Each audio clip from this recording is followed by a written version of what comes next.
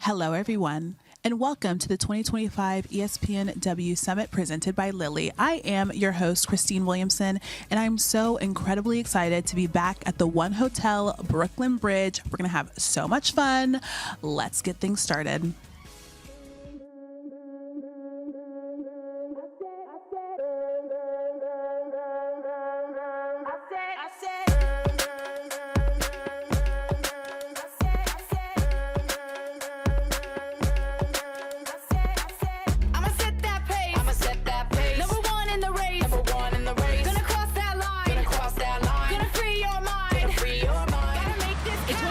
espnW Summit NYC is presented by Lilly.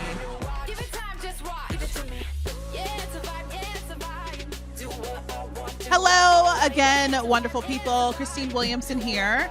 I'm so excited that you are here. Just to set the scene really fast, because you can't see what's behind the camera, everybody has already filed in. They're currently on their way into the room so that we can get this thing started. And there are so many great conversations that we're going to have today. We have a few Olympians in the building, and I can't wait for you to hear from everyone. It's going to be so much fun. I hope you leave inspired. And with that, we have a little surprise for you.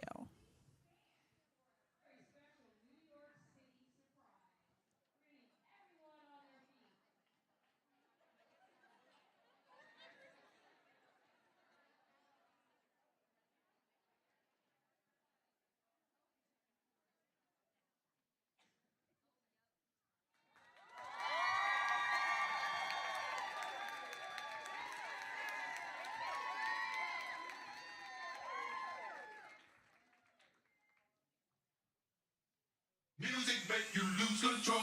Music make you lose control.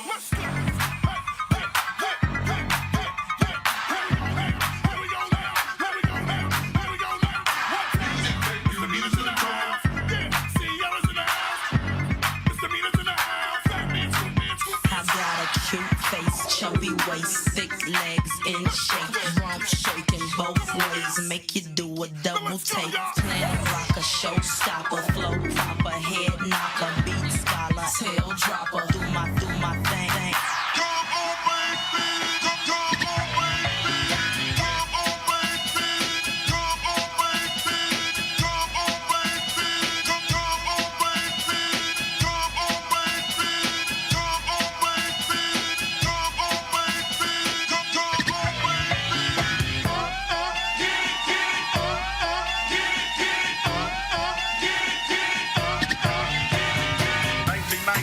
Rock jumps up on the scene with a lean and a pocket full of green. The green doesn't symbolize I made it on the top, but RoboCop last year was a shock. To read my might, heed my sight, I definitely lead you right to treat me right. Peace.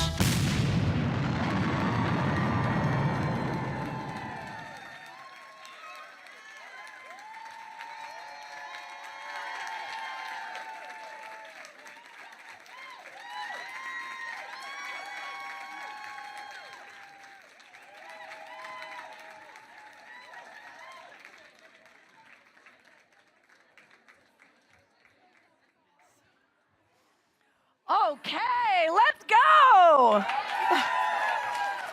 Excuse me, sir, with the pelvic thrust at 9:50 in the morning. We love it. What better way to start our day than some pelvic thrusts? Maybe a stanky leg. I'm going to be tempted to dance all morning after that. Shout out to the Timeless Torches. Do you guys all remember that 30 Rock episode where Tina Fey is in the Timeless Torches? Yes, thank you. That is the first thing I asked them. I'm like, were any of you in that episode? And yes, some of them were, and I've never been more jealous in my entire life. Welcome to the espnW Summit NYC. We're so glad you're here. Everyone feeling good? I may request a mini dance break later because I was dancing backstage and it was good. I felt good. It made my morning feel better. So I might request that you do that too. This is the espnW Summit NYC presented by Lilly. We have such an incredible day of content today. And first, we're going to talk about how those timeless torches are a part of the movement that is the New York Liberty, the game day experience, how it is taking over a city that is full of other options and everyone is choosing to go to the New York Liberty games. Quick level set on exactly what they're doing over there. 2024 WNBA champions. First New York basketball championship in over 50 years. Season ticket memberships up 152% year over year from 2023 to 2024. 64% increase last year in attendance through 20 regular season home games from the year before. We love that. 80% increase year over year in sponsors. 70% increase in sponsorship revenue.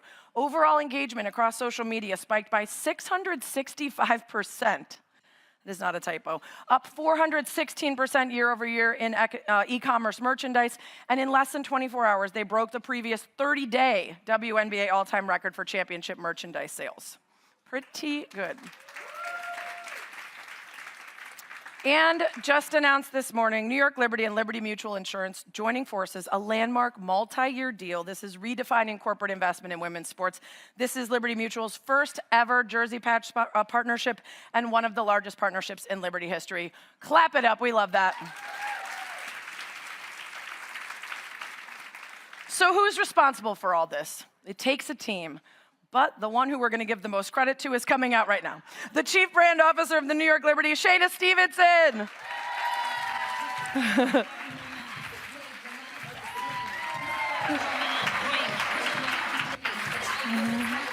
Hello. Hello. Hi, I forgot to everyone. Good introduce morning. myself. I'm Sarah. Hi. Hi. Okay, Shayna, I love all those numbers. I love all the success. But I feel like it's really important to explain how this is a real started from the bottom, now we're here situation. Yes. Because I want folks who are maybe newer to understand where the team was when you arrived, which was literally Westchester County. That's No shade to Westchester. We love Westchester. That's just literally where it was. Yes. So in 2018, after putting the team up for sale, James Dolan relocated to the burbs. Fewer seats, out of the city, huge loss of season ticket holders. So explain joining the team back then. There's Maddie. There's from back in the Maddie, day. yes. Explain joining the team back then and having the vision for Brooklyn and the Barclays and Ellie and everything else back in Westchester. Yeah, so in 2018, I joined the Liberty as a consultant. Our CEO, Kia Clark, was basically a team of one at the time. Once the announcement was made that they were relocating to Westchester, you know, she also didn't have a team. And we were introduced to each other, and I was like, I'd love to work with the Liberty. I'm from New York. I love women's sports, and it was very much aligned with who I am and what I was doing in my career. And I love a challenge as well. And I just felt that it was really horrible how these professional women athletes were relocated to this venue. I can't call it a stadium or an arena. It's literally like a high school gym.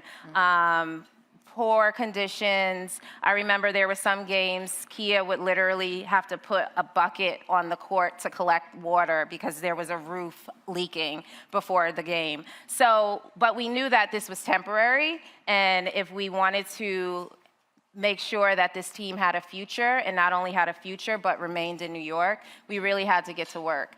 And luckily, we had an ownership group that came on board with Joe and Clara Wusai, who really believed in the Liberty. And Kia and I worked really hard to make sure that they saw the value in that and move us to Brooklyn. And so through that, the strategy that I developed was to really lean into culture. I always felt that there wasn't enough immersion of women's sports with fashion and beauty and food and music and really identifying women, because as we know as women, we're marginalized across every industry. So there's a lot of similarities, whether you're a female rapper or a female chef or a female artist, there are so many similarities there. And so that was one of the initial steps that we took in terms of just finding those key people that could really identify with the Liberty or with women's basketball. And then also, so many women have played sports, right? So how many women in here have played sports?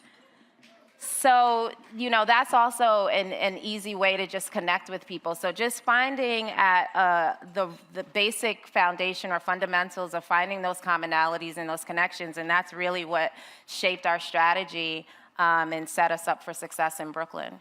Well, like you said, it was about culture and understanding culture. So we saw Maddie. Yes. Was, made after Madison Square Garden, where you used to play. Yes. Didn't make much sense for Maddie to be in Brooklyn. Correct. But instead of just sending her to a farm upstate, you you transitioned and actually had Maddie sort of pass the torch, quite literally, to Ellie. Yes. Now, Ellie the elephant, for those who don't know the backstory, you might think, why an elephant for this team? She was not your brainchild. No. Kia Clark came up with the elephant, but it's really your baby. So tell people the story behind Ellie and be honest.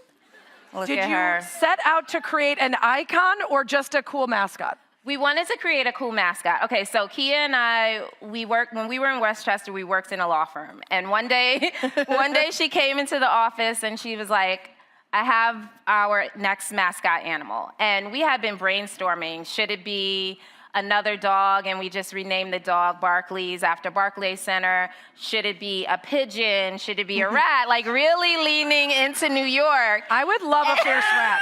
I'm not gonna lie, I would have died for a fierce rat with lashes.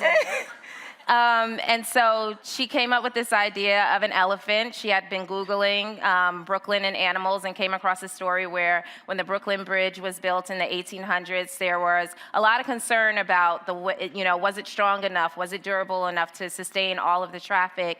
And P.T. Barnum and Bailey executed a stunt where they had herds of elephants walk across the Brooklyn Bridge to prove that it was indeed strong enough. And we just love the symbolism and what that represented in terms of elephants and all of the attributes that are associated with elephants, but also Ellie being short for an elephant, Ellie also having connection to Ellis Island, which is the home of the Statue of Liberty. You think about the Liberty's trajectory from Manhattan to Brooklyn. So it just made a lot of sense.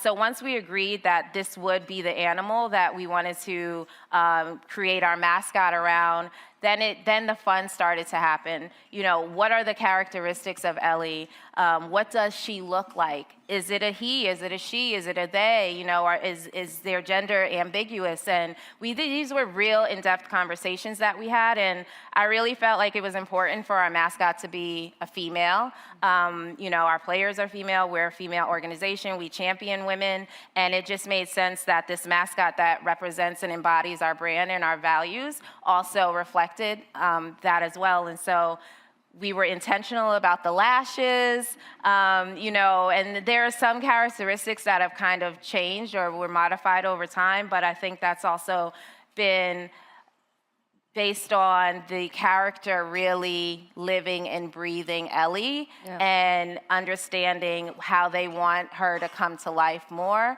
So it's very much a team effort. The performer that embodies Ellie is fantastic. Mm-hmm. We actually discovered them through an open tryouts that we had at Barclay Center, and we are so thankful that they tried out that day because we couldn't have imagined anyone better. They're from Brooklyn, so they get it, and I think that that's what people naturally respond to. That's what her appeal is, that she's so authentic to our community, and that was something that we really, really were as intentional about making sure that came through with this new mascot. It's so smart, and it's such a lesson in intention behind everything. Yes. Someone might laugh about having multiple meetings about personality and what her lashes look like and everything, but in the end, this is what you get instead of a poorly thought out thing, which some people trot out and then it just doesn't hit. Right. And I mean, no offense, but Sky Guy, thank God we got rid of Sky Guy.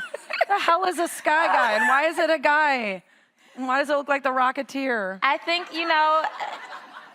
I don't think that women sports franchises have felt empowered enough to really just lean into who they are and who their fan base is and who their athletes are. And we were really nervous about introducing another mascot. You mentioned Maddie. Maddie was beloved, and we really wanted to make sure that we did Maddie right. So we didn't kill Maddie.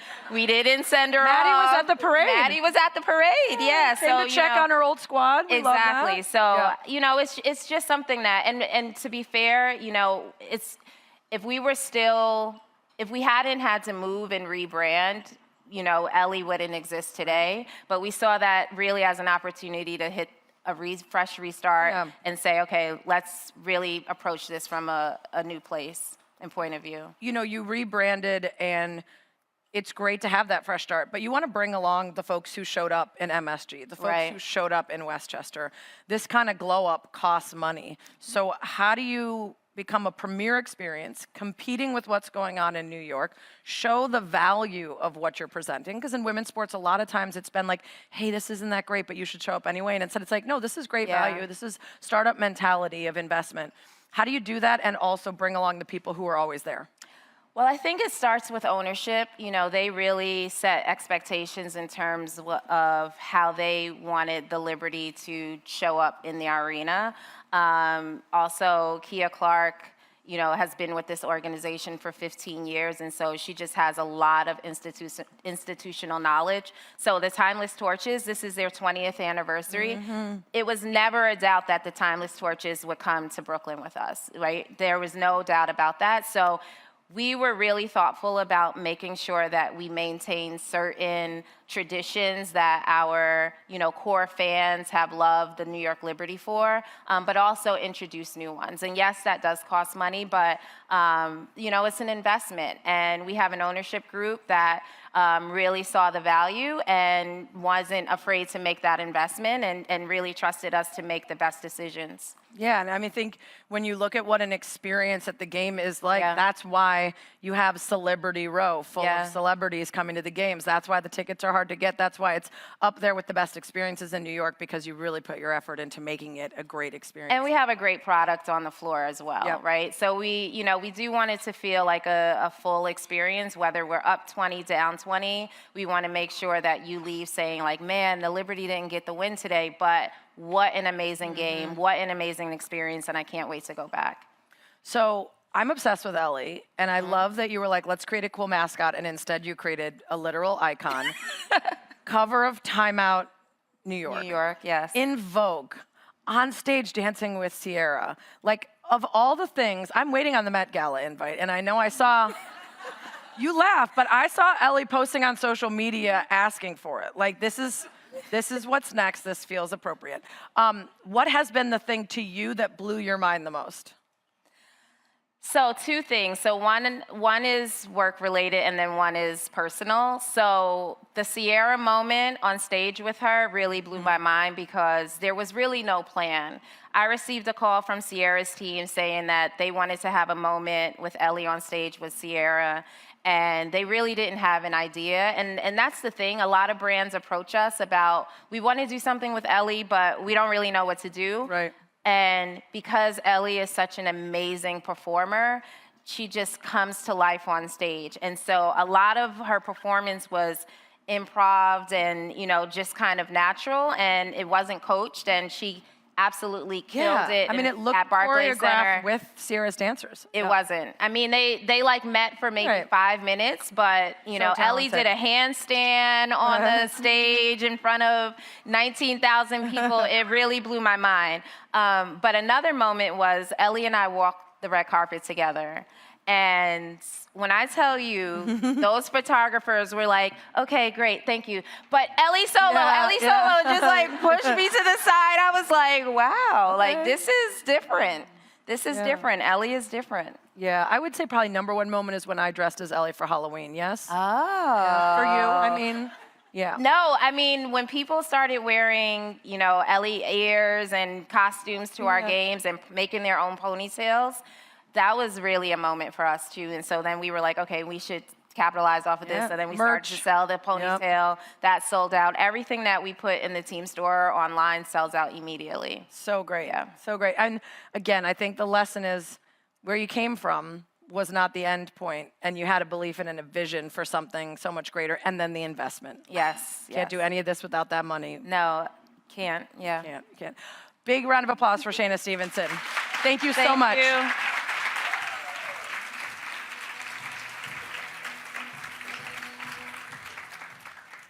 I just love starting with that because it is such a great example of what I just said, the combination of vision and investment. And we're going to talk a lot about that today. I forgot to introduce myself. I'm Sarah Spain. I'm back again to host the espnW Summit. I just got too excited about the dancing and Ellie. You know, Shayna and the Liberty obviously know a lot about growth and understanding your audience so that you can invest in them, so you can bring them along as you expand and change and evolve. And we have seen a ton of innovation and investment in the last year in the women's sports space.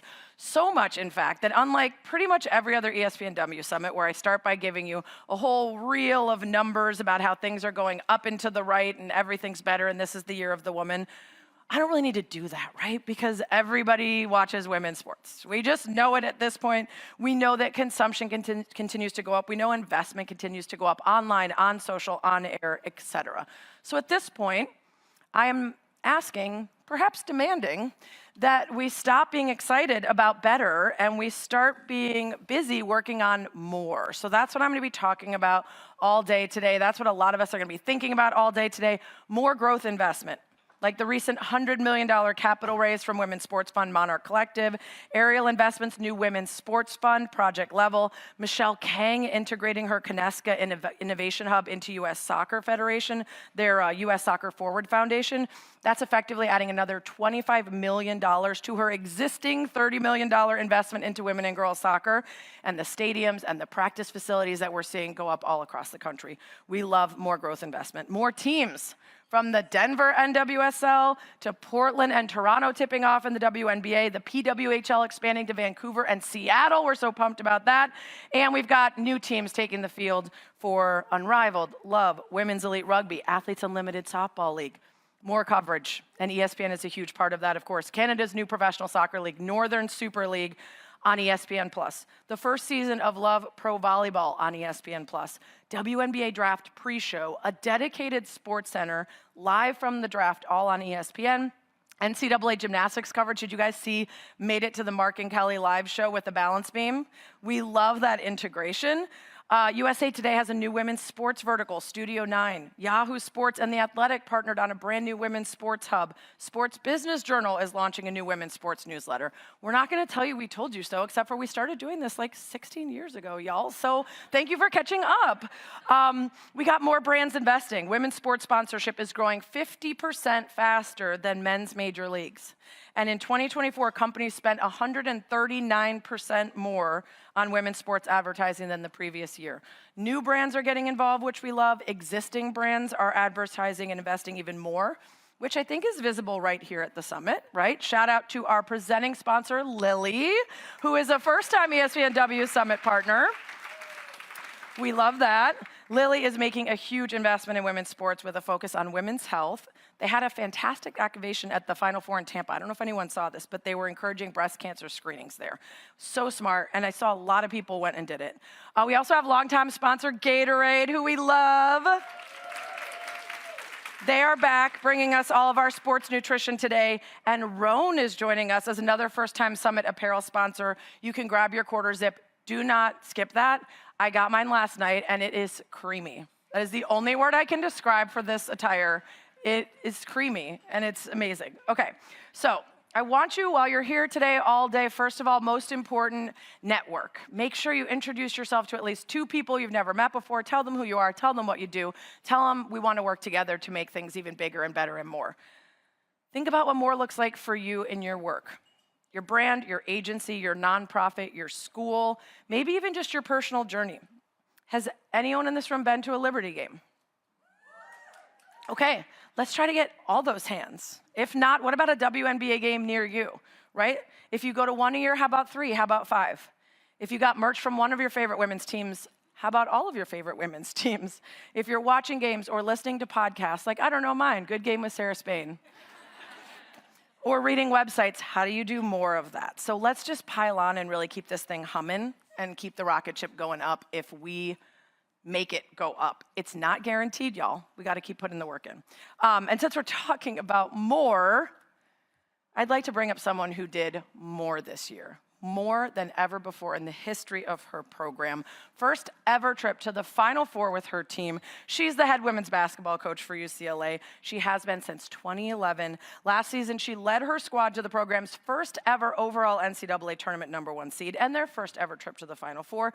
Before UCLA, she had a couple stops as an assistant coach, including at Florida State and UC Santa Barbara, and back at UCLA as an assistant.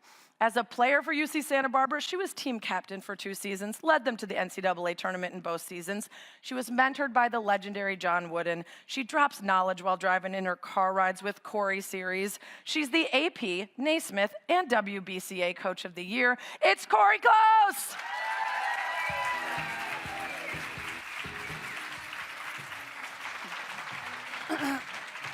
Coach, that bio is getting longer and longer. Man, I just need to hang out with you more often. It's way better than it actually is. Well, no, that is, first of all, not true. And secondarily, I'm going to start cutting it so we have more time to talk.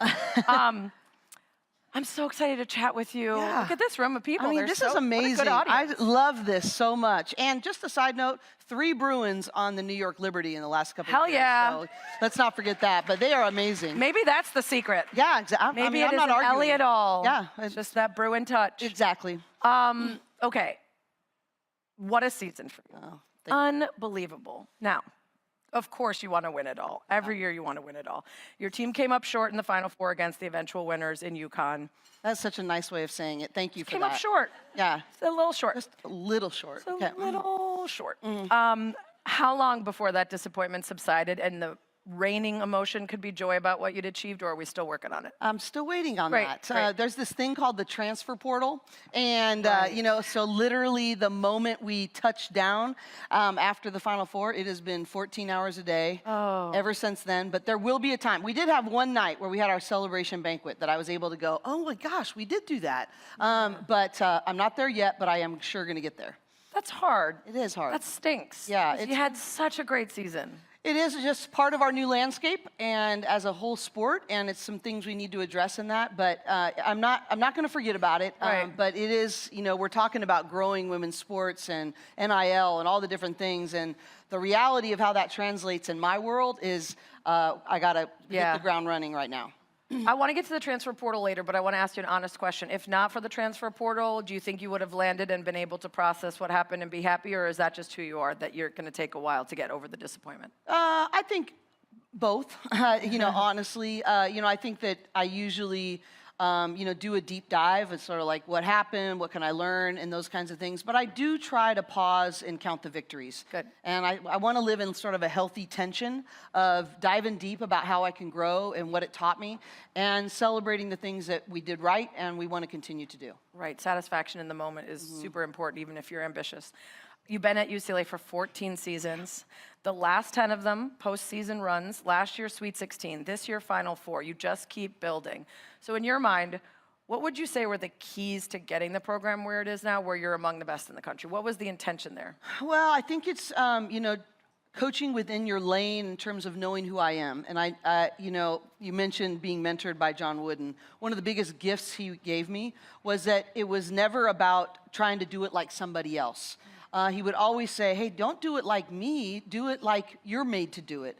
And I think one of the keys for me is being really principle-centered and value-based and knowing exactly what kind of program was going to fit my leadership. And I think, you know, there's a big piece of consistency, growth that surrounds knowing who you are and the way you want to lead. Yeah. I mean, I think you mentioned Wooden. You had Tuesdays with Wooden, 17-year mentorship. Yeah.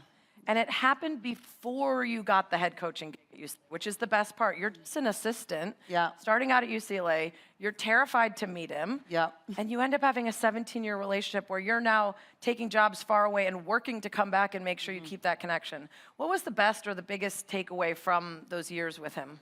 I'm always asked that, and it's like, it's this Rolodex that goes, if anyone knows what a Rolodex still is in this room, I'm not sure. But also, important note, and you can be honest, is there any young person in here who doesn't know who John Wooden is? We will not be mad. Most of my recruits don't until I educate them. Okay, yeah, like just a legend of coaching, not just basketball. More national championships, 10 national championships in 12 years at UCLA. The pyramid of success is in every office, in every basketball. Of like, it's just it's worth noting that that is what we're talking about here, is someone who took you under his wing. Correct. Very late in his life. Very late in his life, and you know, I just got done going to the Wooden Awards, and his whole family was there. His, you know, his grandkids and really his great-granddaughter Cori is the reason I got in the door. Is that my name was spelled correctly, like hers. But I think that, you know, the biggest thing for me learning under him was it was really never about the championships. That was a byproduct of coaching young men's hearts. For him, it was the men's basketball team. And he used to always say, you're not coaching people's jump shots, you're coaching people's hearts. But if you coach their hearts really well, usually their jump shots end up pretty good too. Yeah. and it really was about, he used to always say, I don't judge a season by whether we win the championship or not. I judge a season, or I judge my coaching of young men of who they are 10 years down the road, 20 years down the road. And, he really taught me that the only two things that stay with you for the rest of your life from these 4 years as a student athlete is who you become and who you impact. And all the championships, all those other things are really a byproduct of doing those things well. I think the underestimation of culture is so massive, particularly now when there is so much movement, or when athletes do believe that they can kind of just coach themselves, or, I always find when I look at championship teams, early in the season, there's already like a little bit of magic there that you see between them. And then when they win later, you're like, oh, we kind of saw this all along. And then there's really talented teams that should be winning more, and they're just missing whatever that is. And to me, that's usually coaching. And that's bringing people together around things that are much bigger than just the X's and O's. Agreed. And that's such a huge part of your job. You've been coaching in some capacity for 30 years, which is crazy. You're now the winningest coach in UCLA women's basketball. Is that why these hot flashes keep happening? Yeah. That way? Julie Foudy calls that personal summer. Oh, perfect. Yeah. I knew I love Foudy. Okay. It's a nice way to put a spin on something. Yeah, exactly. To study with science so we understand it. Absolutely. Yeah. I want to hear how your job has changed since 1993. Because yes, it's been basketball, it's been X's and O's. But I'm thinking about what's happened since 93. You have cell phones that arrive in the locker room. You have NIL deals, the transfer portal, leaps in TV coverage, popularity. Your players are known walking around campus. They're making millions of dollars. The professionalization of the game is so good. It also means player management, team building, your interactions with the athletic department and everything else have changed. How do you sum up what that 30 years has been like in terms of growth and understanding what's different now? Well, I think, you were used to be leading a team, and now we're leading an organization. And I think so, the good news is that we're experiencing all that growth. The bad news is there's a lot of competing things that could have the potential to erode your values or the reason people have fallen in love with women's sports. And so I think the balance of trying to lead into opportunity, lead into great business models, to maximize and pivot for what the women's sports industry is demanding of me as a leader, who's in essence a CEO now, and still coaching people's hearts and caring about culture and seeing, okay, where do we need to go? What are these changes of landscapes really mean? And how do we reverse engineer so that we're maximizing opportunities and pushing forward, as well as really, staying with coaching people's hearts and knowing what you're made of as an organization. And there's no substitute for that. How do you get the players to buy? Carefully. If you're a kid and someone's dangling a bunch of money and it's exciting and you're getting free stuff and all that, that's awesome and that's great and we love that for them. But you have to help them see the bigger picture, the longer road, the future and what it looks like if they keep the main thing, which is ultimately putting the ball in the basket. Like if you forget that, the money and the cool stuff goes away. Yeah.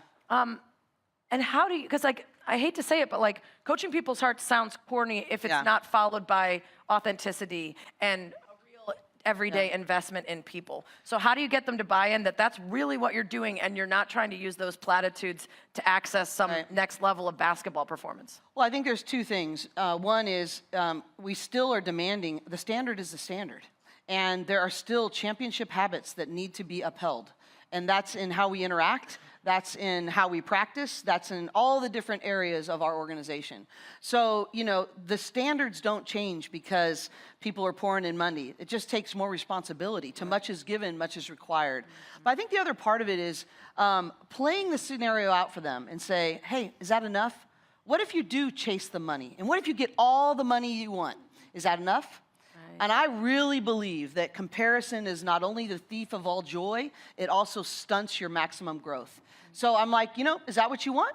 I always say if you want to do nothing, you can experience self-centeredness and entitlement, and because that's just what the culture will tell you. Right. But if you want to have a healthy organization, you want to have great relationships with your teammates, if you want to be proud of who you've become at the end of that season or the end of your 4 years, now you got to work. Now you got to be willing to put your phone away and not check social media of how they define you, right. But you have to be willing to have peer accountability of how those values are playing out.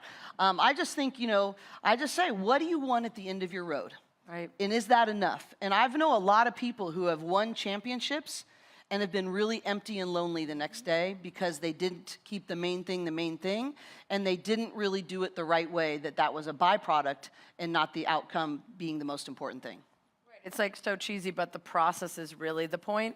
It really is. Not the end point, because there are so many Olympic gold medalists that are like, oh, wow, I thought when I finally won, it would fix all my problems. Yeah. It has fixed 0 of my problems. The problems were unrelated to my goal of winning. Right. It was who I was or who my relationships were and all those other things. Well, just real quickly, I always think about when Kobe Bryant was having his banner raised, number retired, in then Staples. And he said, this is not the reward.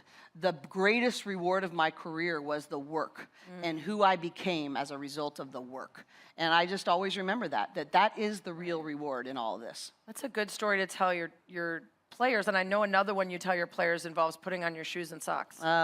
It's really interesting because one of the mentorship relationships... Is it how hard it is to bend down as you get older? Well, or really it's getting back up. Right. Getting They back have up a tool for that, I found, so if Yeah. things really start to go awry for me, you can use a tool to put it on for you. Can you send me that? Yeah. That would be great. Okay.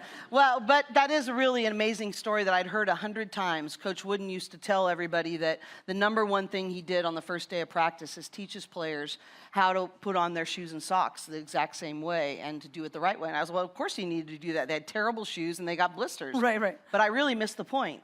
And all these years later, when I became the head coach at UCLA, I would bring in his former players to do that for us. And one year it was Rafer Johnson. He passed away several years ago, but he Olympic gold medalist, lit the torch in the '84 Olympics, so on and so forth. Also played basketball at UCLA. And he was teaching our players, and he was just meticulously saying, well, then you do this, and then you do that, in this gentle voice. And I was like, oh, isn't this cute? We're keeping the memory alive. Yeah. But he really got me, because at the end of it, he looked around our room and he said, actually I was really insecure when I played basketball for Coach Wooden. There was all these All-Americans and I just was a track guy that could run fast.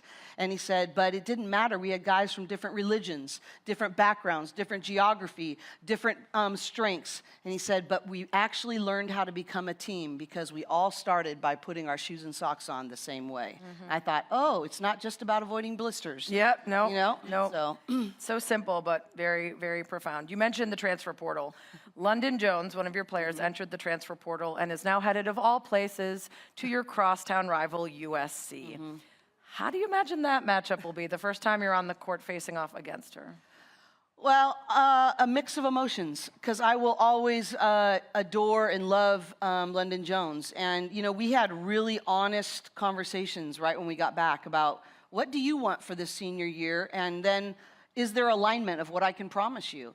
And I had this moment, and I didn't know it was going to happen at our banquet, but I go through the top 10 moments, and I had talked about just her career, and there's no animosity. I deeply love her, and she will always be a part of that building process that you eloquently described. And bottom line is that if I'm going to be true to my word about coaching people's hearts, I will root for her every game except for 2. Yep. And honestly, I was talking about her and I just lost it at the banquet. And I just looked at her and she got up out of her seat from the back of the room and just came up and just held me. I can get choked up right now thinking about it because bottom line is we've shared so much. And so, the transfer portal will always be hard. It's not, even though it's a lot more now, it has always been hard. It breaks my heart every time somebody chooses to go to somewhere else. But would I want it any other way? Because that would mean I don't care. Right. And so I really wish her and her family the best, and I think it was the right choice for her, honestly. And I think we couldn't provide for her this next year what she really wanted. And so then I need to say, go, and I support you 100%. I love that. The transfer portal. 1,515 players entered this season. 1,515 women's basketball players entered the transfer portal when the season ended. Just for those who don't know, you could stay with your team even if you enter, if your coach welcomes you back. You can go somewhere else, or your coach can say, just a heads up, if you enter the transfer portal, your position here is no longer valuable to us or available to you, and good luck. And then if they don't find somewhere else, they go to a different division, take a year off. So it's a risk. And I never really got the idea that, like, yeah, if you're gone, sometimes you can come back, but you have to have that relationship and that conversation before you try to enter. All 4 players from your freshman class entered the portal. Why? I think there are a lot of things. Nell Fortner, who just retired from Georgia Tech and a great coach, she said to me during the NCAA tournament, she said, sometimes, Cori, you can have too much talent.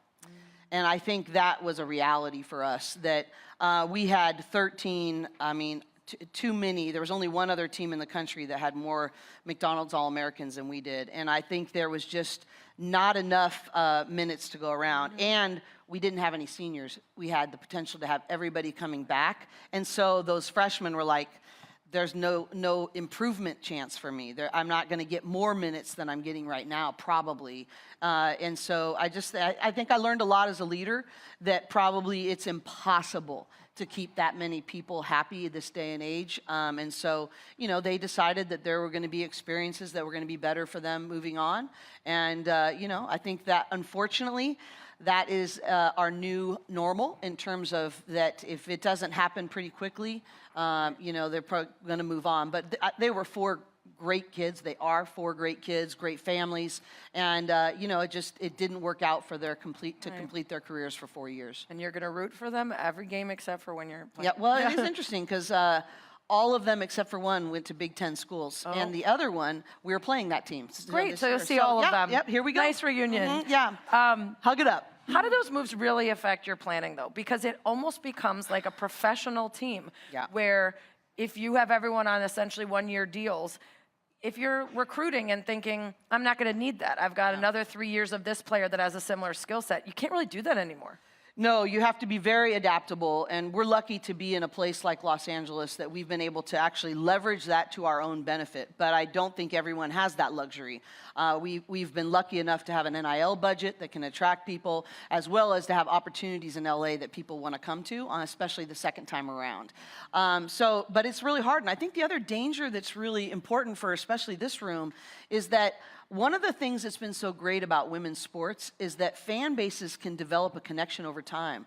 We don't have as many one-and-dones before the transfer portal like men have it in the transfer portal and in the NBA. Yep. We got to be careful that people love to support our teams because they love to be connected to the journey of our student athletes. And so I think it's a real challenge for me as a leader with all this mobility, is how do we keep the connections with our fan base, and how do we make them still feel a part when we have a lot of turnover. So that's going to be a real challenge that way, but it really is a pro model now.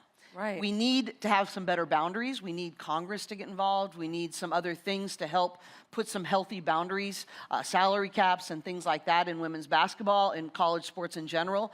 But the reality is that we have a different challenge now. It is not the same. It is not we can't pretend it's this amateur, little pure college, environment anymore. It is a pro model with some additions of scholarships and going to class and other things. But I have to adapt as a leader, and we're going to have to try to find a healthy tension in that. And I think that's what a lot of people are saying. They're saying we agree with the transfer portal and players having the chance to make a choice the same way coaches can leave. Right. But there might need to be some more guardrails around. Maybe the first one's a freebie. I agree. And then after that, you have to sit out a year to make it really worth that decision that you're making for both yourself and the program you're leaving.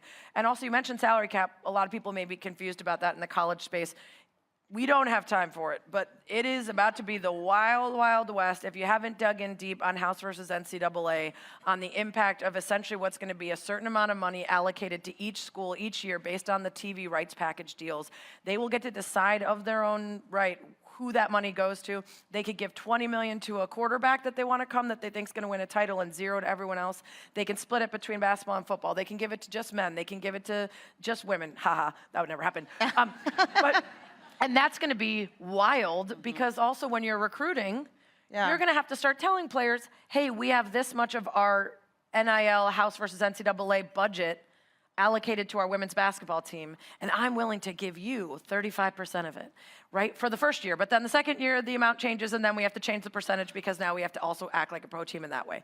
It's gonna be a mess. Yeah. It's gonna keep a lot of lawyers in business. It's I'll going say to keep that. a lot of lawyers in business, but also on top of that, it's like, where does Title IX fit into all that? Yep. And here we have women's sports, as you described, a rocket ship, and then we have this going, well, but we're going to give, 85% of it to Right. men's sports. And so, and I am all for that. I want men's sports to continue to do great things. I'm not trying to take anything away from that, but how do these decisions Right. ride the wave of where women's Yeah. sports are showing they can go? And ultimately, might they reinforce decades and decades of history, which is, well, men perform, so we'll give it to them.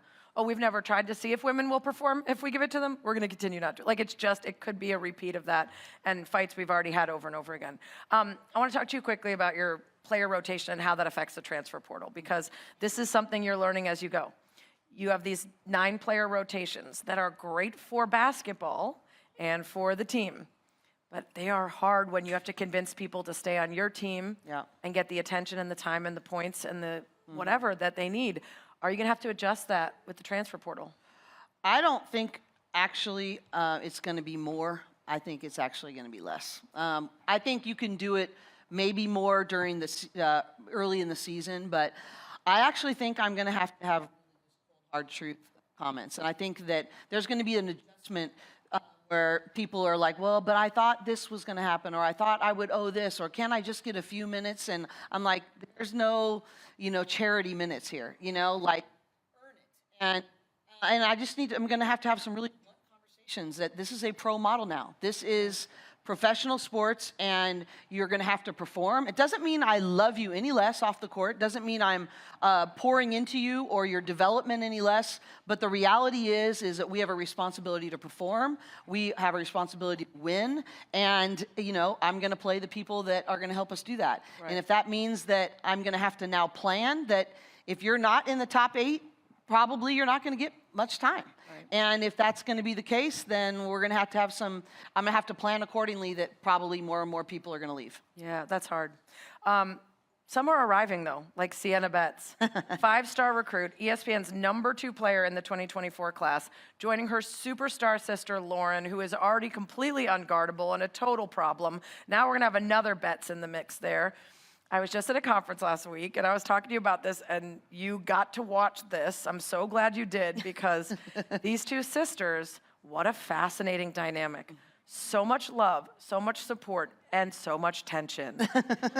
Oh my goodness, what a special, unique, contentious relationship sisters have, and particularly when they both are extremely talented. And this is unique because the younger sister's dream was UCLA, and it was not Lauren's dream, but she transferred to you. Tell me how you're going to deal with all of this magic and challenge. Well, first of all, they both want to win. And I think that's what I keep going back to is right now, do you help each other win? And that has to trump everything else, right? And so, the reality is Sienna, it was hard. When Lauren committed to us to transfer, Sienna wasn't very happy for a while. And so really trying to convince her for that 1 year that this could be a really cool thing.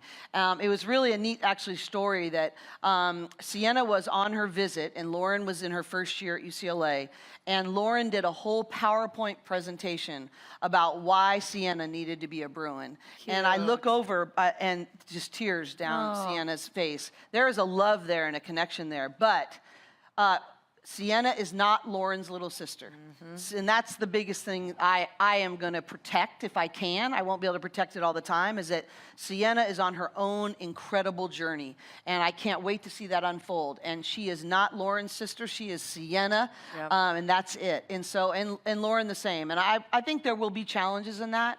But I just keep going back to why'd you choose us and what'd you say you want to get accomplished? Right. And your behaviors need to match that. And that doesn't change just because your sister's here. Absolutely. But it does add some interesting wrinkles where, absolutely. I mean, it could be absolutely incredible, and it'd also be a very new challenge for you. Yeah, And because I didn't have enough. Right, exactly. I didn't have enough Just toss challenges. this Yeah, onto put it your on in there. to-do list.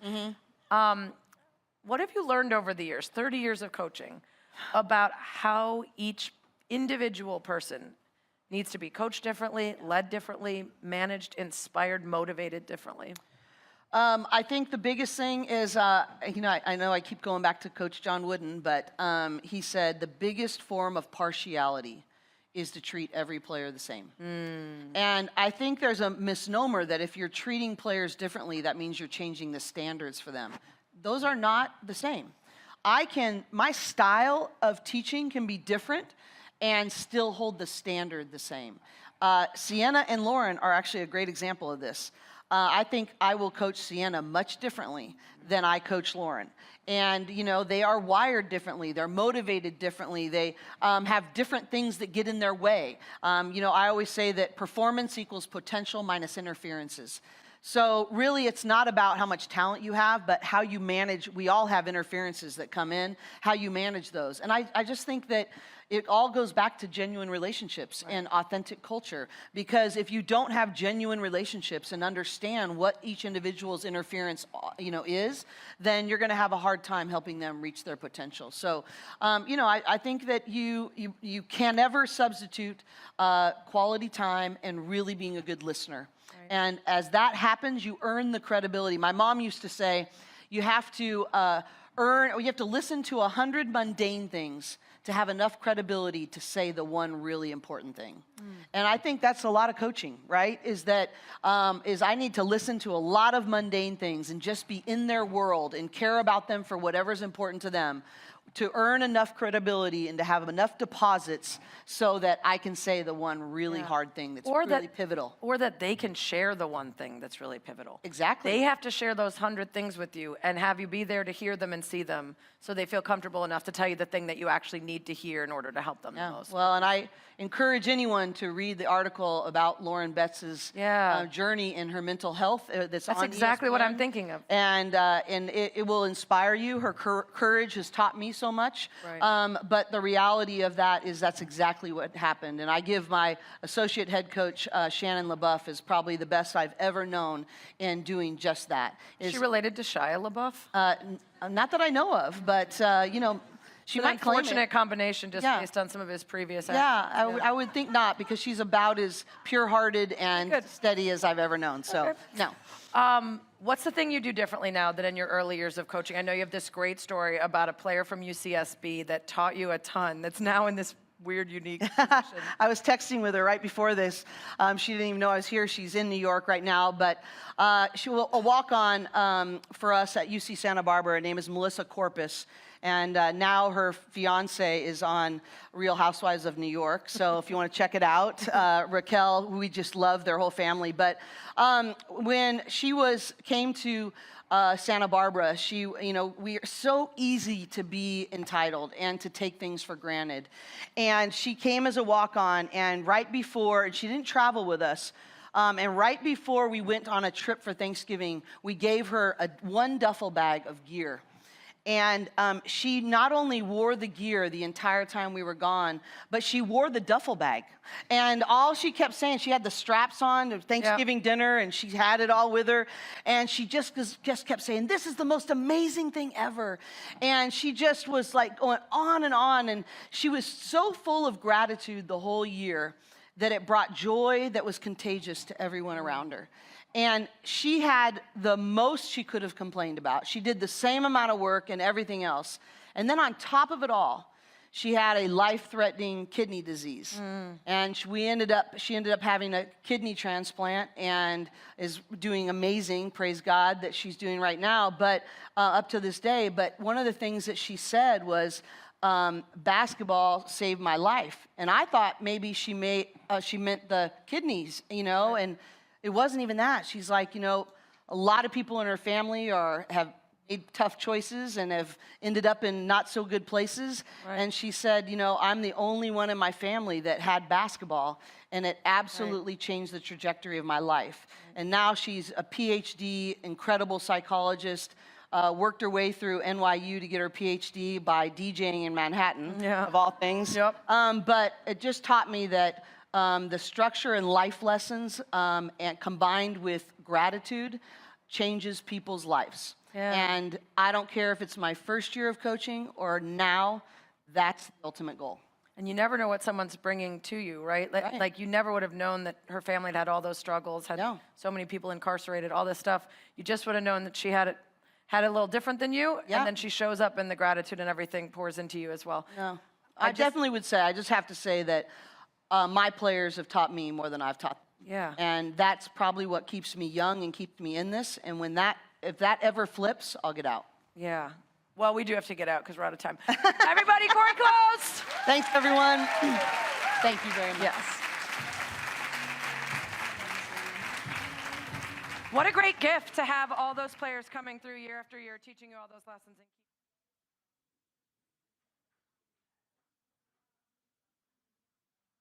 Things before you can say something impactful. I need to take that into consideration because I feel like I talk a lot. All right, guys, we have so much more coming up for you. Next, we're going to talk a little hockey, which I'm very excited about. A lot of women have been really changing the space of the NHL. It's going to be a lot of fun. And as I mentioned earlier today, we have some Olympians coming up as well. So without further ado, we toss it back out.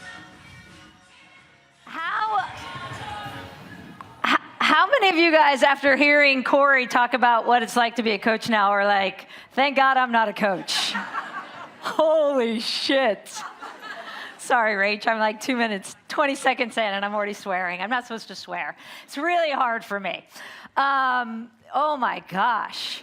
I'm thrilled to be here. I think this is like my 500th year at the espnW Summit. And this one is always really fun, except for no one told me that you shouldn't go into Newark Airport. Why did I miss that memo? Because apparently there's a runway down, and so I didn't know that. So I spent a lot of time at the airport yesterday. So when those timeless torches were going, I was like, I could do that. Okay, so our panel that we're about to bring up is about women at the helm, but what's really cool with this panel is it's not just women at the helm, it's women at the helm that are in a male-dominated space that has historically been dominated by these men in the NHL. And we're seeing this shift in real time, and it starts with the Seattle Kraken in the NHL. So, without further ado, first up, a Cornell University graduate. There it is, Sarah Spain. Team Canada national team player turned pioneering coach. She made history as the first woman to serve behind the bench as a full-time assistant coach in the NHL in the fall of 2024 with the Seattle Kraken. And she is 32 years old. Please put your hands together for Jessica Campbell.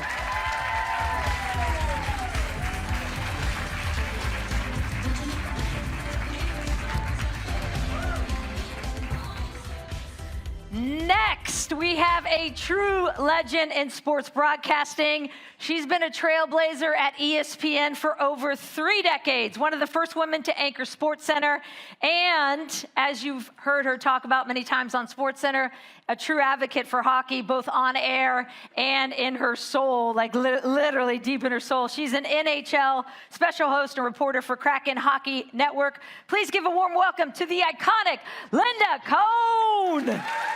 Woo, woo.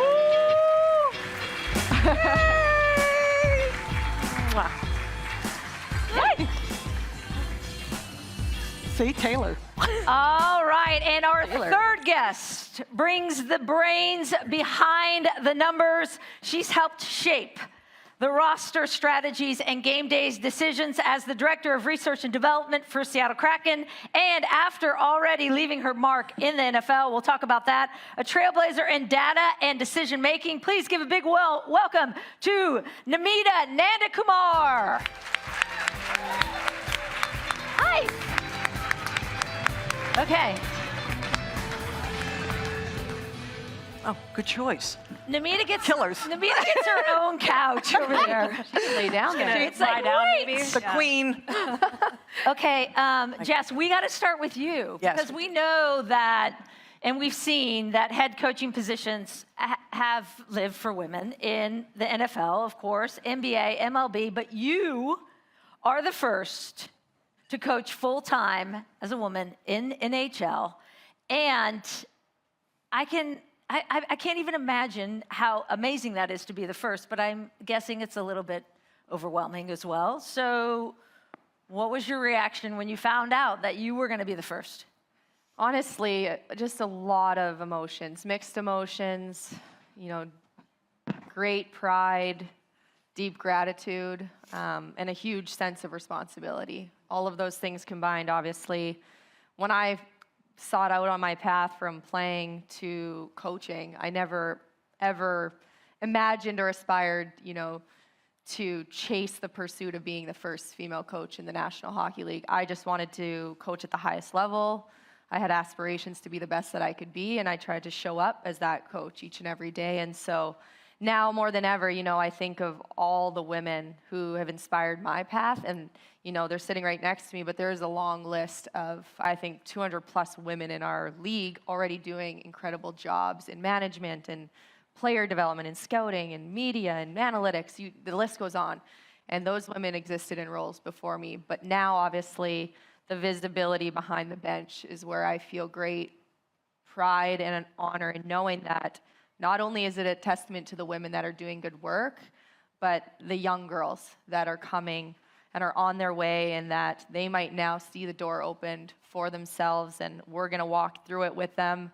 And so that, for me, it's just every day it's a driving force, and it's motivating. Interesting that you never thought that way either. And obviously, being the first, you hadn't seen it. But there was never a moment when you were growing up going, oh, I could maybe do that?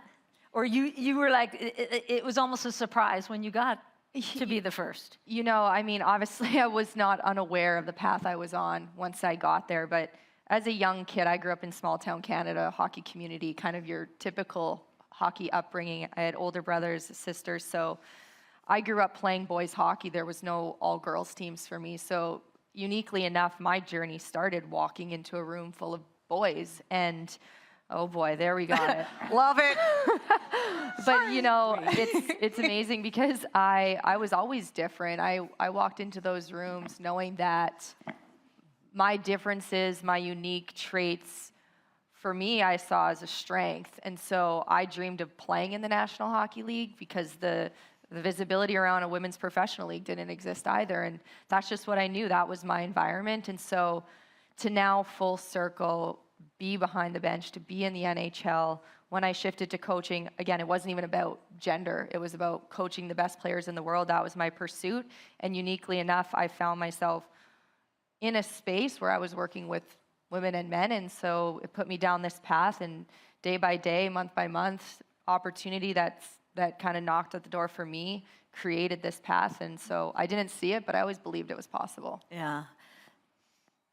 And I know part of that path, when you say you were coaching men and women, was coaching NHL guys who said, you should be here, right? And that in itself is, I'm sure, confidence inspiring.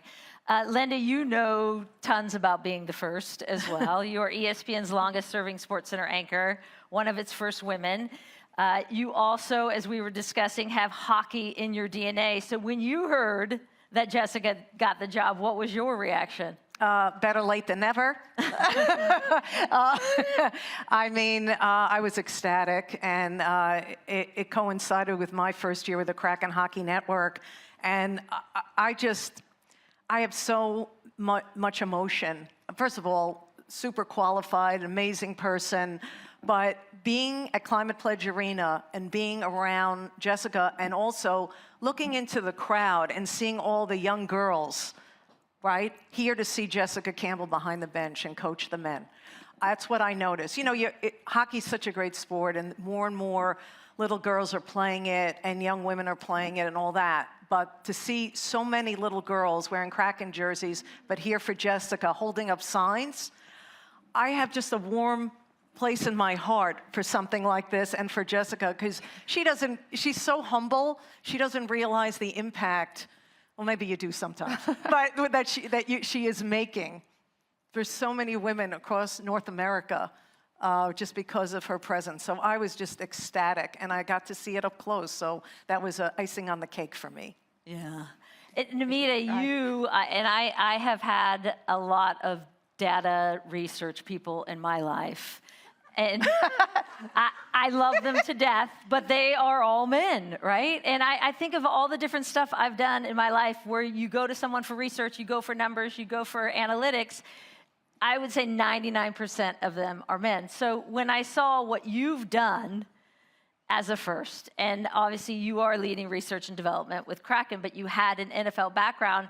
Take us down that path. Did analytics find you, or did you go searching for it? Yeah, I mean, I think similar to Jess, like I encountered it early on. Like I read Moneyball in high school, and I remember being so gripped by it, but thinking like, that's a cool story about some guys, and it doesn't really apply to me. But then like in school, you know, studying statistics, and every time I had a chance to do a research project, I wanted it to be about sports, because growing up in the Philly area, you legally have to be a big sports fan, right? So required. All of that really kind of came together, and I was able to just do more research, present it, but the whole time I didn't really believe that I was actually going to, you know, do this as a job, but then I just, you know, was so passionate about it, kept doing it, was able to make some connections that initially led to me interviewing with the Eagles. I joked to, I think, Linda earlier, like, I didn't realize it was an interview at first. I just started having calls with them, and then they were like, and what could you do about this? And could you help us with the draft? And then I slowly started realizing that maybe I was going to be interviewed for a job, and I was like, I'm just gonna let this happen and see where it goes. And then long story short, you know, spent 2 great seasons with them, and then was called up by my boss, the wonderful Alex Mandricki, who is one of a handful of female AGMs in the entire NHL. And she said, you know, how would you like to start an NHL team together? And I was like, well, that sounds like the coolest thing in the world. So, yes. So yeah, long story short, it was just, you know, something I'd always been super passionate about, and something I was doing basically as a hobby as a student. And I was so fortunate and grateful, but also really motivated to turn that into my life now. Tell them about what you did in college in terms of, was it your thesis? Yeah, so I was taking a ton of stats classes, and then junior year, basically we had the opportunity to do a year-long research project. So this is where like any students who are kind of interested in a similar path, I think that kind of doing your own independent research about whatever like sports analytics topics interests you, and then showcasing that to the world is a pathway that actually a lot of people have to get into this field. Yeah. What was the name of it again? It was the... Oh, my personal thesis was something about evaluating the draft. The perfect draft, The perfect right? draft, yeah. It's actually a number of years ago now, so I can't remember the exact title, but You're not that old. You can still remember that. Yeah, exactly. fair enough, Linda. Peter, come on. Have you noticed a tangible shift in terms of the gender breakdown in analytics? Yeah, I think, you know, there's more women every year, I would say. You know, it is tough because it's kind of the intersection of 2 very male-dominated fields, right? You have the world of sports, you have the world of tech and STEM, but I think the other nice thing about it is, as I told you, Julie, I was a very mediocre soccer player in high school, right? So I'm not bringing any particular, like, athletic expertise to this, but it's about, you know, just if you love the sport and if you feel like you can add a unique viewpoint and also are willing to work with the people who do have that expertise, you know, I think that's a background that's not gender specific, and that's where you can really get more diversity in the field. Yeah, and I think it's a good reminder too, and there's probably some of you in the room here who maybe are playing a sport, but you can't play at a professional level or go on to the next level, even play in college, and yet there's still an opportunity to be involved in the sport in a really meaningful way, which I always love to see. Jessica, you have had to, and I imagine a very quick time frame, learn how to navigate a very male-dominated world. What have you learned? And how many glasses of wine do you need for this? Where do we start? Wow. I mean, honestly, the biggest thing I've learned is just how important it is to show up as yourself, to show up, do the work, and to believe in yourself, because when you do that, you know, that transcends everything. And ultimately, you know, there's a lot of weight sometimes being behind, being the only female in the room. And there's a lot of voices, obviously, and we're all human. We can all understand that. Like, I feel that.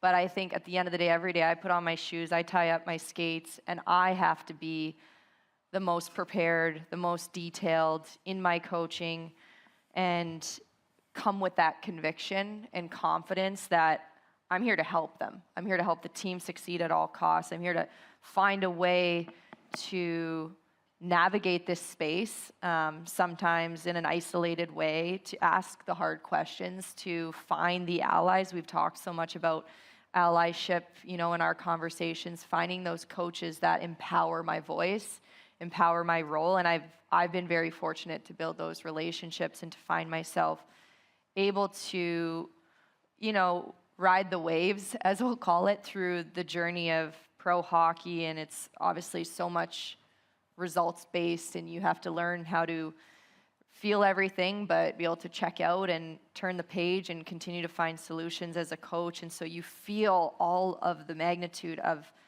just being in the trenches with the role of being a coach. But I also find there's another double layer for me of, again, feeling like I'm carrying a torch for many women, for young kids. And that's what I think inspires me to handle the shit. Sorry for lack of better words, but to handle... I started it 2 seconds There we in, go. so Great you're word. fine. But to deal with some of the adversities and the challenges and still the very real emotions that I think I'm learning how to lean into. But the best way I've realized in navigating that is to just show up, be myself, show up as authentic as I possibly can be, because that's felt among the room. And this is for all of you, because it's hard, I imagine, though, when you are the only, you are the first in this space to show up every day with the same confidence you would at like a conference like this, right? Look around us. It's like same, you know, thinking, same ideas in terms of we're all here to celebrate and elevate women, but that's a very different space. So for all of you, when you start to doubt that you belong in that space, where do you go to? Yeah, you know, back in the day, there was no ESPNW, you know, first few years of that I was at ESPN, so I didn't have these places, these forums where, you know, it was a go-to, and it's hard not to feel like the smallest person in the room full of all men, and which I felt back in the day, you know, just meetings, show meetings for SportsCenter, you know, back in the, you know, I started in 1992, so the 90s were like, okay, don't speak too loud. You should be just happy to be here. But I earned my right to be there. And so it took me... Wait a second, Linda. You said to yourself, don't speak too loud. This is... No, it's really true. Like, I had to deal with and wrestle with my confidence all the time. I was a kid with very low self-esteem growing up, and I know you laugh at that, but I really was, and I had trouble with confidence and belief in myself. And the reason why I went into sports is because I always loved sports so much. Yeah, I played it. I played hockey. I was a goalie. And ironically, being a goalie, wearing a mask, I hid from all the people saying, what's that girl doing playing with the boys? I didn't have to, you know, see it. Right. You know, sort of to Jess's point of what she went through decades later, that's what I had to go through when I played with the boys, you know, and there I am. Look at that. How great you look. Yeah, oh my God, and look at that. Love the hair. All That black. jersey looks good on you, too. I know, that's sad, because I grew up a Rangers fan, and I was wearing Islander colors, which is really bizarre. But look how nice brunette I was back then, right? Yeah. Still got a full head of hair. Look at Yes, exactly. Look at the equipment, Cooper, the whole thing. Okay, I'm sorry, we go off on hockey tangents. Yeah, and the fact that like you wanted to be a goalkeeper, which I never so that was understand the in thing. hockey I mean, players. that kind of, it's crazy. I usually was the one that, like, you know, seeped into the wall, but I picked a position where I could stand out. And that was my way. I used hockey as my vehicle. And by the way, that prepared me for what SportsCenter, and even before ESPN, working in Seattle when I worked for a CBS affiliate there. That was my big break playing sportscaster for Cairo TV, and then that's where ESPN spotted me. But that's what, and that's when I tried out for the Florida Panthers for the hell of it when they were doing an emergency tryout for an e-bug, and that was fun. And I was pretty good. You were damn good, Linda. Not pretty good. But, you know, so I forgot your original question, but it's funny. This is what happens when you have black and white photos, you know, and you look at, Yeah, you know, I was going to say that's menopause, too. That's what you call loss of That's your memory. personal summer, but okay. But it really prepared me, you know, for what I had to face. And it took a while. I mean, I had some crying episodes in the ladies' room. Seriously, from men, how they made me feel. And it took me years to not let them affect the way I feel. And it took me years to not let them affect and put dents in my confidence and realize why I was there. And to say that I've mastered it would be a lie. I still have moments, you know, but we all have our go-to people. You know, for me, I overheard Jess's conversation. When my mother was still alive, I talked to her so much about it, and she helped me through that, you know, where, you know, I'd be doing SportsCenter, and back then, before social media, quick funny story, and I think you guys will get a kick out of it. Back in the day, if you knew the main switchboard number for ESPN, any human could call up, the switchboard operator would get you to your voicemail at your desk, and you'd hear, that would be social media back in the day. I'd hear the voicemail messages, and it was just horrific. And so that people were just... People like women calling me, mothers calling me. When you stood to do that story, your feet were too far apart. My teenage sons are watching you. True story on a voicemail that I got. And I'm like, it sent me into a tizzy. I was like crying like to my mother. I was like, what is going on here? You know, what did I do wrong? So it's okay to have those moments, even at this day, of like, okay, take a deep breath. I'm not going to let anyone bother me. And I never use that as like, oh, they shouldn't be doing this. Or I chose to be in this profession. So I never was like, woe is me. I was never super bitter. But I was like, I'm going to find a way to make this work to my advantage. And I'm not going to let everyone bring me down. Like my walk-up song, one of Taylor's greatest lyrics is, you know, I could build a castle with all the bricks you've thrown at me, from New Romantics, 1989 album.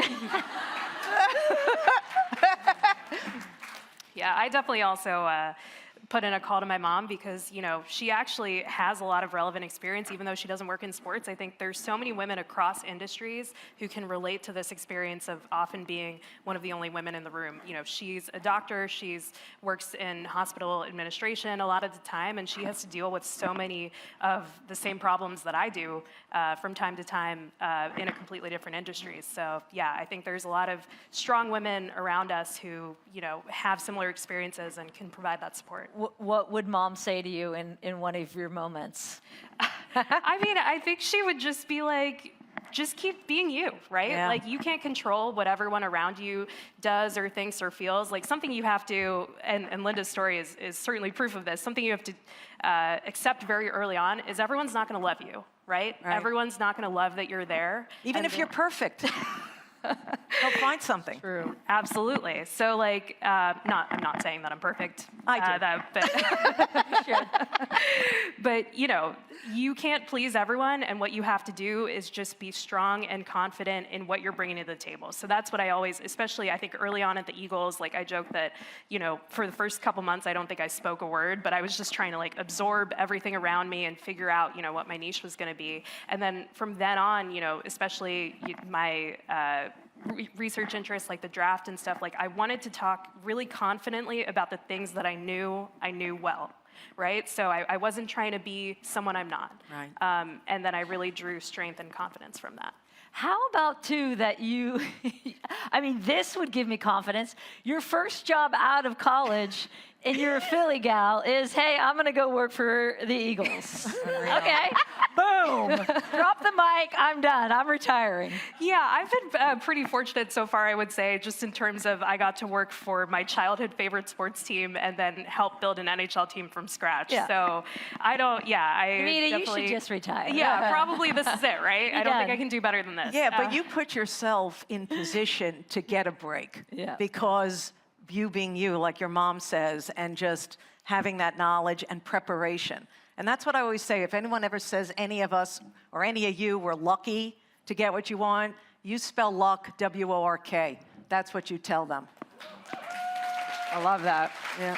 You spell luck, W-O-R-K. Stealing that, Linda Cohn. I'm on. Love that. Okay, how did the Seattle Kraken get so smart to hire a bunch of rad women? And how do we make sure that this isn't an anomaly and we're actually building, which I think is a real issue, to Sarah's point about women's sports are so popular, but we've got to make it not just better, but more.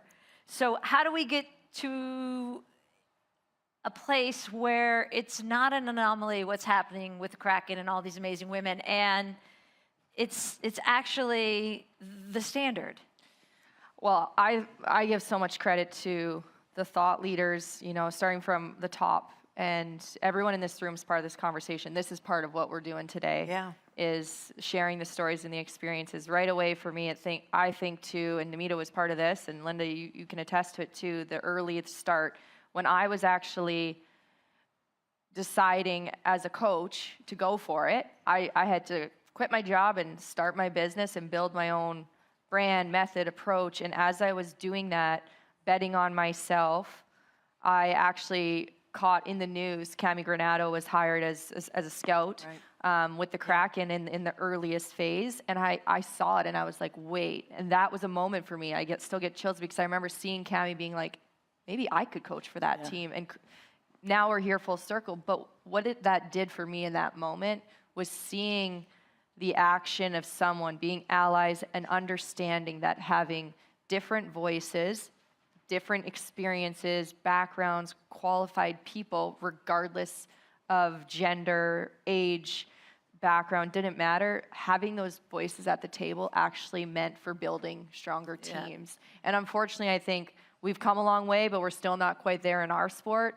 But it speaks to the fact that when you do things outside of the comfort zone, it creates an opportunity for others to evaluate and look at it as a blueprint of, okay, are they having success with that? Maybe we will also have now the permission to get a little bit uncomfortable and do things differently. And so we're kind of, you know, just in showing up, doing our part, and continuing to share our experiences, our roles, that's what's going to allow more people to sign up to pursue these types of roles and jobs, and then have the courage to not only knock at the door, but know that the seat is there at the table. And the Bust it down. Yeah, the Kraken have done a fantastic job of creating that for all of us.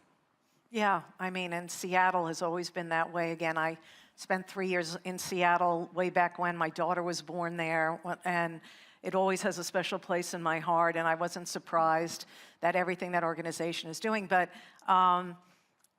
we have to admit something, right? The men got a major head start on us, okay? And as much as we want to conquer the world as soon as possible, and me being a New Yorker, it hadn't been happened yesterday, I'm just blah, blah, blah, blah, blah, blah. But, you know, we have to be patient. And to Jess's points, which were excellent, you know, we're planting the seeds, and it takes time. But it's happening. It is happening. I look at the WNBA. I'm blown away, you know, by the super unbelievable burst of popularity. You know, whether it's the personalities, you know, obviously Caitlin Clark has a lot to do with it, but there are others in that league, and coaches, and seeing women's college basketball, you know, everything. And it took them time. And so we're right there. And then the excitement of the PWHL, the Pro Women's Hockey League. There's a new franchise in Seattle playing at Climate Pledge Arena. That's exciting. And that's growing. And those are more opportunities for women as well to get involved in the sport they love. So it's going to take time. I like the progression, but that doesn't mean we have to sit back and admire, wow, we're making progress. No, pedal to the metal always. Pedal to the I just want to add a quick story in terms of what Linda said. And, you know, this takes me back to a very vivid moment, a turning point for me in my path, because so many people ask me, how did you get to doing this or becoming the first female coach? And, you know, there was a moment when I decided to start my business, and I started small, and this takes me to the work comment, because that's always what is within your control, is your work, your impact, and getting in the trenches and doing it. We shouldn't have to wait for permission for someone to tell us what's possible. And that's something I've learned, and I've done a lot of reflecting on this season, because when I was doing it, when I started small with young boys and girls, didn't matter, took one step at a time, then the junior players started to show up. When the NHL guys started to now walk through the door of the house I built for my own self, running my business, I say it in a way where sometimes it pisses me off, because I say they gave me permission to believe that I could do it because they were showing up for what I was as a coach, what I was giving to them. But it also went two ways, where they were giving me the confidence and conviction to believe in something that has traditionally not been believable. Right. And so at the end of the day, I think about, my times with Brent Seabrook, and he said to me, "You're going to coach in the NHL someday." Right. And that moment, again, was a permission statement, but at the same time, it was actually just the nudge I needed to keep going and trust my path. And it didn't matter of what the next step was. It was, all right, you know what? I belong here. This transcends age, gender. He believes, a veteran Stanley Cup winner, that I can help him get his game to where he needs to be, and that did everything for me. I just want to jump in. Yeah. It's okay. We always say, we shouldn't be driven by external validation. But sometimes external validation is great. Yeah. Right. And sometimes it keeps us on the path, right? Yeah. So, and I mean, that's a great you story. have these little moments, as you talked about, Jess, whether it's, Cami Granato being one of their first hires for an NHL team to hire a woman to be their lead scout, right? It's amazing in itself. Or an NHL player coming up. And it's funny how, and I'm a big believer that you also put yourself in a space that those people are going to come into your path, right? Right. Like, I think sometimes we hesitate to put ourselves out there because we're not sure what the reaction is going to be. And what always comes back is, if you are willing to take that step and that leap and do something that is uncomfortable, then there are going to be those people that say, yeah, it reaffirms, okay, this is the right decision all along. Jess, I know that the comedian Nikki Glaser is your body double, I understand. And tell me about that. This That's so great. Nikki. So this is She's the best. This started, this engagement. I'm ready Thanks to everyone who congratulated today. I'm ready for the challenge. Oh my gosh, it's so perfect. If I could just take an ounce of her humor and bring it into my coaching, gosh, that's the end goal. But she's so cool. I can't. Yeah, I you can't wait guys to are go to her show. besties now too? What's going on? This social media world, we now connected through this. Oh, there we go. There you go. But I look so It serious. is body double, for real. She actually sent me, I don't know what show it was, she grabbed a white blazer and she's like, "I'm fully embracing you right now, and I hope I'm doing you justice." I'm like, "I'm sure you're doing me more than justice." But yeah, I hope to see her do it in Seattle in the fall. That's great. And maybe get in front of our guys and tear them up a little bit and let them know. I'm not going to give the speech she can give, but Oh my She could God. probably roast our Seriously. players. Oh my God. Get her. Let's get that. we'll make sure that gets done. Yeah, get her in the dressing room for a pep talk. Yeah, and we would know pre-game it. read. Yeah. We'll do a good job. Pre-game rage. That's brilliant. I love that idea. If you could change, this is for all of you, last question. If you could change one thing about how women are perceived or treated in men's professional sports, Namita, start with you. What would it be?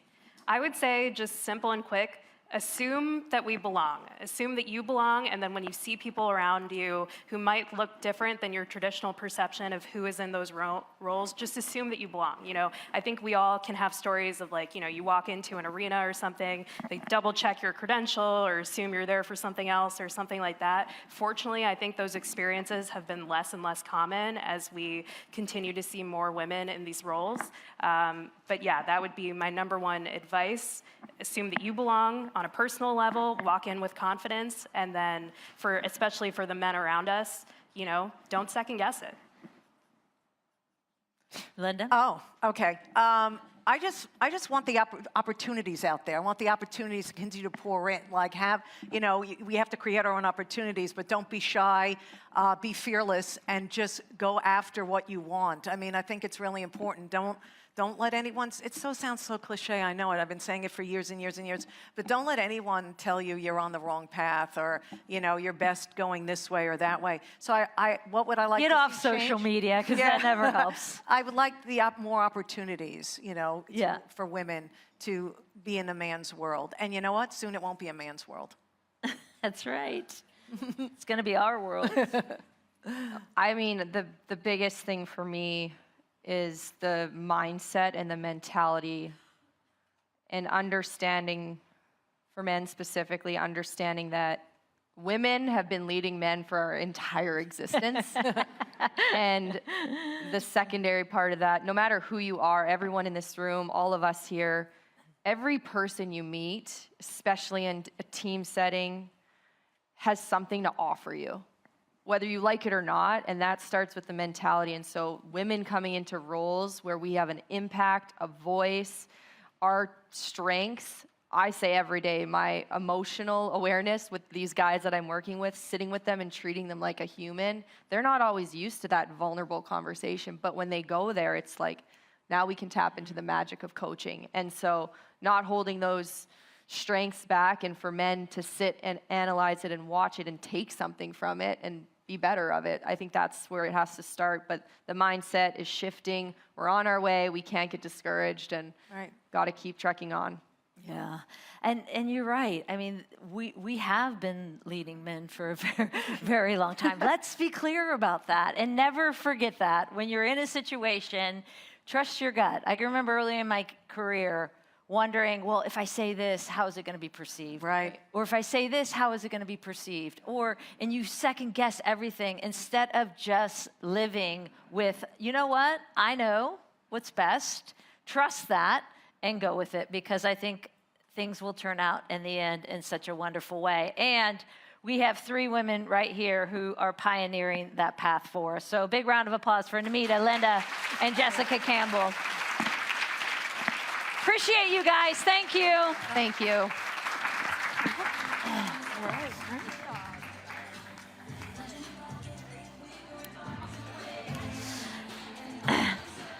All right.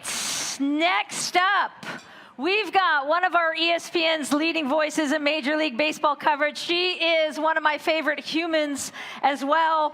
4-time first-team softball All-American, fellow Stanford alum. Please welcome to the stage Olympic gold medalist and Olympic white gold medalist, Jessica Mendoza.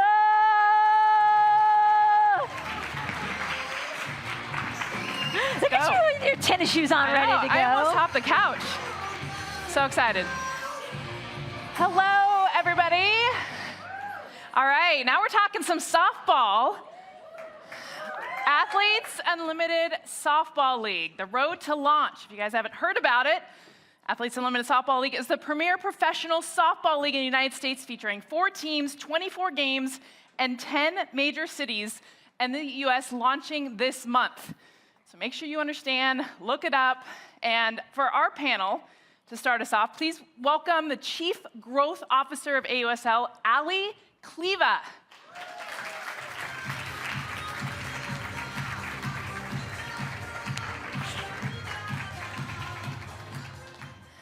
Next is my former teammate, roommate, partner in crime for many years with USA Softball.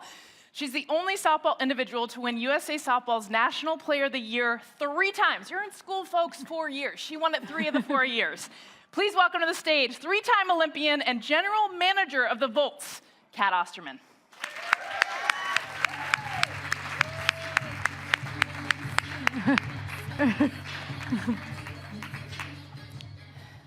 Next, we have one of the greatest hitters in the NCAA history joining us today, a 4-time All-American, infielder for the AUSL Volts. You guys are in cohorts here. Please welcome to the stage, Sierra Romero. There you go.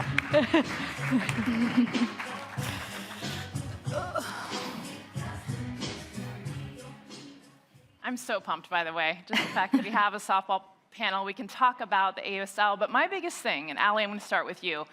We've had a whole bunch of different softball leagues. Failures, different tries, trying to work with MLB. Why is this one different? I think it's no secret that there's been failed attempts in the past, but not for lack of trying, right? I think Athletes Unlimited, when it started 5 years ago, created a 4-week tournament for softball players where all of the players came in one location and played to be the individual champion of a team sport. And we've run that league for 5 years, and I think in that time, we've been very comfortable that we've created kind of a sustainable league that is run with integrity. We've kind of created a foundation. And at the end of last season, we held focus groups with our players. Athletes Unlimited has partnered with athletes in every part of its operation since the beginning, and really asked a question of what else do you want? And I think listening to our athletes, how they wanted to play more, and they wanted to play in a traditional format. And I think that interest by our athletes, coupled by the fact that there is an untapped large audience in the pro softball space, that we felt very comfortable kind of expanding our footprint into the more traditional format. And I think that's against the backdrop of a couple of major factors that I think are setting us up for success in a different light than maybe past iterations. I think you have a large participatory sport in the US in youth softball. You have an incredible college fandom that after these players compete and they leave college, that audience has nowhere to go. I think AU is intentional about getting player advisors on board like you and Kat and Jenny Finch and Natasha Watley to help us to really listen to your experience and to think about how to do this in a way that's sustainable. So I think having the player, the legends of the game, the Mount Rushmore of softball involved in helping us to create this league, having Kim Eng, who has 30 years experience in Major League Baseball, come to run this effort. And that's also against the backdrop of this incredible movement that we're all experiencing with professional women's sports. So I think that all of those stars are aligning to set us up for success. And I think that our partnership with ESPN, seeing that our games are going to be across ESPN platforms all summer, knowing that every year the Women's College World Series is outperforming itself across ESPN platforms, I think we're hoping to really take that momentum from college and go to the game. So I think we're very confident that we're in a perfect storm to make this succeed. Well, and the biggest point that I feel like you made when we think about, why do leagues fail and, you get different egos, different ownerships, is you listen to the players, period. I mean, the fact that there is an entire group of women that are listened to and say, you know what, we want to go to a more traditional format. We don't want to have a captain every week and we're selecting teams. We need maternity. We need support, childcare. Kelsey Stewart's breastfeeding in the dugout. I mean, the players are being heard and we're seeing change and difference in a way that's never happened before. And it's because the players' voice are finally being listened to. Okay, Kat. So I get excited because, and this is a great image. This is Kelsey Stewart in the dugout, breastfeeding before a game. Now, I do want to say she had a room that she could be in, but she was like, shoot, you know what? I'm going to do this right here. Did not mind being photographed. This, to me, is so freaking beautiful as a mother who played because the league never supported this. There's never been this in the past. There's so much unprecedence, but you see this and now I can do this. I can have a family. I can be, and this is by no means easy, but it's also beautiful to be able to incorporate that.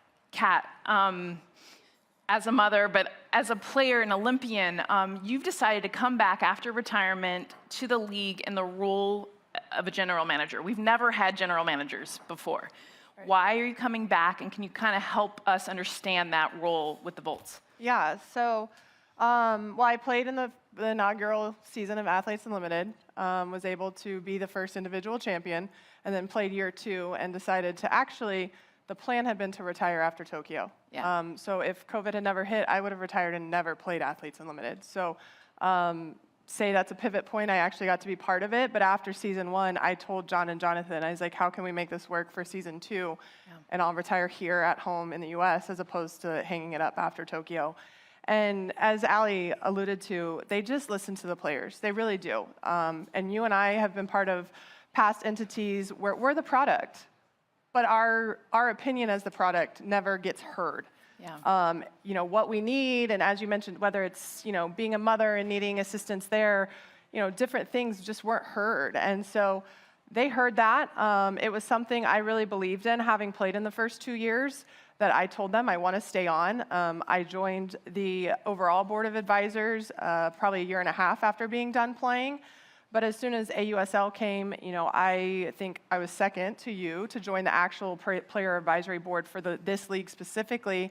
And then going through, the process with you of finding head coaches, and we talked about the general manager position. Jenny Finch actually was like, hey, Kat, have you thought, having been in the league, having played, more recently the rest of us coaching or GMing? And I was like, yeah, I've thought about both, but one, as a player advisor, didn't know if that was going to be allowed. And two, I have my hands in 800 things. And you were going to have to get interviewed by us, which was going to be very, very hard and difficult. Yeah, I did say yes, and I think it was the only interview that the other all four advisors were on the only interview, and I got grilled by them. But I think grilled was a very loosely. But I think the role of general manager excited me. I didn't play with Sierra a ton, but there are some girls that I have played with a lot. So coaching to me was not the right fit in the fact I have to make day-to-day decisions of who's in the lineup and whatnot, and there's some friendship, so to speak, to that. I just didn't feel like that was a right role. But when we decided to go the general manager route, I've been the product. In past entities, I have been on the worst team as far as how it was handled and the best team of how it was handled, and I felt like those experiences were something I could bring in, and at the same point, I am really close to having just finished playing in this same atmosphere with them, that I know a lot of times what they're thinking, and I can, from an upper admin point of view, either A, take their thoughts and ideas and say, hey, as an athlete, I know this is something that's important, or B, go back to them and be like, okay, is this something we really, a mountain we want to die on, or is this something we can be flexible with? So I thought I had the perspective and respect from them as athletes, as well as the connection to the upper of AU, to be able to really just kind of merge that gap. And it's been exciting so far. I'm really excited about the roster we put together. And so as a general manager, yeah, my role was our draft, putting our roster together. Right now we're reviewing all of our schedules, which there's like 800 different spreadsheets, and I'm not used to looking at that many of them. But making sure that, timing for pregame hitting or early morning hitting on a game day is early enough for our athletes and coaches, but not late enough that there's not enough time for them to, relax and whatnot. And then there's a couple of times we have bus rides, and we basically get to determine what time we leave. And I'm like, oh, we have power now. It's not just like, hey, show up and get on the bus. Yeah. But I think same time, I take some things to them as athletes, and I keep pointing because Sierra's on my roster, as you mentioned. But I can take things to them and be like, okay, what's important to you in this scenario? Do we want to do this in this scenario, or do we not? And so it's really fun, and some of it will be learn on the fly as we go with once season gets started, and if we run into issues. But so far, I've been really excited. It's not something I ever dreamt of. If you had told me a long time ago I'd be a GM of a team, I would have told you you're crazy. But it's a role that I'm really enjoying, and I think just the experience I have playing is a different viewpoint than what I think general managers do in other sports, especially. Yeah, well, and I think the expectation of the athlete, too, has changed. And that's what I like, the role of the GM, rather than just the coach who's the day-to-day. But, there's going to be, you got to show up in shape. You got to make sure that all of these things are being met. And then you have hard conversations, too. It's not just, hey, I'm here to support you guys, but it's also like, hey, you're not performing. Well, I think that was your question in my interview. Yeah. Was, what's going to be the hardest part of this? And I was like, there's going to be hard conversations, but you knew me personally, where it's like, I can have those hard conversations. I'm a pretty blunt and honest person, that it may be someone I know, but I'm okay having that hard conversation, because at the end of the day, I'll be able to circle back somewhere and make sure we're all good on a personal level. But there's going to be some hard conversations. We don't have to have those yet, but there'll be times that you have to tell an athlete it might be time, or if they're getting traded or whatnot, because all of that's going to come to effect, and that's never been something we've done in the past. Trades and whatnot have not happened. I'm excited. Yeah. Sierra, okay, so I didn't know this, and then I found out that a lot of people didn't know. So, Sierra, I know we talked about her accolades as a collegiate player, but she's literally one of the best hitters to ever play the game. And she was thinking about retiring before you decided to enter the draft. Why did you decide not to, and that AUSL was going to be, this new form of AUSL was going to be the reason you're going to keep playing? Man. There was just a lot going on. I feel like my head was all over the place. I missed being a part of a team. You know, I felt like my body just wasn't really holding up the way that I wanted it and like hoped it would be. I still felt like I could do what I needed to do, but like I was just missing that edge. Like I was missing that fire that I'm so used to playing with. I'm that player that plays much better when she's frustrated and a little bit pissed off, and I just was losing that, and I didn't know how to get it back. But for me, when I found out that we were going to go to a more of a traditional league, I got really excited. I was like, there's no way I can end, you know, with playing with our point system. Like I want to go and be on a team again. I feel like it's where I thrive. That's just for me, like that family atmosphere. I really wanted to like experience that again when it comes to like a team setting. But yeah, nobody knew. I didn't want anybody to know. I didn't want the pressure of it because I was like, what if I change my mind? I just want it to be kind of like organic and just happen how it's supposed to happen. But I'm excited personally to like bring back that fire. I'm excited to be on Kat's team. I'm excited to be with Kelly Kretschmann. And I mean, my team's pretty dang good. I'm not gonna lie. Like, I might be biased, but we're good. We're good. You know, I'm excited to beat my sister. I'm excited to play against her and beat her. It's been a lot of fun playing against her. I was bummed we weren't on the same team, but I'm also excited to compete against her as well. So it'll be fun, and I'm looking forward to it. Yeah, I wanted to ask you because you're like, it's a family environment. And the Romero family, by the way, her sister Sydney, younger sister, played at Oklahoma, All-American, superstar. Mikey's in the Red Sox organization. So the family is talented. But I love what, like the talking smack. She's coaching at the University of Oregon, Sydney is. And you're in Florida training, but it's like you guys are competing right now, ready to go head-to-head, but the smack talking's already starting. Yeah, she has a crazy schedule. Like, college coaches give it up to you. Like, it's just, I don't know how you do it. But I get to train a lot more often than she does, and she'll see, like, my working out videos or whatever, and she's like, hey, what's your vertical? I'm like, why do you want to know? Like, why do you care? And she's like, well, I want to see what my number is. I tell her my number. She's like, I don't believe it. Can you retest it and then send it to me? So now, tomorrow, she wants me to, when I land, to go to the gym, retest it, and see what it is. Hilarious. And I'm like, okay, I'll beat it fresh off the plane. Like, I think you should beat it in heels, and let's just go ahead and touch the lights. Yeah. Now she's sending me new movements. She sent me a movement yesterday and was like, "Can you do this?" I was like, "Probably." Like, I'll find out. We'll see. But it's just a fun, back and forth. It's the same thing with my brother. If he gets a hit or if he's in a funk, we're like, oh yeah, we fixed that. Like, we fixed your swing there. Same with Sophia. Sophia's at Boise State. So we love to give her a hard time, but she's a lefty and outfielder, so there's not really much I can say because I just feel like I don't know outfield like that. So I'm like, okay, I can give Sophia, that can be your space. Yeah, we are the best athletes on the field, so it's hard to touch us. I get it. I get excited because, you went through the draft already in January, where everything was picked, but now there's been 12. I don't know if you guys have heard of the golden tickets. Have you guys seen the golden tickets that have been getting distributed and put out there? You guys, I can't, first of all, it was a brilliant marketing idea, but it's also a way because the teams have been drafted, but now there's 12 more spots for college players. And so rather than, there will be the regular draft May 3rd on ESPNU, tune in, but they're giving out these golden tickets like Willy Wonka, yes style, you're going to the chocolate factory, except really you're playing in Athletes Unlimited, which is even better. But these golden tickets, you guys, have been so magical. Across the country, the players don't know. So I got to give one out. You show up, they're like, okay, wait, so that means someone's getting the ticket. You don't know if it's the opposing team, the home team, and then you announce who's getting it. And I didn't realize how emotional these moments would be, but these are going to be your teammates. They're going to be on your team. I want to roll in, actually, and show you guys how amazing these golden tickets have been.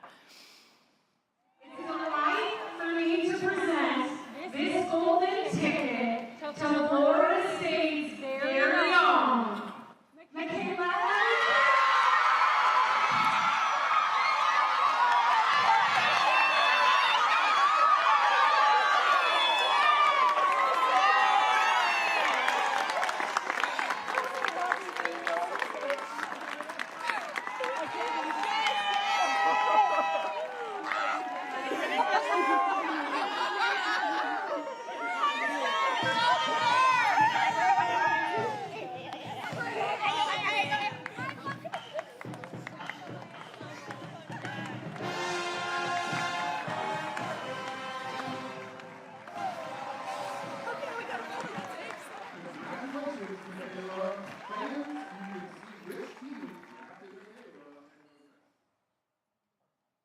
Yeah, these moments, you guys, it's... I gave one to Sam Landry last week at Oklahoma, and Natasha Wadley had just given one to Devin Netz out in Arizona, and here you're just seeing, and they don't know, like they genuinely have no idea. It's after a game. We've never had anything like this, you guys. Like, we talk about draft day. We just had the NFL draft, for men's sports, and this is something so unique to AUSL, and it's been emotional because finally there is a pro league that we can hang our hat on and be excited about, one, but also we're able to showcase these amazing college athletes that have never had the opportunity to have these moments with their families, with their teammates, with their fans. And that's exactly what was the idea behind it, right? Yeah. And I have to give a lot of credit to Sherry Kemp, who's our chief broadcast officer, but has been around the game of softball and professional softball for decades. And to that very point, she said, these women have never had this moment in front of their friends and family. And so that was really the idea of how do we make that work logistically, but then thinking about the broad scope of like, what does that mean from a marketing and promotional standpoint, right? Which is, we could have issued a press release on Saturday to say, these are the 12 college draftees, you can tune in tonight on ESPN and see where they go. In doing it the way that we did it, we were able to galvanize these communities around these women, which are passionate, large fan bases, to get excited. And we didn't announce that we were doing it. It started to build the anticipation within that community. And I think it really validates that, again, from an untapped market, there is a very large fan base out there. Yeah. As of before last night and before Michaela was drafted, we had over 4.7 million impressions and over 2 million views on our social platforms of these golden ticket moments. If you're looking at universe and scale, that's significant numbers for a stunt. Yeah. And I think it's also intentional because one of the goals that we have, since there is this big white space in American softball for the pro softball player and their fan, is that we're trying to build a bridge. We're trying to build a bridge from this audience of college fandom. And how do we do that? Well, we've already had now, visiting 10 schools to draft 12 kids. And now we're going to continue to work with these women over time after the draft to bring their audiences to the AUSL. And so I think that's a really important piece to it. So I think it hit multiple goals for us, which from the athlete's perspective, I think, and what Sherry was trying to achieve was to give them their moment. Yeah. But it had outsized effect from a validation standpoint that, this is real, and how can we capitalize on it? So I think it ended last night, and again, we'll have the draft on ESPNU at 9 o'clock on 9 o'clock p.m. Saturday night on ESPNU to see where these women end up. So it's really very exciting and super excited that it went the way it did. Yeah, and using that college fan base, because Women's College World Series, there's always this momentum coming off, and you get so excited about, we get to call these games, be a part of it, and then it's like you feel like the sports, like, and I hate getting asked the question, why don't we have women's professional softball? And I'm like, we do, here it is. And this allows that fan base to not only know about it, but then follow their own and know where everyone ends up going. In the next 4 years up until the Olympics, right? Yes. So the Olympics is coming back, softball's coming back to the Olympics in 2028. Yes. And so by that time, you'd imagine that the player pool for that team would potentially be, the AUSL player pool, right? Because if this is the most elite athletes in softball, in American softball, they're probably gonna play for the AUSL. And so I think it's our job at AUSL to continue to build the profile of these athletes so that when that moment happens, they're gonna cross over and they're gonna be some breaking into the mainstream. Yeah, and Sierra, I wanna hear from you too, because just the life of the athlete, the player that, it's easy when you're coming from college, right? And you're you got your strength coach, you got all of these tools and support system. And then when you're on your own as a professional, and you guys women's professional softball, so it's been almost 40 years of different leagues. The average salary was anywhere from $2,500 to $5,000 for the year. So yeah, it's a joke. That'll maybe pay for your rent for the summer. And how are you supposed to train? How are you supposed to keep up with a sport that is so demanding and so hard when you're getting paid nothing?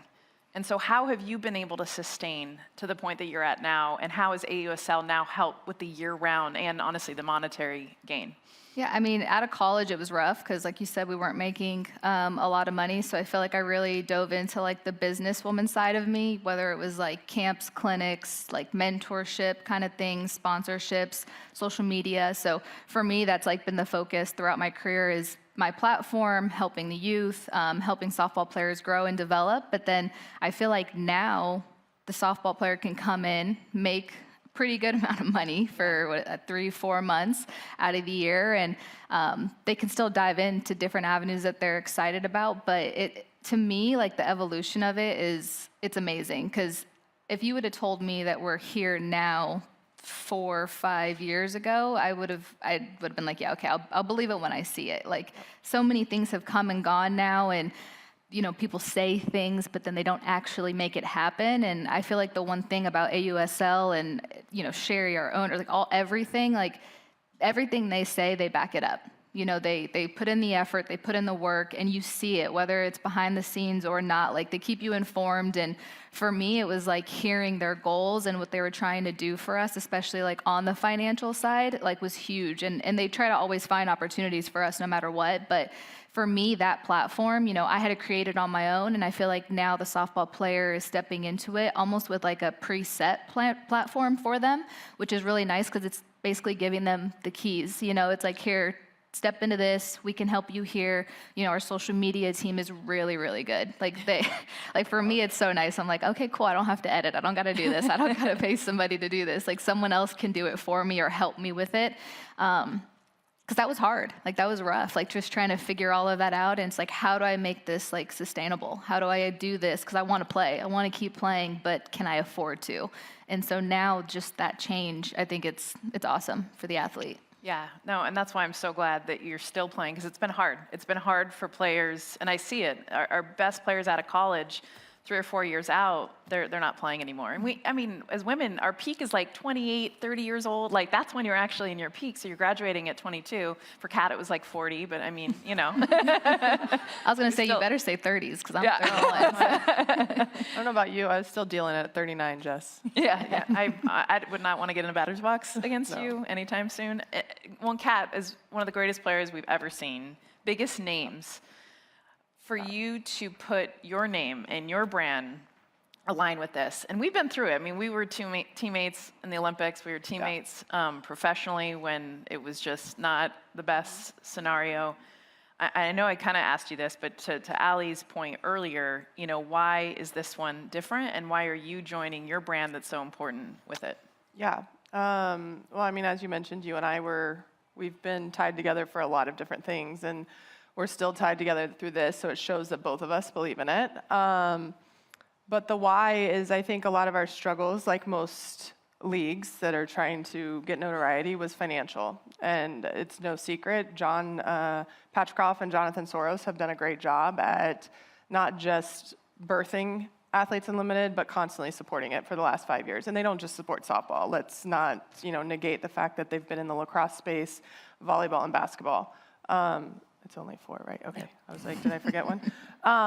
And so and as Sierra point, they do what they say. They've put their money where their mouth is too. So you've seen softball continue to rise because the financial backing's there. And so they don't have to worry about, as you and I did in past entities, of, is my team going to exist next year?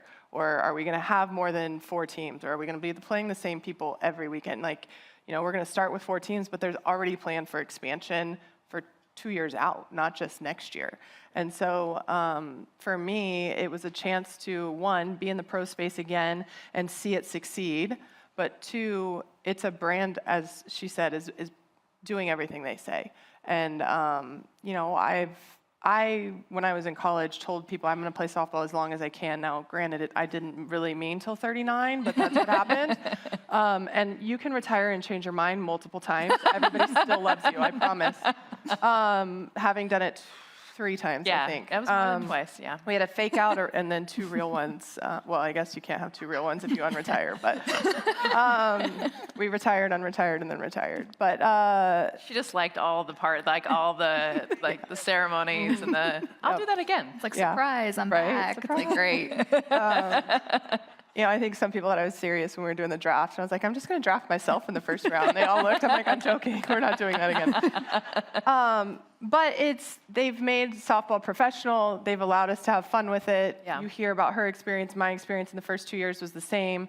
Now that we're going into the USL space, I mean, we haven't even been together as a team yet, and yet they're enjoying the process of seeing the golden tickets of when the draft was happening, who all was getting drafted.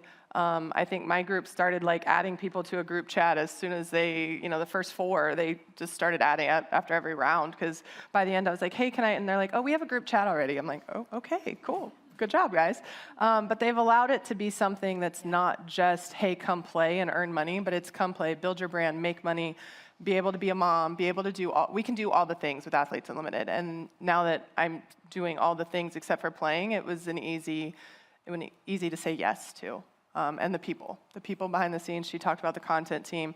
Obviously, you hear Ali talk, but like there has not been a person in Athletes Unlimited that I have encountered with that, 1, don't want the best for the product, which is our athlete, but 2, also don't want what's best for everybody involved. And I'm really close with Jade Hewitt, who is our lead photographer.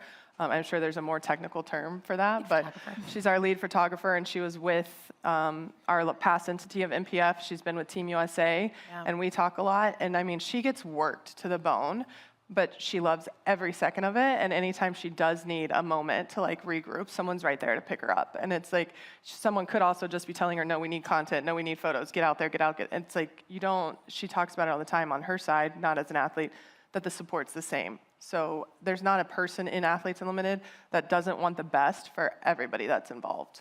Yeah, no, and I think about this summer too is almost a tryout for, not just the players to kind of like be able, but there'll be more teams, the cities will be chosen. There's 10 cities right now, and I kind of like that it's like, what do you got? What do you got, Nashville? Like, bring it, like Omaha, like all the different places they're going. It's like, show us that you can host women's sports, that you're capable of the marketing, that you're capable of getting to the fan base and also supporting these women. And so, Ali, I want you to kind of talk about how this has been different. And then after this year, it's going to change to select the cities. Yeah, we had an overwhelming response by cities. Originally, we were thinking we're going to go to 6 to 8 cities. And we had this incredible response from cities as we went out to talk about this, that we ultimately ended up with 10 during the regular season of AUSL this summer, which is the team format that we're going to run, and then 2 for our AUSL All-Star Championship, which was our previous iteration. And I think what we're seeing, and they're really varied markets, right? We're playing in Seattle, which just announced it's going to be hosting. It'll have 3 professional women's teams by this summer, which is pretty amazing. So Seattle, everywhere from that to hotbeds of softball like Chattanooga and Tuscaloosa, and we're going to Omaha, Raleigh, Norman, Austin. We're really going all over the place. And to your point, I think we're really keen to see how the market's going to respond, the local market, because I think what we ultimately want is we want full houses, and we want rabid fan bases who get behind these teams and fall in love with them and build the brand locally. So I think it's going to be a wait and see. I think we're really excited. I think we have some hunches, but we'll be able to really kind of monitor throughout the summer, and then ultimately hopefully add 2 more teams next year and land them all in cities so that we can start to build this out. Awesome. And the North Star that's guiding us, I think, to Kat and Sierra's point about partnership with athletes, it's not just a talking point, it's real. And I think that as we continue this summer, we have an open dialogue to hear, thoughts, reactions, concerns. And I think that as we look to expand, we're looking to become the Major League Baseball of softball. Like we want to be the premier destination for American softball, and that legacy brand has had decades to build itself. But when we're looking at professionalism and this ideal of excellence, that's really what we're striving to do, is not just pop up another league. I think to Kat's point, we're all invested to see its success. Yeah, and you mentioned Major League Baseball, and I know Rob Manfred gave a little bit of a tease, the commissioner, Major League Baseball, having Kim Ng. You guys, for those of you that don't know who Kim Ng is just announced recently as the commissioner of the AUSL. She's a ridiculous badass, but also has been involved for many, many years, former softball player, but in Major League Baseball. There's Kim right there. And She's so our Kim-ish, not our commish, our Kim-ish. our Kamish. That's what we've started calling her. Okay, I like it. Oh. But I mean, the decades of experience that she brings, I mean, she was the first woman ever to be a general manager of a Major League Baseball team. She achieved the highest level in that organization, which just speaks not only to her like being a trailblazer, but just her experience, front office of the Yankees, the Dodgers, like woman knows her stuff. Oh yeah. And to bring that level of organizational infrastructure, like knowledge of how to do this on an elite level, like we are so lucky to have her to lead this. And I think the credibility that she brings speaks just outside of the softball and the bat and ball world, but commercially, you know, you have a real badass leading this, and that's really that's going to help us to grow And fast. she wants to. I mean, that's the thing, is she dipped her toe and was, you know, working with us and kind of trying to get this entire new league going. But when she decided to be commissioner, it was like she wants to back it. Okay, we only have a few minutes left, and everyone in this room supports women. They support women in sports. How would you guys say is the best way they can support AUSL? Watch, show up. If we're gonna be, you know, in your area, I know us women athletes, like we're gonna bring it. We're really excited.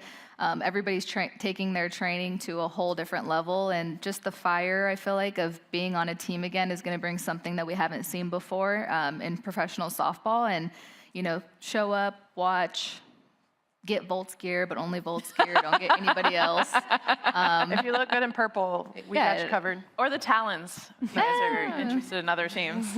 But yeah, show up, because, you know, we're going to bring it. We're going to make sure that, you know, we put on a show for you guys, and we're bringing the professionalism and just being good role models. So show up for us, and I can guarantee that we got you guys. Yeah. I think show up, bring the younger generation so they know. They can see it, they can be it. I don't think I finished the story earlier. I wanted to play. I started college saying I wanted to play as long as I could.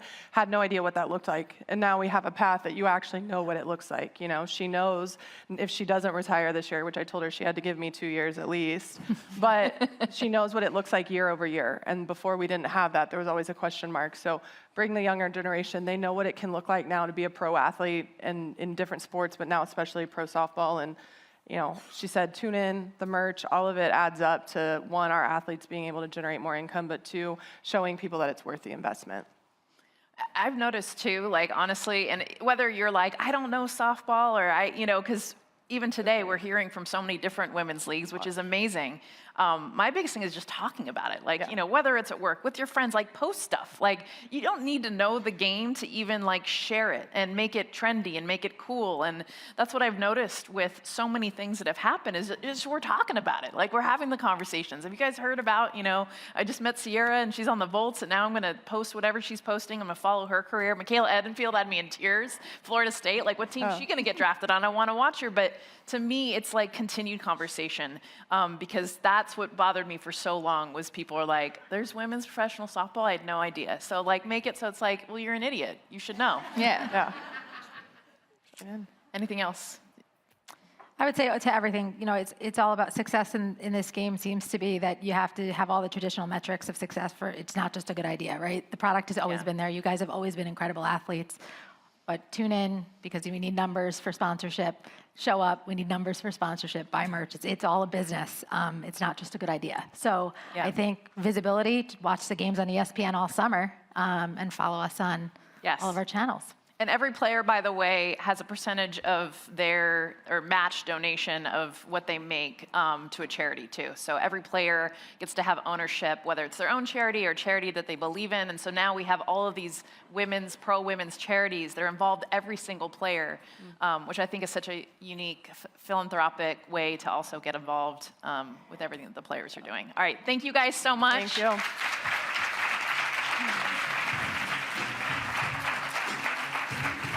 Sarah Spain, back to the stage. Guys, I should have played softball. Did you confidently, sensually. Every single one of them looked real hot in white pants. I haven't worn white pants since I was like 16. Why did I not play softball? Could have gotten that ass. Also, Jess looked really hot in a cowboy hat. I feel like she should wear that more often. All right, I'm blabbing. Also, Chicago Bandits is the gear you should get. Clearly and obviously. Don't let them talk you into Bolt Nation. Chicago Bandits is the way to go. Express your history. Be excited about the future. Also, June 7th in Chicago, AUSL opener during the day. Chicago Sky, Indiana Fever at the United Center at night. Doubleheader. Come to my city, hang out with me. We're trying to get a bus going and going to both. So let's do this. I got the tailgate. Okay. What a morning. Amazing, unbelievable, amazing content. Can't wait for what's coming later. Quick housekeeping. Somebody accidentally took Cori Close's bag. So check your green Roan bag and see if it says Cori Close on it. Not the end of the world. She didn't have large sums of money or anything in there, but you know, if your bag on the outside says a name, probably not if you're someone who's an attendee, because yours probably doesn't have a name, but if you are a speaker or otherwise and it says Cori Close, no need to announce yourself now as a thief. Just come on over later and let me know. How great was our morning? So many good gems. I hope you wrote some good notes down, ready to reflect on all the things that we've already learned this morning. Now we're going to let you have a little break. It is lunchtime. If you have a dog, go walk your dog. Do whatever you got to do. And when we come back, Jordan Chiles. I told you guys we were going to have an Olympian here. That's right. Jordan Chiles will be here right after the break. I can't wait. Don't miss it. We'll be back very soon.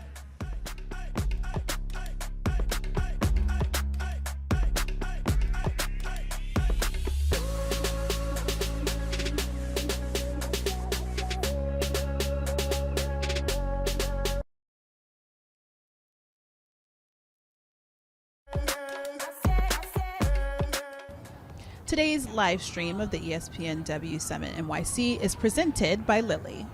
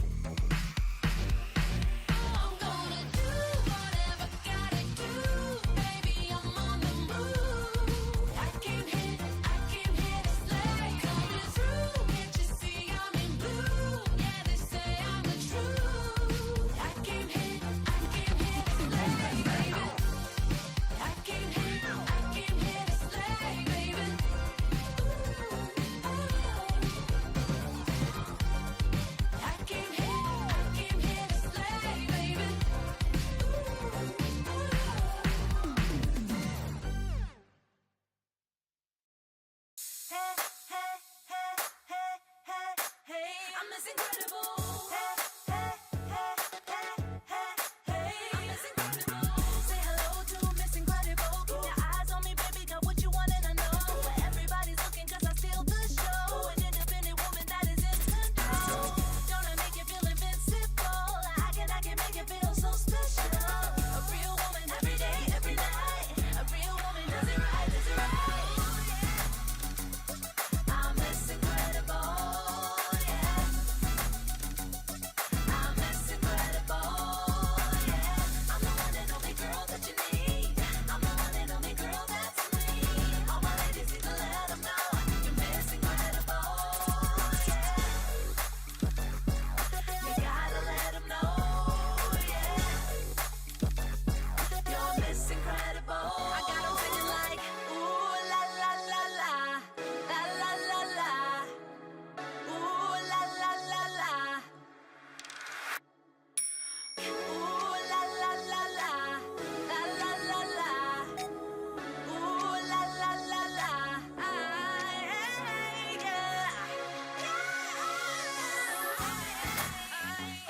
I'm Miss Incredible, yeah. I'm Miss Incredible, yeah. I'm the one and only girl that you need. I'm the one and only girl that's me. All my ladies need to let them know you're Miss Incredible, yeah. You gotta let them know, yeah. You're Miss Incredible, you're Miss Incredible. Turn a quarter to a quarter milli. Went from dark days into black. I ain't Lauryn Hill, but still the path I took was hella hilly. A queen within her palace, every stone you threw, look what it built me. This for every baller that you caught, I hope you look to Billy. Gene King, my glove swing, I made him see stars and thrillers. Layla Ali ran the track like Flojo, nailed me to the crosses. X Games, Kelly Clark's, pipe down, made him do it. Arena screams Serena, this like Jesus music. Never seen nobody body like she bodied with that body, Jesus Christ. Counting all the crosses, Diana Taurasi, hella nice. Veins filled with hella ice, so why I need the jury? I put a spin on everything, yeah. I'm Christy Yamaguchi. I turn dust into diamonds and turn diamonds just like Dot. I'm Richard's son, but not enough. They still try to sock her price and never foot the bill. Though we defeated that twice, times twice. 4 on Abbey Road, it's what it feel like, soccer. I keep on turning dust to diamonds. I'll make sure that this rust keeps shining.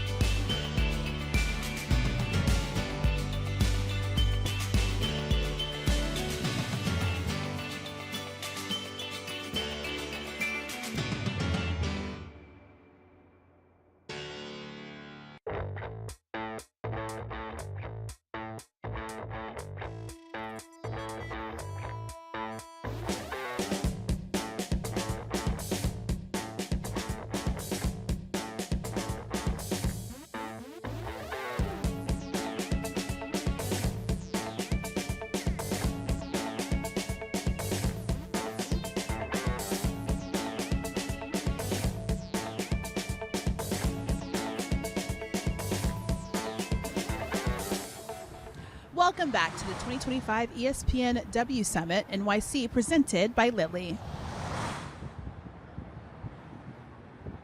Hello, beautiful people. Welcome back to the One Hotel Brooklyn Bridge, where the 2025 ESPNW Summit NYC presented by Lilly is going down. I hope you had a good lunch, got some food in your belly, maybe walked your dog, whatever you had to do, take a nap. I'm sure it was glorious if you did.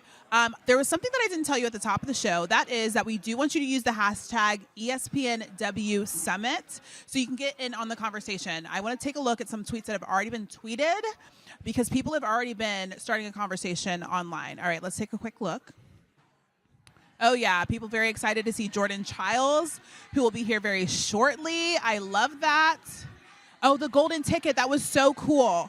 All right. So we have some more conversation. Make sure, again, that you use the hashtag espnW Summit. And without further ado, I would like you to give a warm welcome to Jordan Chiles and Elle Duncan. I think it's really cute, but I didn't think about the fact that I was going to have to sit down. So I could either awkwardly stand here the whole entire time, or you guys can just tell me if you can see my lady bits, all right? I have 2 kids, like all the modesty's gone out the window. It's short, so it's fine. Are we good? Are we good? I'm so sorry for y'all over here that have to see a lot of thigh meat. I'm so sorry. Really quickly, welcome back for lunch. Was it good? We enjoyed? Okay. Really quickly, we found someone's bracelet. If you're missing a bracelet, everyone's looking at their wrist. Find someone from the Summit staff, and they will identify if it is you. If it is a diamond bracelet, it is mine.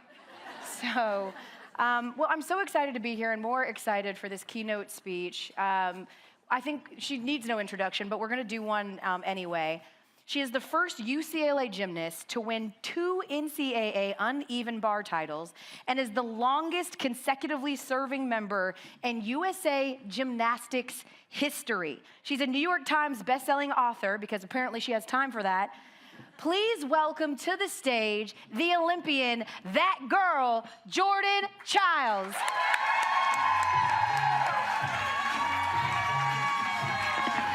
We're vibing.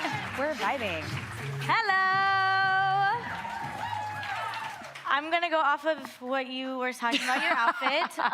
Mine is a little different. Mine is on the top. So, bear with me.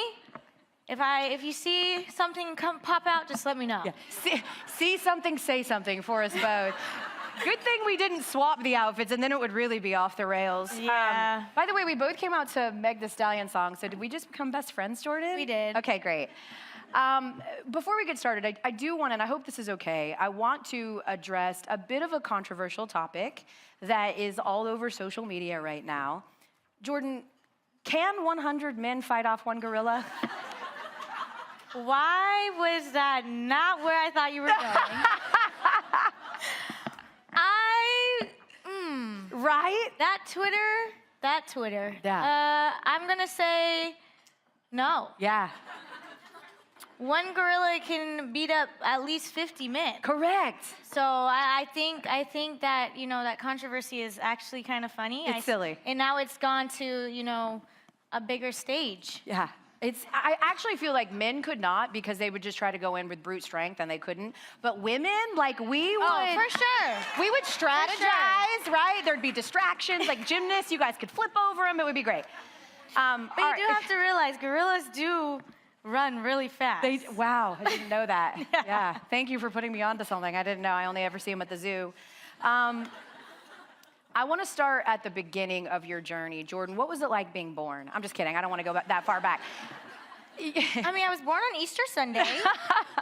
Wait, are you an Aries? I am. Oh my God, me too!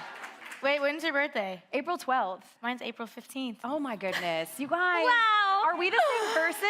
My long lost sister, guys. I love that. Well, this is why I love you so much, because I love Aries women. What first drew you to gymnastics, and what did the dream realize look like for you when you were little? Well, obviously, as a little kid, we all have these dreams and these goals of growing up to being something great. And, I always say, when we're little, we have these imaginary friends, and I felt like my dreams were imaginations, but hopefully one day they would become reality. And so, starting gymnastics was really all because I had really bad ADHD when I was younger. I couldn't speak to my parents without moving. I couldn't do anything that, no conversation was had unless I had to move around the gym. I was jumping off walls. I was, being a crazy little kid. And so my dad decided, hey, babe, your daughter is out of control. So is there any way you think we can, hopefully put her in gymnastics? I tried other sports, but, playing t-ball, I could hit a ball, yes, home run.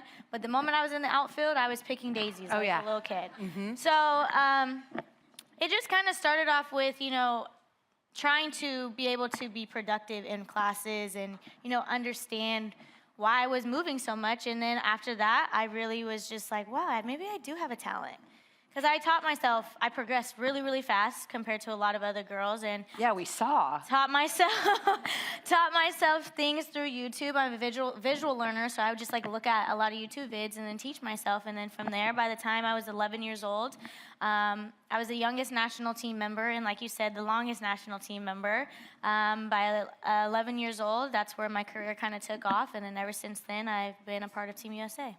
Amazing. I love that too, the idea that sometimes we try to sort of quell what we deem in children as bad behavior, but your parents found a way to channel it into something that obviously worked out. To be determined. I'm always interested because you are known to be this powerhouse and to be so bold and to be so expressive and to be yourself.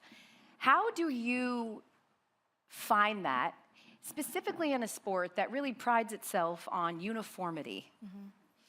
I think I've been through 4 different quads. The Olympic cycles are 4 years, and we call them quads as a gymnast. And seeing the difference of me starting to me now, I've always had this personality. I think just when I was younger, I was silenced. I had no voice. I couldn't control anything that I was doing. Everybody kept telling me, oh, this is the typical, gymnastic style. This is typically what you're doing. But once I started to realize embracing myself, I went to public school, and all these kids were, enjoying life and doing all these cool things, going to prom, and I was like, you know what, if I can have fun within my school, why can't I have fun within my sport?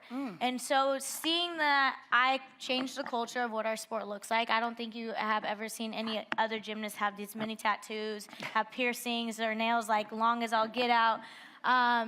But that is what me being authentic to myself is. And I wanted to show that to whether or not you're going to deduct me. Go ahead. This is me. This is my body. You don't control anything that I get to do within my life. And so I kind of just guided myself throughout everything, whether it was with, racism, whether it was the way that the culture only looked at me as a normal gymnast and I didn't have curves and I didn't have any of these things. And it was like, well, unfortunately, I am a strong Black woman who has curves, who has all these things, and you guys are just going to have to acclimate to that. And I think that's kind of where it was an eye-opener for a lot of people. And from there on, I kind of just been myself. I think that also echoes in the idea that when we think of these young elite athletes, I mean, she mentioned it, she was on the national team at 11, but you stayed in public school, you did normal things. Why did you and your family feel like that was important? I am going to be completely honest. I don't go against online school. Don't get me wrong. I could not focus looking at a computer in my house every day. That just wasn't a good social tactic for me. I'm a very social girl. Now, sometimes I can be shy because it's like, oh my gosh, I'm in front of whoa, this is crazy. But being in public school helped with my ADHD as well, because I was able to actually be social with people. I was able to actually do outdoor school stuff. I was able to do extracurricular activities, and I wanted to be able to still have a normal life. My sport, I always got told, your sport doesn't define who you are. It's only something that you can, have fun with and progress and see where it can take you. So that's what I thought of my whole life, and I kind of was just like, you know what, I'm going to continue. That was the main thing I told my parents. I said, I do not care what I do in life, but you're not taking me out of school because of my sport. Well done. I mean, to be able to I feel like if I had said that to my parents, I'd have been like, shut up and go to your room. Jordan, you've been really open about the verbal abuse and mental abuse that you faced from a former coach.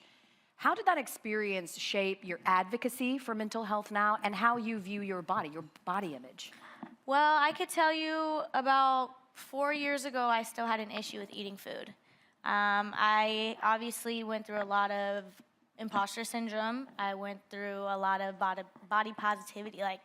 It was really, really bad to where I couldn't weigh myself. I couldn't, I eat one tiny piece of ice cream and I thought the whole world was over. A lot of the time, since I did go through a lot of trauma, a lot of the time when I would look at food or somebody would trigger me, I would not eat my food. I would just sit there at a dinner table, and if something would make me mad, I would be like, okay, I'm done eating, because my body was just so traumatized with what my coach would tell me. Guys, I was this big, and my coach would tell me I looked like a sack of potatoes. So as a 10 to 12-year-old, how do you think, your mind is like, okay, well, if you're telling me just because I look like, all bones at this rate, and you're telling me I look like a sack of potatoes, then what am I going to look like when I'm older? So I had to really talk to a lot of people. I went to a sports psychologist. I went to a therapist as well, who gave me a direction on how to get out of that. Now I love food. I love it. I enjoy it.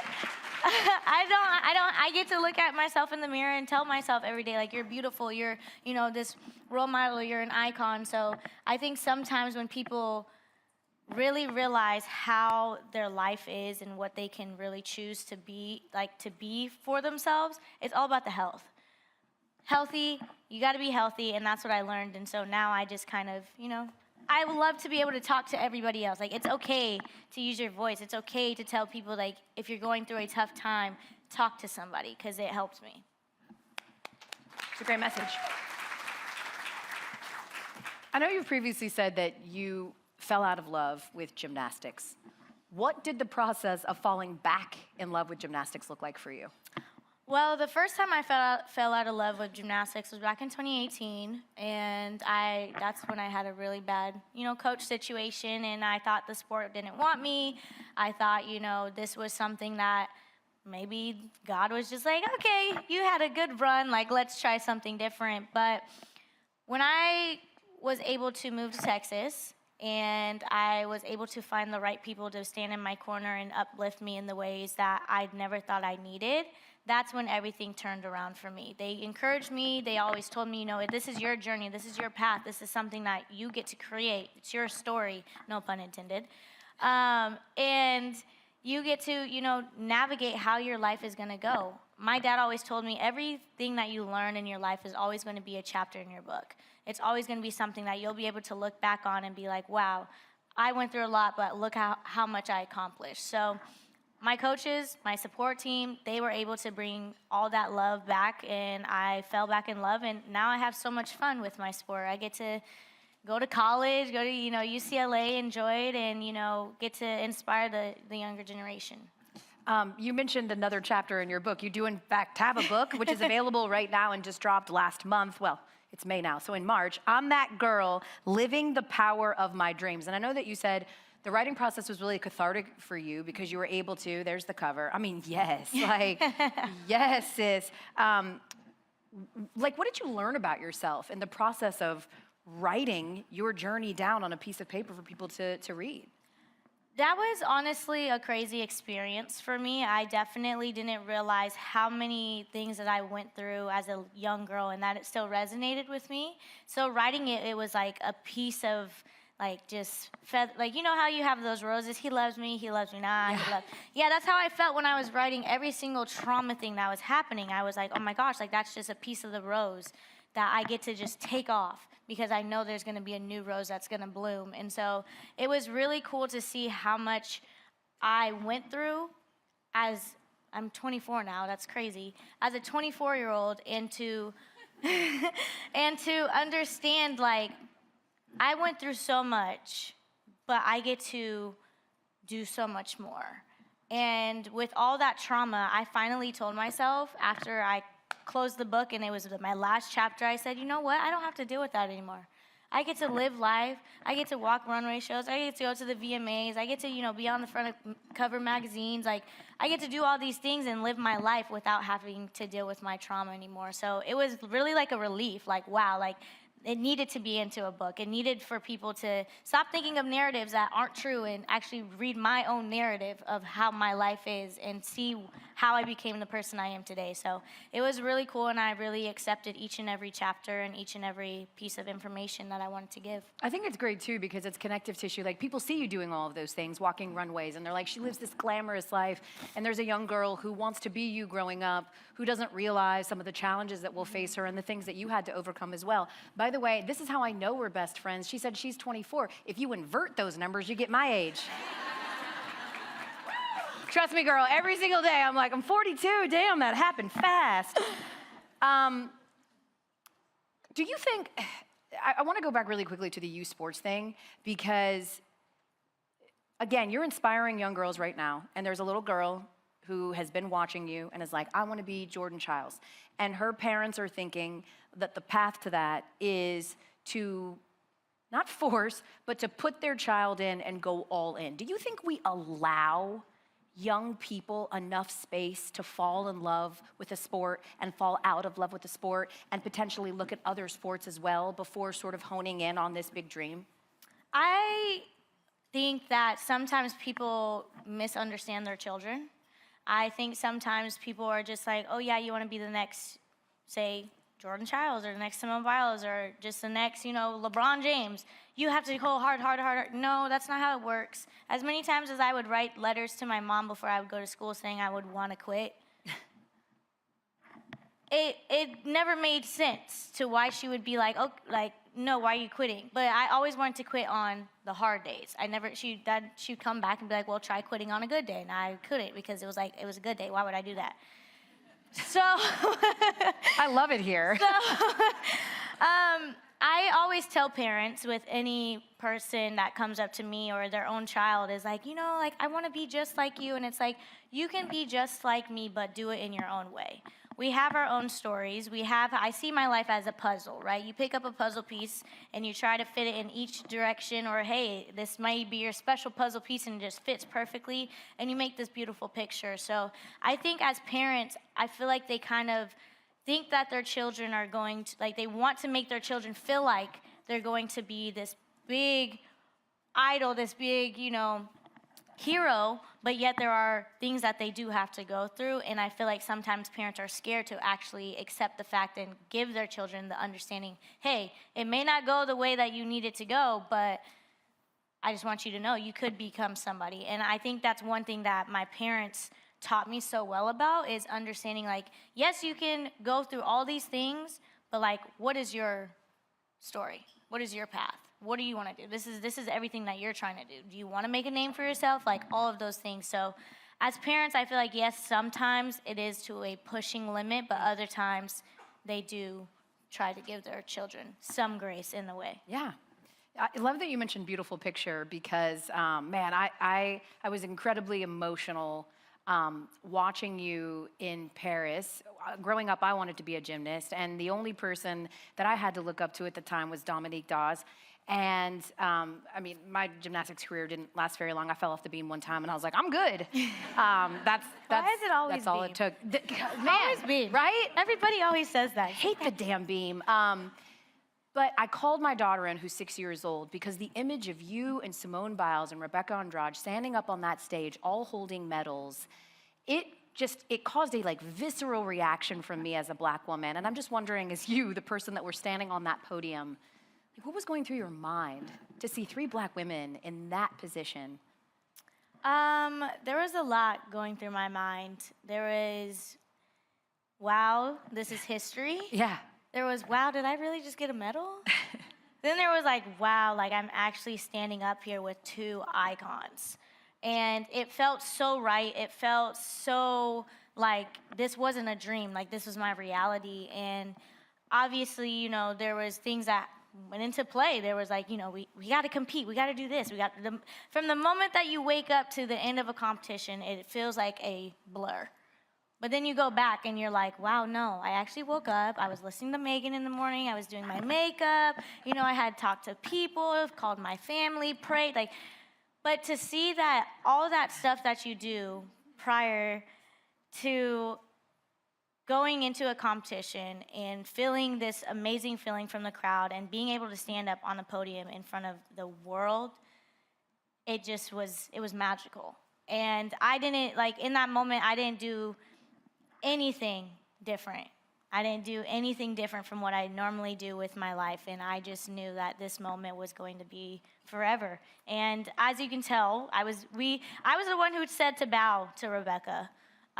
She was somebody that, you know, at the end of the day, she's done so much within her career. She's done a lot of things, and I just wanted to give her flowers. I'm a girl's girl, so I'm going to give people their flowers. I'm going to give everything that they need when they are doing and dominating in their sport. So that will forever be cherished with me. Yeah. Oh, look at us. I know we're seeing some amazing images of you and Simone Biles. What has she meant to you in your personal journey and your gymnastics journey? She has meant a lot. She's been a role model. She's been an idol, an icon, a legend, the GOAT of our sport. And to see her dominate in something that is so hard only makes me want to see how far I can go, see how far I can push to a limit, because what she has gone through, not just as an athlete, but as a human, like her real world, people never know what happens. People never know, like, no one knows outside of our sport unless you actually live it. And so having her as my best friend and like my legit like ride or die, she's done such an amazing job. She was actually one of the people who encouraged me to continue for 2021. And ever since then, we've just been by each other's side, and I'm just proud of her. Literally like proud of everything that she's done. And I always wish her the best. I don't even know what she's doing right now. I'm like, friend, where are you at? Somewhere being fabulous in the world. Yes. You know, we all know what happened after Paris, and I'm just really intrigued, Jordan, after the heartbreak of Paris. Like, how did you find the courage, the capacity, after everything that you had given, to get back on the mat at the college level and still bring us that trademark joy? And like, what did that look like for you? I'm gonna tell you that it took me about 3 months into season. Sorry if I get emotional, but it took about 3 months for me to really find the joy and the love again to compete. I didn't think I would ever be on a competition floor and be supported in the way that I was, because obviously there was things that had happened, and I was going through a lot mentally, and I just didn't feel like myself. But I felt like if I went back to college, it was gonna help me. But actually, it only made things worse, because I was like very scared. I would tell my coach every day, like, I don't know if I can do this. I don't know if I could, put myself in a position to compete for UCLA. Like, they're all gonna look at me, they're all gonna say crazy things. And finally, the day that we were going against Michigan State, and it was my floor routine. I was the last one to go. And I got a 10, and I posted on Instagram, and I said, now I can finally feel comfortable competing with my team, competing with, gratitude and joy, and just be myself, because I didn't realize how much UCLA was helping me. So I get to enjoy it now. I have so much fun. That thing that's happened in Paris, man, oh man, it was a blessing in disguise. Yes. But yeah, I get to have fun now. I get to enjoy, and I get to, just be myself. I realize I can't control anything now. The only thing I can control is my own path and pushing forward. I have more life to live. I'm getting chills thinking about that floor performance when you guys were facing Michigan State and when you nailed it, and like it felt like an exercising of demons. Like, honestly, I could see it. Like, I could see the weight of the world lift off your shoulders and the joy on your face and your team rallying. And I do want to know, though, because like, you do a little bit of everything on the floor. Like, that was a Prince routine. We've seen you incorporate, Meg and Doja. How do you decide like what the vibe of your floor routine is going to be? Well, I can start off with my freshman year, since we're here at this beautiful Summit. My freshman routine was actually women empowerment. And that's the reason why I chose Normani, Doja Cat, Lizzo, I believe. Basically, what I do each year is kind of figure out what is happening in the world. What do people need to see? What do people feel like, it's something that they want to feel inspired by? So I did that for my freshman year. My sophomore year, I wanted to give people the ability to go back to their days, the 90s. And I wanted to bring, something that a lot of people always say is real music, which is very true. That was a real music time frame. Like, we enjoyed it. And even though I'm not even a 90s kid, I still enjoyed it. It's very true. And so with Prince, the reason why I chose Prince was because Prince is very artistic in what he does, whether it's his makeup that he does, whether it's, his jacket. And I feel like a lot of people don't understand that there's a word before gymnastics, and it's actually called artistic gymnastics. And what artistic has in it is a 3-letter word that's art. And I knew and I felt like Prince was something that I could bring art back into our sport and give people the ability to understand that we are more than just gymnasts. We are artistic gymnasts. And so I had fun with it, and every single time I choose something, again, it's really what the world is feeling, what the world wants to see, and how I'm feeling in the moment. I wanted to give everybody, from the people above me to the younger generation, and give them a show. I was on a world tour. The people above me, by the way, is the nicest way to say old people like me. Just like my grandpa taught me very well not to say old people. Very well. I was gonna say, as an 80s baby, I was so here with you on the salt and pepper. I was like, is she doing Push It? Let's go. I love that you mentioned, though, people see us as one thing, because you're so many things, apart from being a gymnast, and an incredible designer is one of them. You love fashion. Do you think that people understand the fullness of who Jordan Chiles is, or do you feel like you're a bit pigeonholed right now in sort of being a gymnast? I mean, come on, sis.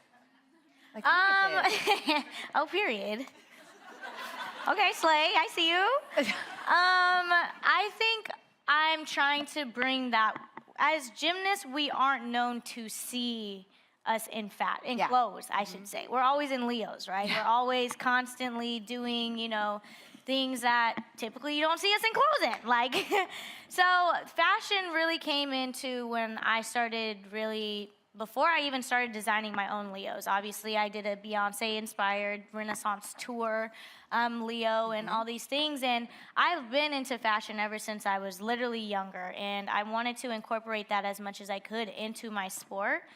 And so I feel like sometimes people are like, oh, yeah, she likes fashion. But no, guys, fashion is literally, if I was not a gymnast or doing a sport, designing would be my realm. I would be in the design era. I love being creative. I love being able to incorporate, different things within my daily life.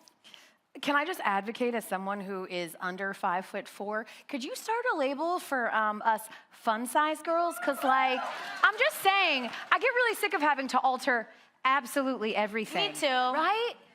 Me too. Yeah. I would. You know what? Maybe I should. You know what I mean? Hey, I have a lot of things under my very crazy brain up here. That I am a very creative person. A lot of people ask me, oh, what do you do on your downtime? I typically go on my iPad and just start designing different things, whether it's business-wise, whether I want to do something to give back to my community, or even with just my nieces and nephews' names. I have all these different brands. I'm like, oh, yeah, that'd be really cool because they have some crazy middle names. But, Zaire. Yeah. That's a crazy middle name. And then, but anyways, so yeah, I like to just be able to use my creative mind that I don't have to think about my sport. I love that. We're gonna do some rapid fire, but I've got one more question before we hit that and then wrap up this conversation. If you could go back to any moment in time and not change it, but just sit beside yourself as it was happening, what moment would it be, and what would you be whispering in your ear? It would be back in 2019, deciding if I wanted to move to Texas or not, because that was a huge change for me. I grew up in the same gym for a very long time, and I was like, well, if I want to continue my career, you got to do something about it. But I would probably whisper to myself in that moment and probably say, I'm beyond proud of you. This is the next chapter that you have to fulfill, and you're going to not want to regret it. Don't doubt yourself, and let's push to the end. All right, a few quick rapid-fire questions with Jordan Chiles before we send her on her way. I'm scared. Don't be, this is fun. Okay. More essential to your performance in gymnastics, chalk or glitter? Glitter. Chalk is disgusting. All right, which event would you rather land? A perfect vault or a front row seat at a Beyonce concert? Oh, a front row seat to a Beyonce concert. Nice. She's like, the other one's so easy. Harder choice, sticking a beam dismount or choosing an outfit for the ESPYs? Choosing an outfit for the ESPYs. What's your biggest fashion red flag? When I have two different jewelries on. When they clash gold and silver. Oh, so we're not a mixed metal girly. I don't like it. Okay. There's like a few women right now that are like, But it is part, I did get told by my stylist that it is part of fashion, so I have gotten used to it, but that's just my she's like, I don't like it. More stressful, Olympic trials or trying to lay your edges before a competition? Olympic trials? There's some women in the room that are like, what? Okay, ladies, edges are these little hairs here that us black women have to lay or they look crazy. It's fine, Google it. All right, if you could do an Uneven Bars performance, live performance to any artist, they are there doing a concert as you're doing this, who would it be? Megan. I feel like I probably should have done that. Are you a binge movie watcher, binge TV show watcher? Binge movie watcher. Okay. I will watch the same movie over and over again. Fashion trends you'll always What Great movie? question. It would probably most likely be any of the Marvel. I'm a Marvel kid. Oh, we love that. And we're a Disney family, so Thunderbolts in theaters tomorrow. And finally, if your life had a tagline like a reality show, what would it be? Keeping up with that girl. Jordan Chiles, everybody. Thank you so much. Thank you. Thank you. You're the best. That was so fun. She's the best. All right, and with that, let's bring up my girl, Julie. What an amazing conversation with that girl, Jordan Chiles. We're actually going to get to talk to her in just a little bit, so I want you to use the hashtag espnW Summit. And when she comes over here, we might ask her question. I'm just saying, okay, so we have a really good conversation coming up next with Julie Foudy. It is about motherhood in sports. And though I know nothing about it, I know that it is a hot topic that we definitely need to have a conversation about. So without further ado, here is Julie Foudy. I'm really pumped for this next panel. It's on motherhood and women in sports.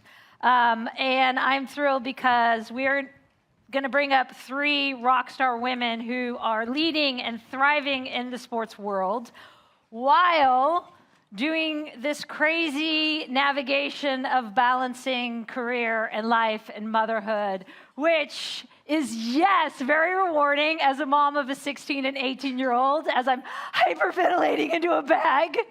But it's also, it might be a little birth control for y'all. Honestly, it's hard as hell.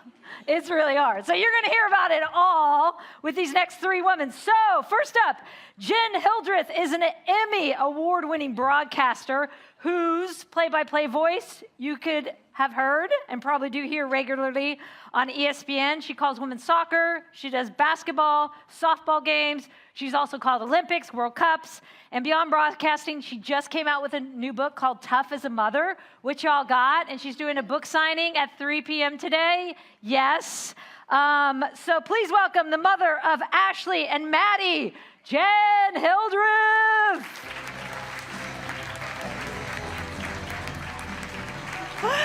Dude, I got my poison. You're right there, Mama. All right, next up, Terry Carmichael Jackson is a trailblazing leader at the forefront of labor rights and equity in women's sports. She is the executive director of the WNBA Players Association. She helped negotiate one of the most progressive collective bargaining agreements in professional sports, and that included, of course, critical support for mothers and families. She's an attorney, she's a longtime advocate, and she is also the mother of an NBA star, Jaren Jackson Jr., who won Defensive Player of the Year in the NBA. Did I say WNBA? NBA star in 2023. Please put your hands together for Terry Carmichael Jackson.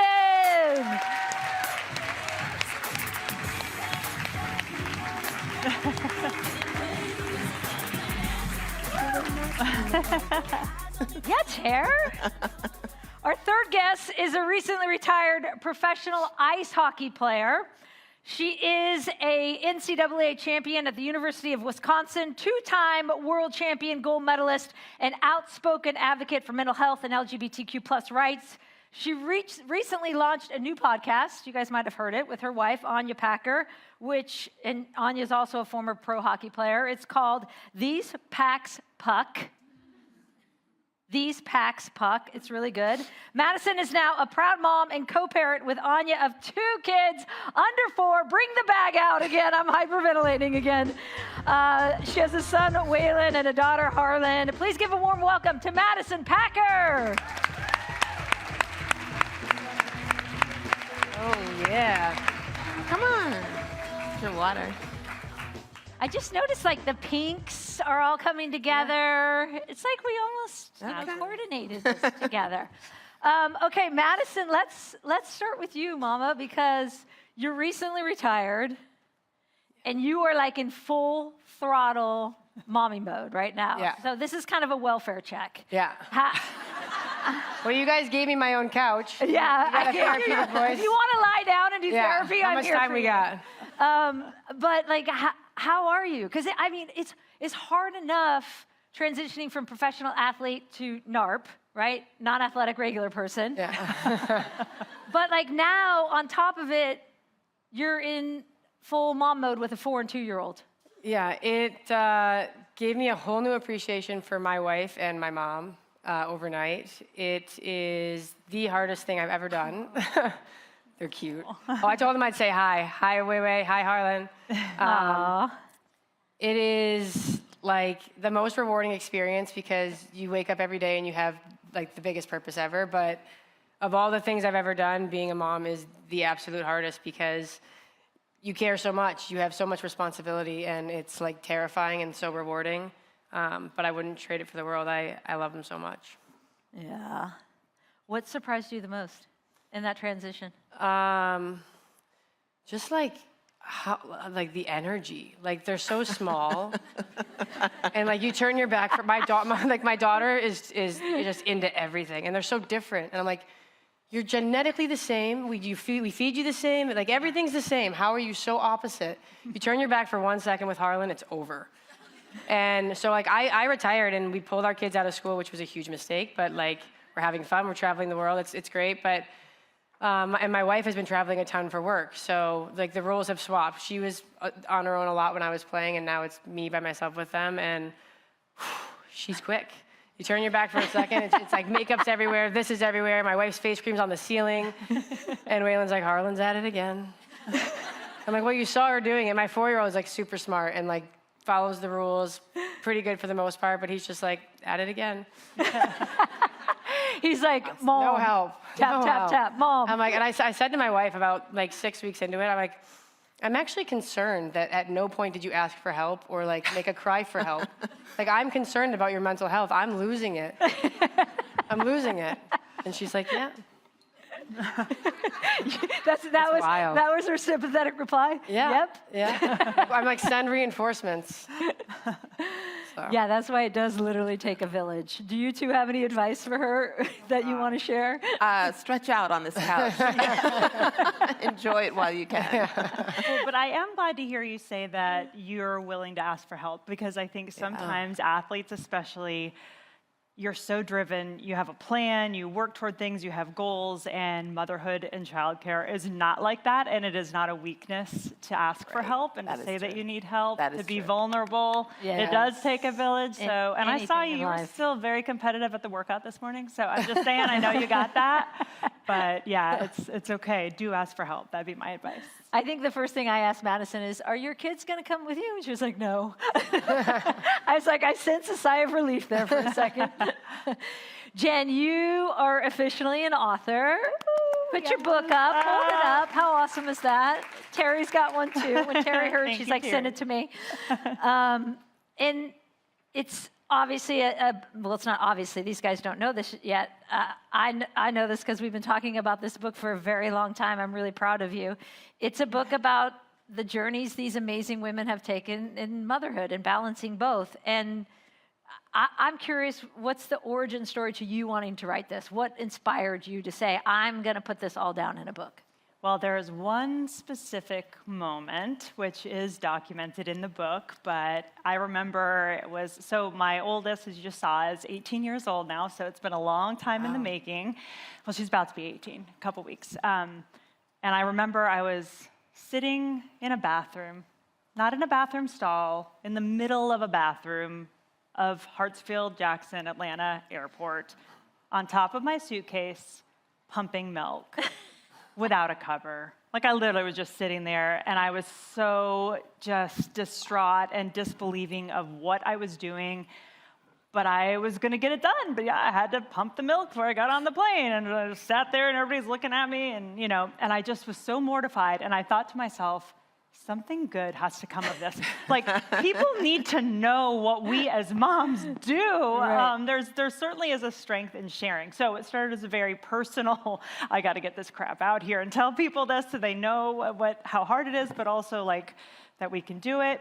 It grew into something much more of understanding that we all feel so isolated and alone when we're in those moments like that, but that it is this universal void that needs to be filled to support moms, and specifically working moms who are constantly being stretched in multiple directions. And my co-author, Amy Leone, she and I went through motherhood about 15 years apart, and we realized we both felt that need, that support we wish we could have had, and that's what we wanted to give with this book. So breast milk and pumping is the catalyst to this. Yeah. I love that. Yeah. I've never told you, I don't know if I've told you my Mama Bear story where the TSA officer tried to stop me from bringing breast milk through. Wow. And I was like, what? This is liquid gold. What do you mean I can't bring it in? Literally, a colleague of mine was like, holy shit, who was that? Dang it, I'm not supposed to cuss. Mom's got to do what a mom's got to do. That's right. Yeah, I was like, I know, I don't know. And then this lady sees me going off, and she comes over and was like, honey, it's okay. It's okay. I'm like, I will drink it in front of you, okay? Oh, so I'm glad that became the inspiration. Well, yeah. Terry, you know these stories really well. Obviously, with your work and what you're doing, and you also know that women's sports leagues were not set up to support moms. You know that very well. So, sad but true. You have been, thankfully, at the forefront to help change that. What is the latest in terms of some of the advances you've made in the latest CBA for the WNBA? Well, first of all, I'm proud to say that I'm part of the forefront, right? Because there's just so many of us that are moving across sports and moving across basketball. And I report to the players, so I take all my direction from them. When I was interviewing for this role, I tell this story a lot, so forgive me if you've already heard it. But when I was interviewing for this role, I remember reading the CBA. It was the 2014 CBA at the time. And I got to the end, 300 dry pages later. I get to the end, and I said, wait a second, what happens when a player gets pregnant? And I was like, did I miss something? What happens? And so I went back and kind of did a keyword search, and I'm looking and I'm like, oh my God, it's not really contemplated. So I think in the 2014 CBA and those CBAs before that, I think there was kind of this practice or this thought or this philosophy, unspoken, but you kind of read it in the CBAs, that when a player was looking to start, her family, that she was probably exiting out, looking to retire. And I was like, oh my God, what is that about? Like, that was a statement. There was really, and the provisions that were in there provided or required so much of the players to disclose. Like, you've got to disclose your pregnancy. Like, I just kept reading that over and over again. I'm like, okay, so she discloses it, and then what happens? She gets 50% of her salary. Again, that was the 2014 CBA. And so, quickly I'm making notes like, I don't know when this thing is expiring. I don't know if we'll opt out, but there's some things that we have to change. So in the 2020 CBA, that's the one that I got to negotiate. That's the one that we felt really good about way back when. Don't worry, we're going to be negotiating a new one. We're going to feel even better soon. But, in that one, there were so many things that we had to get done. And so 50% of her salary, no, she's going to get 100% of her salary. Right? Yeah. Like, that was a big deal. And we needed to have places, talk about, breastfeeding and pumping and all that. Like, we needed places, spaces that were clean, that were not the locker room, that were not a bathroom, so sorry, where a mom could go and take care of that, nurse or pump or whatever it was. And I was like, isn't that the law? Like, okay, we'll negotiate this in the CBA, but isn't that the law somewhere? Like, you have to do that. You have to provide that.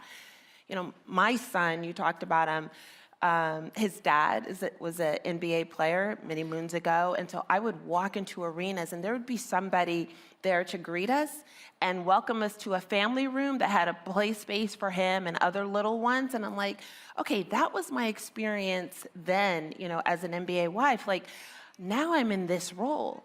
What happens for the players of the W? They didn't have that experience. I went on facility, trips, and I'd say, where's the family room? And people would look at me like I had two heads. I'm like, wait, they have this in the NBA like 20 years ago, and we don't have this in the W? So those are the kinds of things that we're even talking about now. But the fact that a player's getting 100% of her salary, the fact that there's a child care stipend, the fact that there's housing and there's apartments, and it's no longer considered a competitive advantage for her to have a second bedroom so that her child can sleep separately from her. Like, there was a time when they said, no, that's competitive advantage. Right, meaning like that would skew them to wanting to go there because it's a bigger house. Right.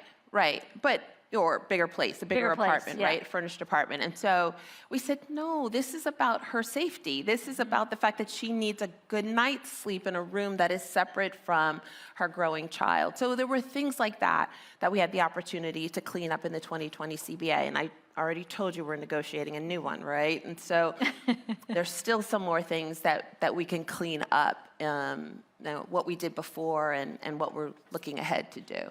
With some of those changes in 2020 that you were able to make, right? What did you see in terms of the shift in players willing to have kids and play and That's continue? the question, right? That's the question. So there were just a few moms when I started. Yeah. And by the time of the 2020 CBA, by the time of 2021, 2022, you see that number almost doubling. And when we negotiated the CBA, I remember I went to an event at Nike, and I was going up the escalator, and there was all these former players that were there to greet me at the top. And so I get up to the top, and the first person who speaks to me doesn't say hello, doesn't say good morning. You know what she said? I could have used that childcare stipend.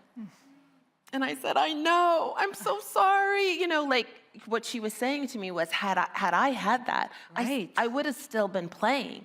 Like, those are the kinds of supports and resources that they needed. And if we're the W, if we're part of this ecosystem in women's sports, we've got to be taking care of women athletes. They are at the top of their game. And so we've got to provide them those kinds of resources and supports that they would otherwise see in other industries and other workplaces. It should be no different in the W. And so she was right. Childcare stipends, the fact that there's another bedroom, the fact that there's a place to pump, the fact that you're getting 100% of your salary, the fact that family planning benefits, the fact that there are benefits out there. Now, you do have to have 8 years of service. I'm working on that. But you can... Meaning you have to have played 8 years? You've had to have played, yes, to be able to access the family planning benefits, which gives you additional dollars to defray the expenses of freezing your eggs, of adopting, and a whole host of things. Great. It's a great benefit.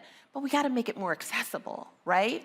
But there's so many things that we had to fix in those prior CBA. So that 2020 CBA really did a lot. But as I was telling you, ladies backstage, our president is Nneka Ogwumike, and she has set the goal. And the goal is in this next CBA to be transformational. And I understand. Let's go! Yes. And Julie, I just want to jump in and say that coming from a soccer perspective, where I've covered the NWSL and previous leagues before that in the US, I really think that everyone took notice of what the WNBA did. And it was like the baton has been passed, and that recognition that we all need to do better. And the NWSL actually just in 2024 redid their CBA 2 years before it expired because they knew they had to be better in some of these areas, especially surrounding childcare and mothers and protection of mothers. And we are starting to see those numbers grow. But that's what we do. That's why I say I'm part of a team that is at the forefront in women's sports. It's what's happening in women's soccer. It's what's happening in women's hockey. I mean, we are building on each other's gains, right? And so we pushed as far as we could. Soccer came up behind, and we're going to pull our sisters in hockey right there along with us to ensure that we're all feeling these gains and we're all feeling these wins. So, yeah. And it's so important to get it right because of what you said. Like, all of a sudden, a woman doesn't have to make that decision. I remember Joy Fawcett with our U.S. women's national team. She was one of the OG players, right? And Joy wanted to have like 8 kids, literally. And we were like, you are crazy. Like, no one ever thought about having kids back in the 90s, right? It was like, if you were gonna have kids, you were done with soccer. And Joy's like, why? Yeah. Right. Why do I have to be done, right? Like, why can't we fight for better things so that I can bring my kid, I can hire a nanny, they'll help pay for a nanny, right? All these things. And so Joy did it. And Joy would literally pop out a kid and be on the field 2 weeks later. So she did have a natural gift for it. But like, I mean, and she'd get better after every kid. I was going to say, and she was probably better. We saw that. Yeah. We saw lots of players coming back, and I think one of the military academies actually looked to do a study and wanted some of our players to be part of the study because they kept saying, there's some anecdotal evidence out there that women who come back are coming back like badasses. Like, they're coming back stronger, faster. I don't know if it's they've got so much to prove, they're so hungry for it, or it's just in those mommy endorphins, right? I was absolutely better after, like, once I became a mom, like when I was playing during my career without kids, and then I became a mom, because it changes your perspective and your routine. But like, it changed my mindset, and like how I did everything became so much more important than what I was doing. Absolutely. And making sure I was doing it the right way, and like wanting to be an example, but also just like the purpose changed. It just makes you better. Yeah. And it changes your kids too, right? Like, Joy's second kid, I wish she had gone to 8 because she would have been an amazing soccer player after each one she got better. I was like, I can't wait to see you at 8 kids.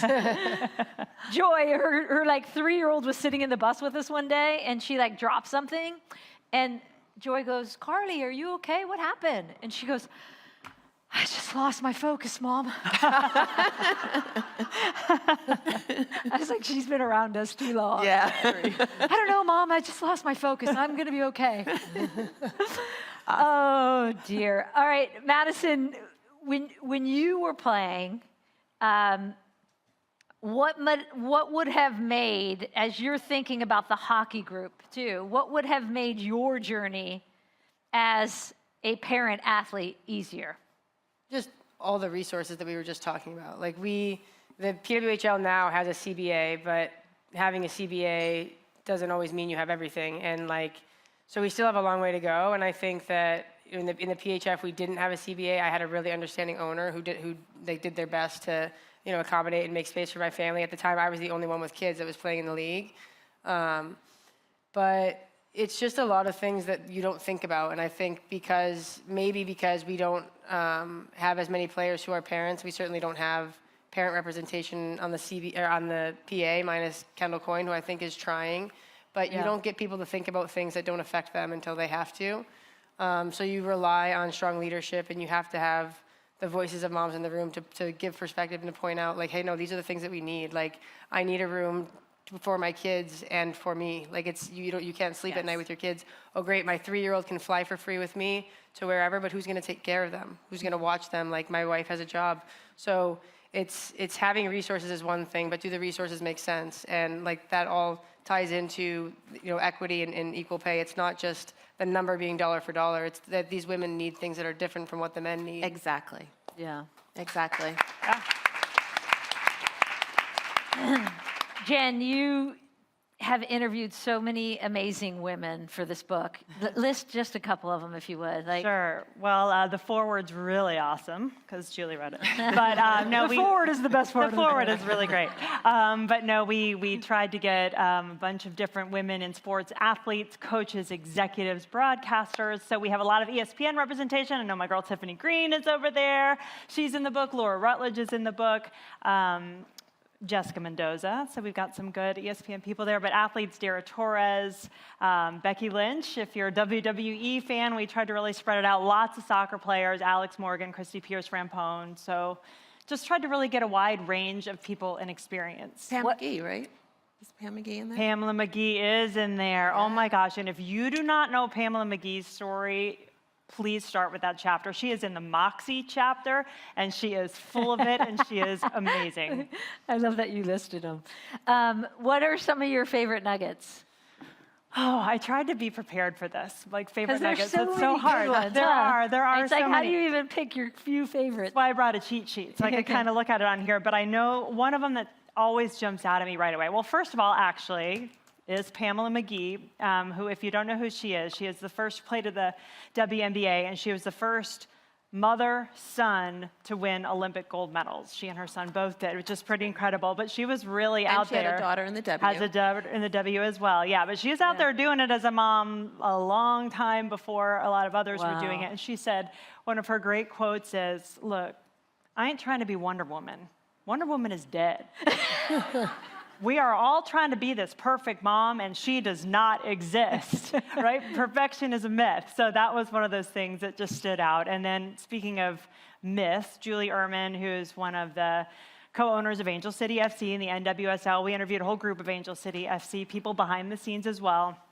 And Julie said, anyone who believes that you cannot be great at a career and at being a mother is wrong. That's a myth. Believe that you can do it. Is it always going to be easy? No, it's pretty much never going to be easy. It's going to be hard, but to believe that you can do it and do it your own way. And Susie Petrowski, who many of you may know, involved with ESPNW, and she's still on leave celebrating the arrival of her second child, but she had a great quote. She's in the book as well. And she said, we're often asked about having it all. Can we as working moms have it all? She's like, who defines that? We define what all is. When we subscribe to preconceived notions of having it all, which are often determined by men, that doesn't fit us. That's when we lose. When we determine what all is, we win. Yeah. And it changes a lot. And to understand that as a mom, it's forever changing. Yeah. And to just try to roll with You can have it all. Yes. Ooh, those are good. Yeah. Okay, my favorite one was Courtney Banghart, basketball coach, UNC, formerly Princeton. And she said, it's like when you're, wait, I want to hack it. I know. Wait, it's like wait. Whisper to me. If you wait to take the Oh, yeah, okay, thank you. If you wait to take the SAT until you're ready to take the SAT, you all will recognize this because you just probably all took SATs. If you wait to take the SAT until you're ready to take the SAT, then you're never going to take the damn SAT. And so basically, if you wait to be a mom until you're ready to be a mom, you're never going to be a mom. Until you think you're ready, because you'll never think you're ready, and then that just keeps changing. The second you think you got it, then that little 2-year-old's going to catch up to the 4-year-old, and then off you go again. Terry, you have advocacy dripping through your blood and your family's blood. which is so amazing because your son, Jaron Jr., as we mentioned, NBA star, was elected vice president of the Players Union. Yes. His dad, Jaren Jackson Sr., was active in the NBA Players Union when he was playing in '89 through 2002. And were you actually, is this a true story? You were at the NBA meeting when Jaren Jr. was elected vice president? So thank you. Indulge me on this proud mama moment. Yeah. So in my role as executive director of the WNBPA, I was invited to the NBPA's player leadership meeting one summer to present. And so I'm sitting there, I'm with one of my colleagues, and we're just getting ourselves all ready. And all of a sudden I hear, okay, so we're gonna take nominations from the floor. I wasn't really paying attention. And I hear Steven Adams, who was on the Memphis Grizzlies at the time, nominate Jaren Jr. And I was like, wait, what's happening? and I was like, okay, so he just you had no idea? I had no idea. I don't even think he knew, or maybe they had talked about it before. I kind of don't think so. I should probably check on that. I think Steven saw an opportunity for their team to have some representation, you know, at that high level across player leadership in their union. And he also saw or recognized something in my son. It was like, yeah, he's ready for this. And so, you know, I'm sitting there saying, okay, what's gonna happen now? And then I hear Jaren Jr. accept the nomination. I'm like, yes. And then I hear, okay, so everybody, you know, who's accepted nominations have to give speeches. And so this was a contested spot. Like, there were a few people who were nominated in the room for like 2 or 3 positions. And I was like, oh, wow, this is so cool. Like, I'm still sitting here. They don't know that I'm still sitting here. They haven't kicked me out yet. And so he gives a speech, and he talks about, you know, how he comes by it honestly. And he talks about his dad having had a role way back when. And he talks about, you know, his mom, but he says, you know, it's more than that. Like, I see my responsibility to step up and be, you know, a young voice in this league and to learn and to grow. And he also talked a lot about learning and the opportunity to learn the business. Now, I, as you can imagine, am just beaming. And at that point I was like, I don't even care what happens. I don't care what happens. Like, he won the role. Yeah, okay, well, so that did happen. So the election happens, and they count the votes, and they're announcing the winners, and they have the pictures of the guys, and they flash it up on the screen, and I'm like, touchdown, yes. And I'm just really so excited. And he, of course, is so embarrassed. So I won twice, you know. Yeah. And he was a player rep. He was elected, like you said, as vice president. So he's an officer of the union. And his term's not up yet. And I'm really proud, really proud. And I love that you have a quote I read that you told him to your son: given all that your life has been blessed with, all the opportunities that you have, there's an expectation that you participate in the lives of others. Yes, yes. And that one, like, oh. Well, that also comes from my mother, who, you know, as his grandmother, is very dominant in his life too. And, you know, she says all the time, to whom much is given, much is required. And Jay Jr. has heard that so much growing up as a little boy, now a young man, that his philanthropic effort in Memphis is called Much Required. And so he talks all the time about his grandmother and what that phrase has always meant to him. And he does understand that it is his responsibility. He's been blessed with so much. He's been blessed with so much opportunities and so many resources wrapped around him, and it's time to extend that and give back to others in his new hometown, still a new hometown, Memphis. That's awesome. So cool. I love how it runs in the family. Okay, final question in our last couple minutes. What is your one mom hack that we must know about? Okay, I guess I'll start. Okay, well, it's a little bit of bribery to erase mom guilt, which I fully support. We talk a lot about mom guilt in the book, but I will say this is something that sometimes when we have to go away, we would use to make little calendars, and you cross off. So especially when they're little and they don't really have a concept of time, and you can cross off the dates till you get back. And then the other thing, my kids, just figure out what your kids like, something to make them excited even when you're gone. So I did scavenger hunts for them a couple times. And I would just hide little things around the house so that every day while I was gone, they would have something fun to do, and then maybe not miss Mama so much. Oh, that is, wow, that's good. It's in the book. That's good. That's good. It's all in the book. Had to drop it. Are you ready? Do you have one? I got one. Yeah. Okay, go ahead. You got one. Good, I got one. Madison. Yeah. Mine is going to be tough to explain because our one rule in our house is we don't lie to each other, but they'll understand one day.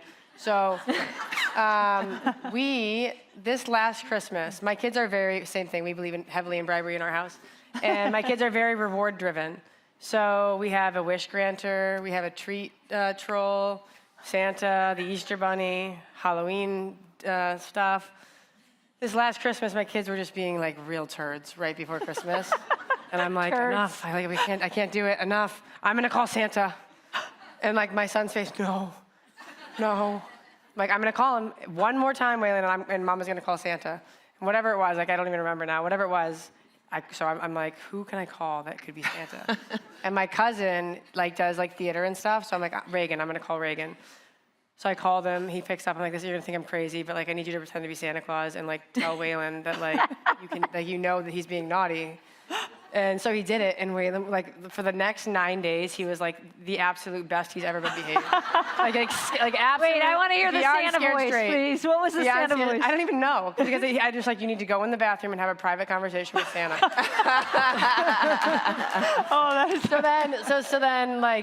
So now it's just I'm gonna call him. Do you want me to call the treat troll? Do you want me to? We had to call the Easter Bunny. I texted my cousin. I'm like, "What are you doing right now? You're not answering." And sometimes he doesn't respond. So at Easter he didn't respond, and I'm like, I can't change it up. Waylon's kind of catching on. He's like, that kind of sounded like Santa. But it works. Definitely catching on. And Harlan just reacts to Waylon's disappointment. So, there's a hack to this hack. It's called Elfie. And you just put it up every night and change it, the elf? Until you my kids don't follow the rules. They touch the elf. No. So that honestly might have been what it was. We had to call Santa. They don't believe the elf is watching? Well, they don't believe that they don't I think they're still a little young to understand the concept of it. At least Harlan is. So they need a Harlan would voice. come They down, need to we'd hear set Santa. something up and Harlan would rip it down. Yeah. That's good.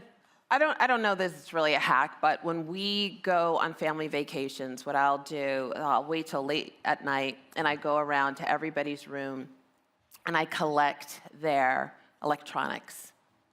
I collect all the phones, the iPads, the laptops, and I put it in the safe. And only I know, obviously, the code. And then I bring out the extra suitcase that I packed that has all the games, board games and card games, nothing electronic, and journals. Everybody, every trip gets a journal and a special pen. And so by day 2, because they're mad at me on day 1, and won't speak to me. So by day 2, everybody's speaking to each other, and we're playing games, and we're hanging out, and we're having fun. And we're writing in our journals. And the one thing I say is, write anything you want in your journal. You can draw, you can script, whatever. But at the end of our week or however long we're together, there's one day that you're gonna share something out of your journal. And it's really pretty cool. Oh, that's good. Yeah. That's great. You 3 are great. Big round of applause. Madison, Terry, and Jen Much more Hildreth. sentimental than Santa. Much more sentimental than calling Santa. Thanks, you guys. Don't forget, Jen is signing her book, and you can grab one at 3 p.m., okay? Oh, thank you. Thank you. Julie. Thanks, Jules. That was good. That was good. You guys were great. Yeah, we will get one next to the step and repeat. Hi. Do you guys want to hear my hack? Just have dogs. You know what? Just have dogs. Just ruin your carpet, not your life, is what I say. Just kidding. I'll never know true love, is what I've been told, and that's okay.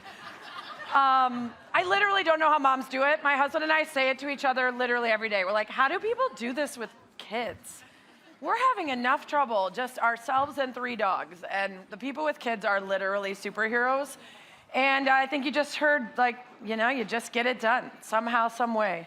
Or you get dogs, and then you travel the world. Do whatever you want, whenever you want. Are we having fun? Everyone having a good time? Okay, great.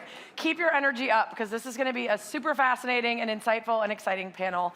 I would like to first welcome up Kim Miner, Chief of Staff and Chief Legal Officer for Boston Legacy FC. She previously served as Executive VP and General Counsel for the Worcester Red Sox. Did I say that right? Is that correct? Worcester? Worcester, formerly the Pawtucket Red Sox, and she got her start in sports with the Red Sox, and she was a college softball player at Tufts. Give it up for Kim.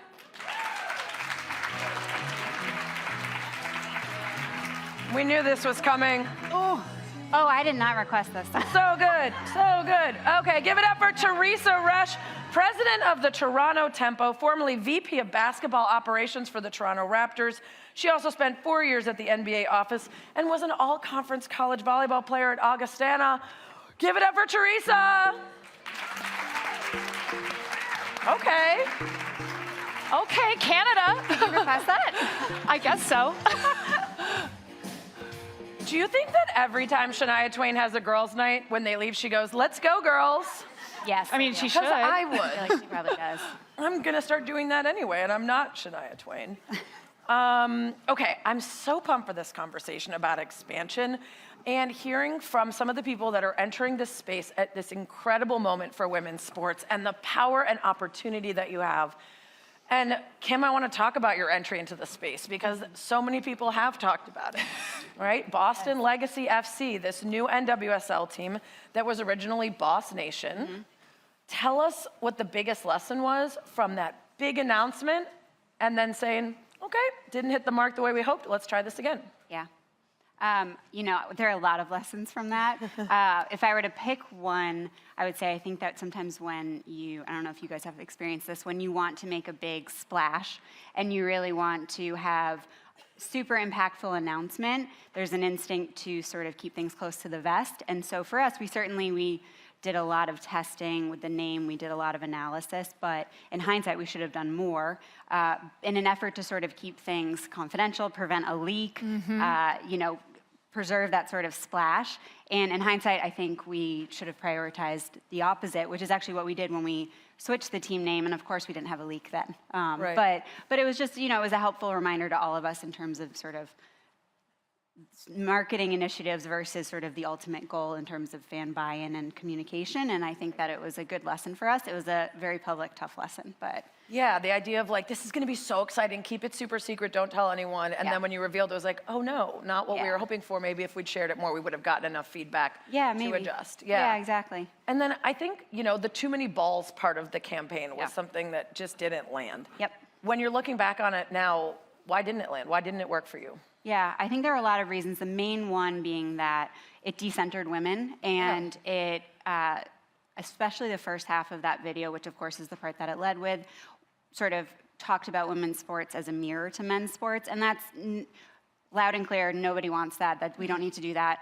And I think it was, you know, trying to do too much. Honestly, I think that this is also something that can happen with an expansion team, especially before you have players, is what are you talking about? You're talking about the team and the brand. You don't even have the things that people are most excited to hear about, which are your athletes. And so there's a lot of, you know, intentionality, but I think a lot of instinct to just overthink it and do too much.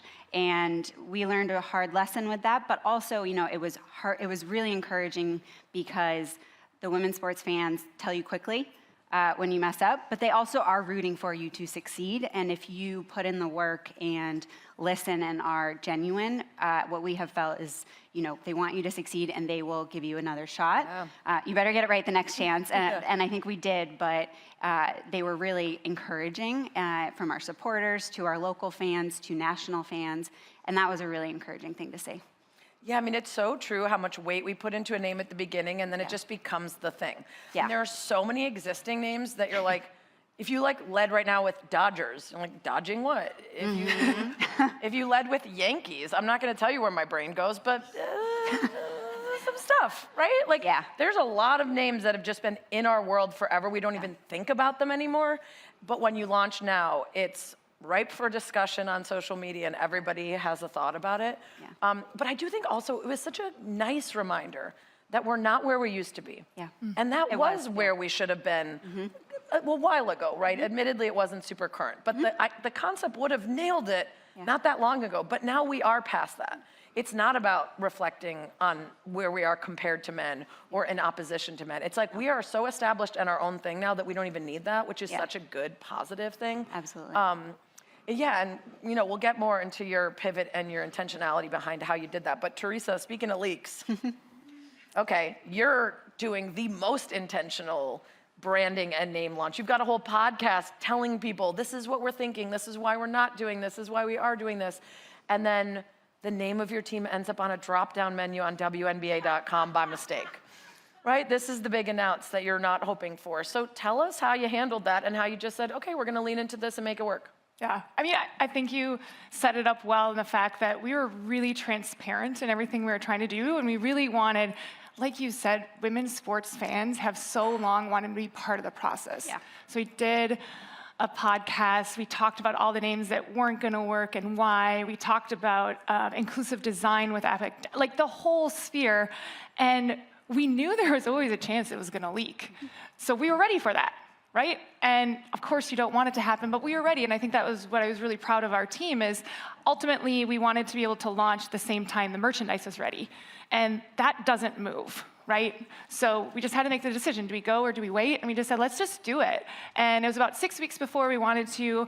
And I literally look back now and I don't know how we could have kept it for 6 more weeks. Like December 5th was the day the Toronto Tempo was supposed to be born, right? You have kids that come early, like our team just came early. And you're never really ready, so whenever it happens, it happens. But we were really excited to share it with the world. We had a launch video already in production, so we were able to fast forward it. It's not the full brand video. You'll see that maybe in a couple weeks, something to look out for. But we had that piece, and then we had some licensees who were able to turn some things so we could at least show the logo and some of the colors and things like that on that day. And then what was great is, greatness, like some of the things come out of chaos and crisis. Right. And the fact that we were able to talk twice and then launch our first brand partner, Sephora, and then launch our team name, it just made a great cadence. So I think more than anything, we knew that there was a possibility of a leak.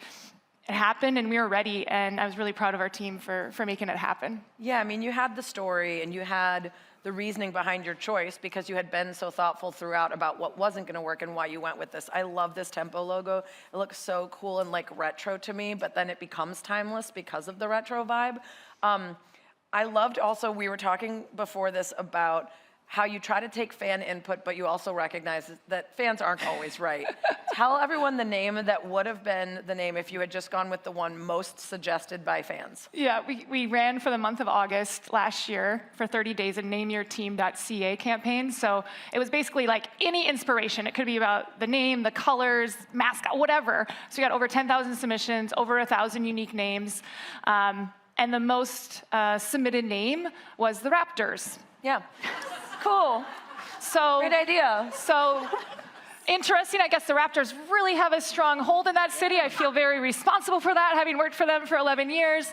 But I think that just goes to show, you have to go through the process, and there's a reason why did the Raptors resonate? What can we learn from that? And some other names that were submitted that there was a lot of love for that were never going to work. It's trademark, like you said. There's so many names already taken. Just unpacking that a little bit and understanding why there's love for that and how can we incorporate those learnings into it. Yeah. Also, I'm glad you didn't choose Raptors, which would have been bad. A couple of those were submitted as well. I'm sure. I'm sure they were. Comes from a place of love. People are really passionate about these things. Yeah.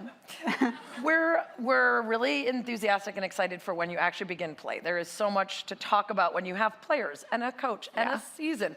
But there's still a bit of lead time, both in the NWSL and in the WNBA, for you to make it. So what you're doing now does have an outsized impact. First impressions matter so much. If a legacy team does something that doesn't quite hit, you got 100 years worth of brand affinity that you're like, oh, they'd mess that up, but we're right back with this, or we already love this player, or we have nostalgia with them. Everything y'all do now is like outsized impact on telling fans who you are. So how do you plan to capitalize on the firsts, understanding that they have such power? Kim? Well, first, I like that you said legacy Yes. in there. It comes up all the time talking about sports.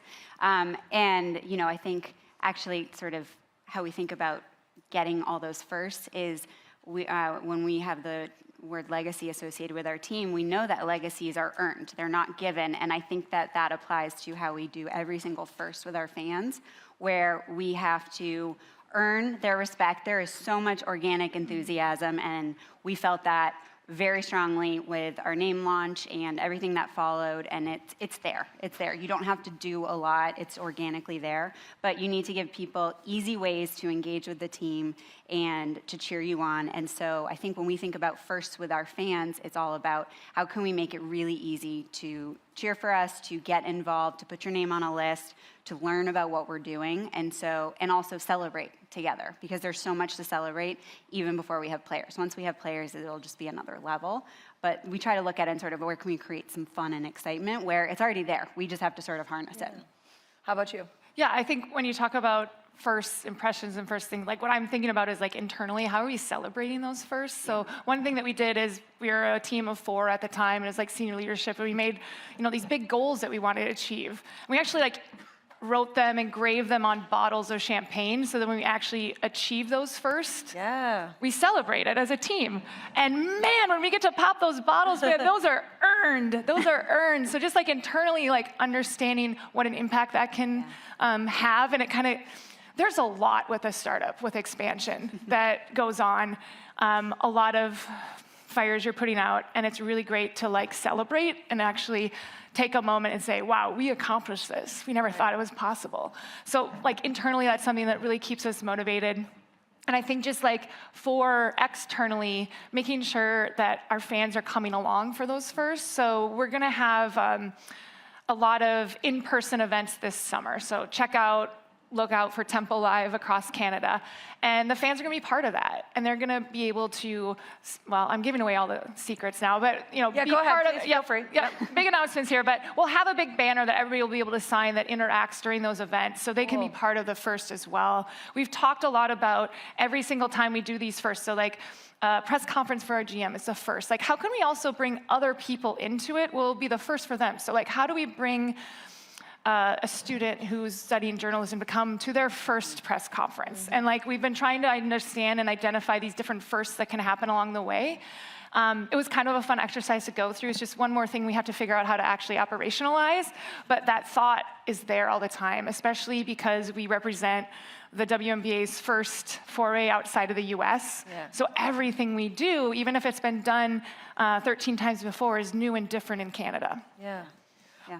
When you make those decisions too, you sort of set a precedent for who the team is and how they operate. And Kim, I wonder how your rebrand and renaming was considered in light of that, because of course you hear enough feedback and you think, instead of sticking with it and digging in our heels, let's pivot, right? But you're not gonna do that every time people disagree with something you do. Sometimes there's great intention, or maybe they just don't have information to know why you're doing it.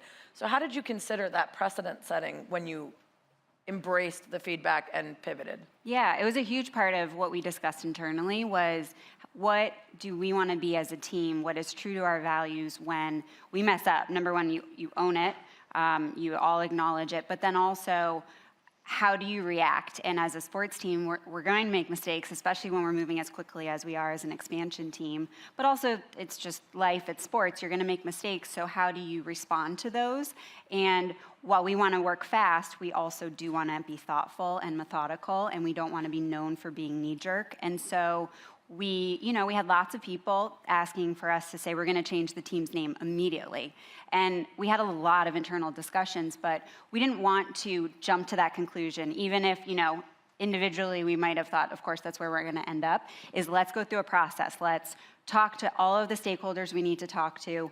Let's go through some market research. Let's do everything. Let's do the listening. We're not just going to say we're going to do it. Let's do it. and then we'll make a decision. And I think in the future, when maybe there's something happening on the field with players, maybe there's another business decision with the team, we've set a precedent that we're listening, we hear you, and we are going to be thoughtful and careful about the decision that we make. And I think that that's important. We don't want to create an expectation that we can't sort of live up to again and again and again. Right. Yeah. Absolutely. And I wanted to add to that, because what we've found too is, you ask for all this feedback. You can't act on all of it. But if you can find ways to act on it, man, the love you get back is so strong. So we put out a thing like, oh, what would you think our mascot would be? Like, that's obviously the next question after you have a team name. What's your mascot? We got all kinds of ideas, and there was this one that really, really I was confused about. They kept saying, like, Rick the Temp should be our mascot. I'm like, what's Rick the Temp? So I guess he was, like, in Canada, this like, VJ, like MTV VJ back in the day, and he was, like, started as a temp. Anyways, he has this big persona. So on April Fool's Day, we had him, he was like, do you want to do something here? So he came in and we made a little video saying that he was our first intern. Amazing. And oh my gosh, people loved that. I had never heard him, I still don't get it. I didn't grow up there. But it really resonated with us. And then after that, we announced, like, we are having an intern apply. And I think, like, we got so much love because we listened to what they said. And so where we fun. can, where we can lean in, we're going to. Like, we can't do everything that people recommend, but I think if you're open to that. I mean, the other thing, we just sent out a survey to all of our ticket holders, or depositors, I should call them, and asking them, how much of a fan are you, whatever. And almost 50% of them said that they would love to sit in a fan section. Which I was really excited about, because I go to these soccer games and I want a fan section. So now we're going to prioritize that because they've spoken, and that's something that we can actually act on. So, gosh, I'm going to wait all the secrets, Sarah. I know, I love it. Wait, the mascot's going to be Flava Flav's clock, though, right? Because the tempo. My lips are sealed. Something to think about. Tell us about how your time with the Raptors informs you for this, but also how you're being thoughtful about this being a different space, a different league, a different audience. Yeah, I mean, the thing that I'm most excited about is having been with the Raptors from 2013 to, just last year, to see that evolution and to see what worked. Like, now we can just accelerate all those things that worked, right? So we knew we had to, oh, Larry, that's so great. Good. What a brunette you are. I know. So you're just like a fake blonde? Just like Linda, me and Linda. I lost my train of thought. When you see a championship ring, you lose your train of thought. But, I know, it's accelerating, right? So we invested, a group of us came in 2013 and was like, we need to invest in player development, we need to invest in player spaces, and we need to raise the exposure of this team. So built a facility, got a G League team, hosted All-Star, and we can take all those things. It took us about 7, 8, 9 years. I guess the last one there is win. Yeah. Makes a huge difference. It took us 8 years to get to the finals, and we got a little luck and we won. Like, now I know exactly that playbook, and we can do those things right away. But I think what you said there that was really important is, like, what does that look like in the W? So what does player development look like in the W versus NBA? What does player environment, practice facilities, capital investment look like in the W versus NBA? And then exposure, right? So the one thing I'm so excited about is that we are Canada's team. Our name says Toronto Tempo, but we are Canada's teams. We have commercial rights across the country, and we truly want to captivate the entire nation. We have the largest market in all of W, and it's really a gateway to global expansion for this league. And we embrace that. And I think it's just it's going to and has impacted the way we look at the business and how we position this team. And it's something that no other team has ever had the opportunity to do. The Raptors joined the league at the same time as the Grizzlies. There was the Blue Jays and the Expos. So it's really this really unique opportunity. And like you said, it's the first. It's never been done before. So we're probably not going to get it exactly right, but what I'm excited about is all the opportunity that is there. So much opportunity to be Canada's team while also living up to the great traditions and enthusiasm of Toronto, which I love Toronto. I've been going the last couple of years for the espnW Summit in Canada, and it is a blast. Are there challenges because of the Canada-US tension right now? Are you feeling any of that as you're getting started? I think we're all feeling it. I mean, the world that we live in today, it's part of the society that we exist within. Within Canada, there's a ton of national pride, very strong Canadians, and I think more than anything, sports is a unifying force. Right now, the Maple Leafs are in a series against the Ottawa Senators. They call it the Battle of Ontario. the great thing about tempo is the entire country can rally around us. So I think more than anything, it just shows that sports are great unifiers, and I'm really excited. Like you said, Toronto is, I hadn't spent any time there until I moved there. Like literally, I had never been there until the day I moved there 12 years ago, and I'm sitting here as a Canadian citizen. So like, to say it's been an incredible city, I can't wait to welcome the world. Like talking, I went to the Final Four, I went to All-Star in Phoenix last year, and just talking to the people around women's sports, around women's basketball, you know, not a lot of them had been to Toronto, right? In the NBA, you know, when I got there, the Raptors had existed for 20 years already. So a lot of people had come just as a visitor for visiting games and things like that, but there's not a lot of people. So we're so excited to welcome people to Toronto and all of Canada. Yeah, it's the Chicago of the North, and as we all know, Chicago is the best city in the world, so Toronto's a close second. Kim, I want to hear about the stadium project. This is a huge part of Boston legacy, this public-private partnership. Like, you were part of the Pawtucket Red Sox stadium development, so you're bringing a lot of knowledge about that. But this is a very unique situation, this white stadium at Franklin Park that you're going to inhabit. So what's the latest on that? We've heard a lot of headlines, but what's the latest, and how are you moving forward? Yeah, we're so excited about this, and I think that we've already seen with Denver's team announcing what they're going to do. This is going to become the norm. I think whether it's public-private partnership or not, having your own venue, or at least a venue where you are the primary sports team, is so important and unlocks so much potential for a team. And so we're thrilled.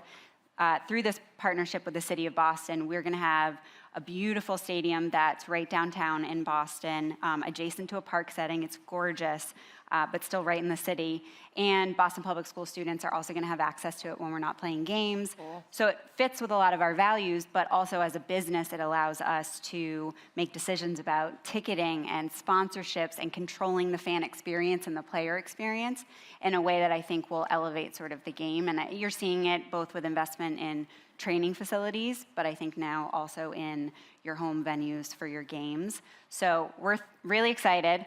Public-private partnerships are tricky. They take a lot. They are, you know, in the public spotlight. For us, we have a mayoral election this year, so we're also caught up in that. So they're a lot, but they're worth it. And I did get to see, I did the whole ring around in Rhode Island with Larry Lucchino, with the AAA affiliate of the Boston Red Sox.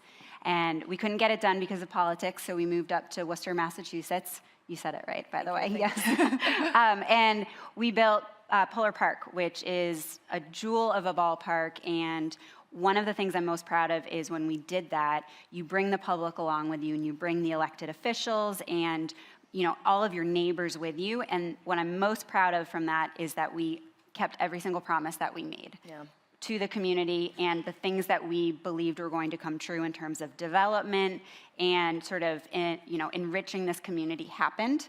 And so one of the things that I'm really excited about with what we're doing in Boston is that there's skepticism, but we're starting to deliver on what we promised. And through our actions, people will see that we really mean what we're saying in terms of 50% MWBE hiring, in terms of, you know, having women run the show here. We're doing it. And I really like to get to be on the inside to make sure that we're doing that. And demolition is underway. You know, we've had some bumps. These things aren't easy, but demolition is well underway. Full steam ahead. Yeah, we're so excited. The design part is the most fun. We're in the middle of that, so it's awesome now. MWEB means? Minority and Women Business Enterprises. Okay, great. So that way we're having diverse local participation in the contracts for our stadium. Awesome. Super important to us. It is incredibly important to be in charge of your own facility, and it's something we've seen, especially across the NWSL. For years, we were always like, when's the schedule coming out? When's the schedule coming out? It was always delayed because it was like, we're third in line to whatever. And so it's huge to have that. And then I think also, like, people have really underestimated the impact that taxpayer funds toward men's stadiums have had on the sports industrial complex at large. Men have been constantly benefiting from it being politically savvy to endorse and support your teams and lift them up. And on the women's side, there's just never been an opportunity to take advantage of that. Yes. So when it works out and when you keep your promises, it's such a great opportunity. Want to quickly ask you, first team without a draft. For those who don't know, the NWSL is the first major professional league in the US to abolish the draft. You gotta really align your culture with your sporting side. You hired the former head of Barca Women, Dome Gauch, who I had on my show, Good Game with Sarah Spain. And we talked about how he's gotta sell the team the same way, you know, you're kind of almost recruiting like a college. I mean, it's a challenge, I think, long term for the league. There's Dome. There's Dome. Nice. He's the best. He is. He really is. You know, it's great because it brings the NWSL on par with the international game. So it's a really wonderful thing. And what it means for us is sports and business sides have to be really closely aligned. And we're recruiting from the very beginning. We're not drafting anybody in. We're recruiting. So that goes to hiring our first GM. What are we signaling to players in terms of who is trying to bring them in? Having someone with international player knowledge and who has experience building a team without anything like a draft is critical. Also thinking about Boston and how do you sell players on the idea of playing in this amazing sports city. That one's not too much of a lift, thankfully, but that's a huge part of it. And then also facilities, training facility, player experience, what the stadium will be like. You know, we are recruiting players, and that's really a key part of our business initiatives right now, which, I think it's awesome to see the players empowered in that way. And hopefully it also means that when they come to our club, we're really well aligned. Everyone has to step up their game in NWSL, which is awesome. You got to get players to want to choose you instead of, well, I'm stuck in fill in the blank city I'm not going to say because I don't know where y'all are from. You might be mad at me about it. Okay, we're almost out of time here. I want to ask you both the last thing about celebrity ownership. Because Teresa, Serena Williams joins Toronto Tempo ownership. Woo. She's got a hometown team in the Sparks, and she was like, nah, let me go to Toronto. How did you score that, and how is she going to be involved? Incredible to have one of, the greatest of all time to be associated with your brand. She has been very public. You guys have been following. She's been very public in supporting women's sports. She said very publicly she wanted to be part of WNBA ownership. She had conversation with commissioner. Ownership isn't always available. Like the Sparks, I don't know if they have any minority. I don't know if they have anybody that they're actually putting on their board. But as a new team, we do. Yeah. And she has a great affinity for Toronto. She loves Toronto. It's been great to actually get to know her and hear some of her stories about her time there and how much she actually connects to it. And she's really passionate about elevating women's sports in general. So we're excited. She's a busy lady, so we're not she's not going to be there every day, but we do look forward to leaning into the areas that she is passionate about. We announced another owner yesterday, actually, a great Canadian businesswoman, Sukhinder Singh Cassidy, and we'll have another owner announcement in a couple weeks, so stay tuned, and we'll be filling out the board. And I think more than anything, the amount of strategic value that these women are adding is incredible. And I'm so excited that we can find space for women at the table. It's really important. Super important. Are you selling that fit that she's wearing? Because I want it. Yeah. And will I look like that in it, I guess, is also important to the equation. Elizabeth Banks turned down the chance to be a part of Angel City ownership, but joined the ownership for Boston Legacy. What does your ownership table look like? Are we going to have some more celebs announced, just like Teresa said? We will. We'll have a few more announced. Right here and now. No? No. Okay. But we have a few more coming. And what I'll say about our cap table is we have people who are passionate about Boston and about the team. We're so lucky to have Monarch Collective as one of our big investors, and they've been great. And one of the things they've advised is, if you're bringing in celebrities, you want people who are engaged, who are going to show up to games or dedicate some of their expertise, whatever it is, to what you're doing. And so far, that's what we've got, and it makes us a more well-rounded organization. And Elizabeth obviously brings amazing wisdom to the club, but we've got 2 former pro sports GMs on our cap table. We've got entrepreneurs from the tech and VC world. We have Celtics ownership. We've got a lot of dynamic owners. And I know Jessica Berman often says this about the NWSL owners, is they're involved to a higher degree than I think owners in other leagues. I don't know about the W, maybe it's the same, but these owners are involved. And where they have expertise, we'll take them up on it. Well, Teresa, thanks for giving us some secrets. Kim, thanks for keeping yours close to your vest. We're going to hopefully be learning more and more about both your teams as we approach that first kickoff day. So thank you so much. Big round of applause for Teresa and Kim. Thank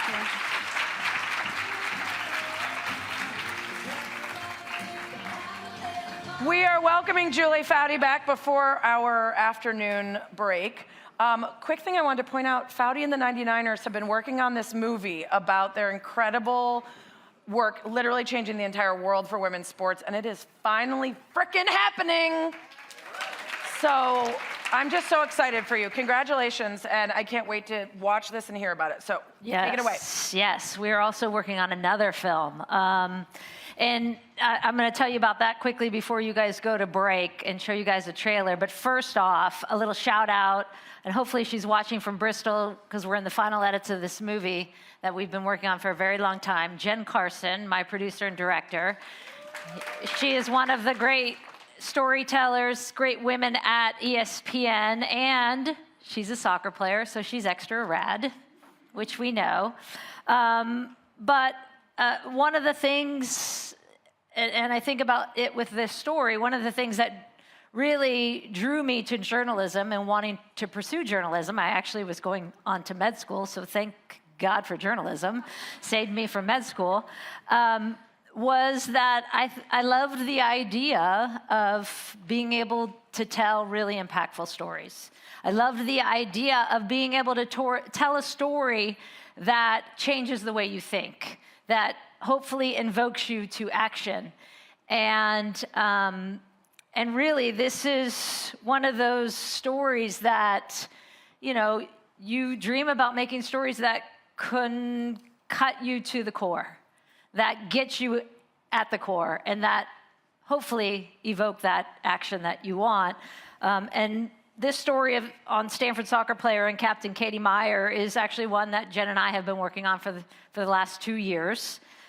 It's a great reminder of why we do tell these difficult stories. So here is a short video trailer of our hour-long film, Save the Katie Meyer Story. There was a lot of debate on how I wanted to do this first episode. I knew I wanted to tell my story. Welcome to episode 1 of Be the Mentality. I am your host, Katie Meyer. My first guest today is my father. Where's Katie? 505. I've been kind of chewing on this. What do you think a lesson is that someone just has to learn on their own? It was just like a different type of joy to know that like I was playing for Stanford, representing the school that I love, the school that was like my dream. It is saved! What a moment for Katie Meyer! She was driven to graduate from there. That didn't happen. Stanford community trying to make sense of the tragic death of the captain of the women's soccer team. It's every parent's nightmare.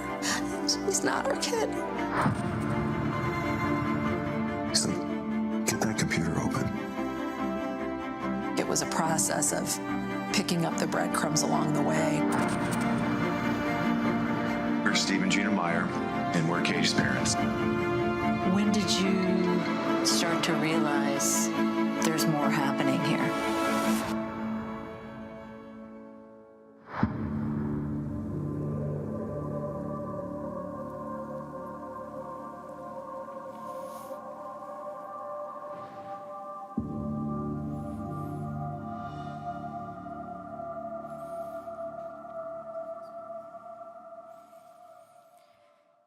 So Katie's parents quickly realized there was a lot happening here when they opened up that computer.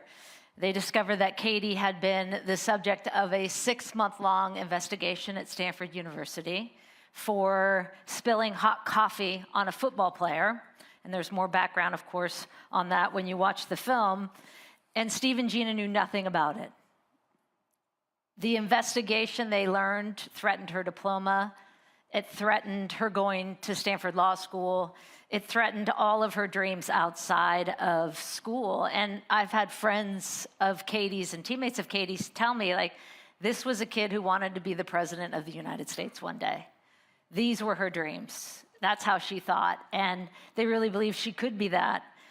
And as heavy as this story is, we know it's also a really important one to tell. And there's also incredible inspiration in Katie's parents, because through all this pain, they have said, like, Katie wouldn't want us in a corner crying. She would never be okay with that. And so every day we wake up, as sad as we are, and say we can do more. And not only did they do more, they started a foundation in Katie's honor called Katie Save, and they got a bill passed, just signed into law by Governor Newsom in California, called Katie Myers Law, which is a bill that will be enacted at all public institutions in California. Public universities, note Stanford is a private institution, so it doesn't have to enact Katie Myers Law, but the idea of that law is that whenever a student is going through a disciplinary action at their school, they have to have a trusted advisor next to them that is trained in the procedures of the law and can help them go through this disciplinary process. And the idea is that with Katie Myers Law, no other student has to be in the shoes of Katie Meyer on the night of February 28th, 2022, when she took her life. And so our hope in telling this story is that we learn from this and that those hard conversations do actually happen, because I do think actually this is a story, candidly, that you will walk away with having more questions than you do answers.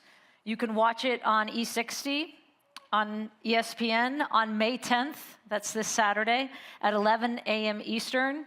It'll also be streaming on ESPN+, and we hope you do watch it, because I do think you will be inspired because of it. I think you will be inspired because of Katie. She had this really special way of doing that to people, and that's what everyone loved about her. So, thank you.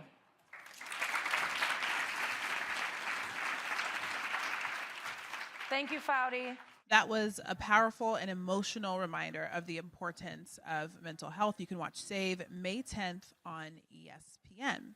All right, as we continue to celebrate strength, resilience, and just the amazing women across sports, we're going to take a quick break. Go stretch your legs, go do what you have to do, maybe grab another bite to eat. And when we come back, we are going to talk with some of my favorite people, 4 women that are in the college football world. And then also, we're going to get a little taste of the Elle Duncan show. You're not going to want to miss it. We'll see you in a little bit. Bye.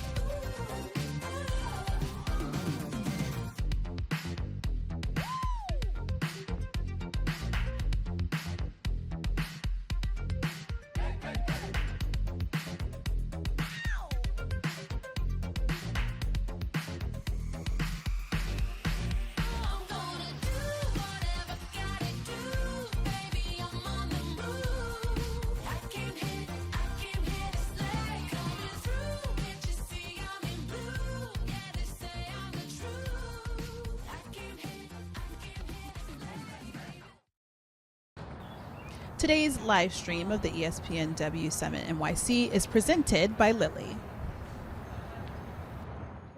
What do you hope that people learn from reading your book? I hope people learn that no matter what you're trying to accomplish, that our lives aren't perfect. The Timeless Torches did such an amazing job starting us off that I felt like we should invite them to teach us a couple of dance moves. Number one in the race. Gonna cross that line. Gonna free your mind. Gotta make this count. Gotta break new ground. Like a brand new watch. Give it time, just watch. Give it to me. Yeah, it's a vibe. Do what I want, do what I like. You know what's so crazy is everybody said that I looked good doing that, and now watching it back, I question all of you. But thank you. It was a grand old time. Okay, so I'm so excited to welcome you back to the summit. Obviously, we've had so many great conversations, and I'm very excited about the ones that we're going to have next. You get to hang out with some of my friends on the college football side, and of course, the Elle Duncan Show. Sarah Spain is going to start us off, so let's toss it over to her.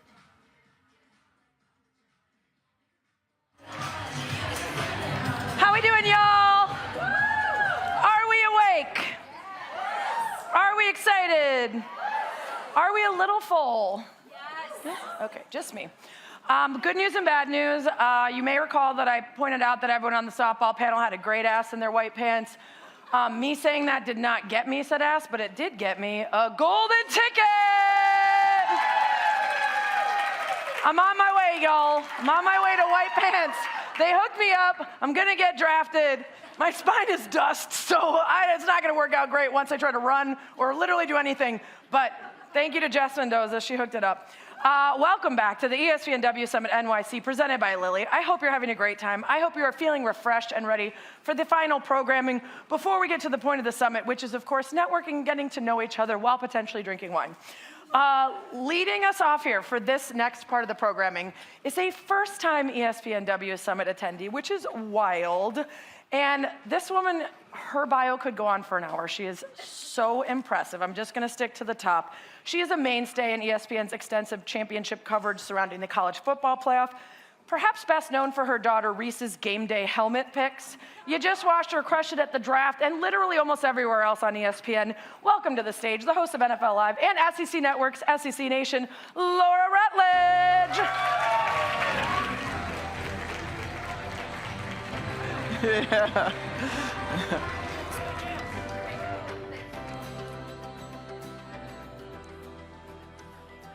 Love Noah Khan in here.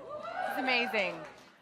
Before we introduce everybody, we actually thought we were going to get him on the Welcome to the Masters show that I host, and I was freaking out about it, and I was so excited because he is truly my favorite musician, and then he couldn't do it, and so I was bummed the rest of the time. But anyway, I'm so happy to be here with all of you today.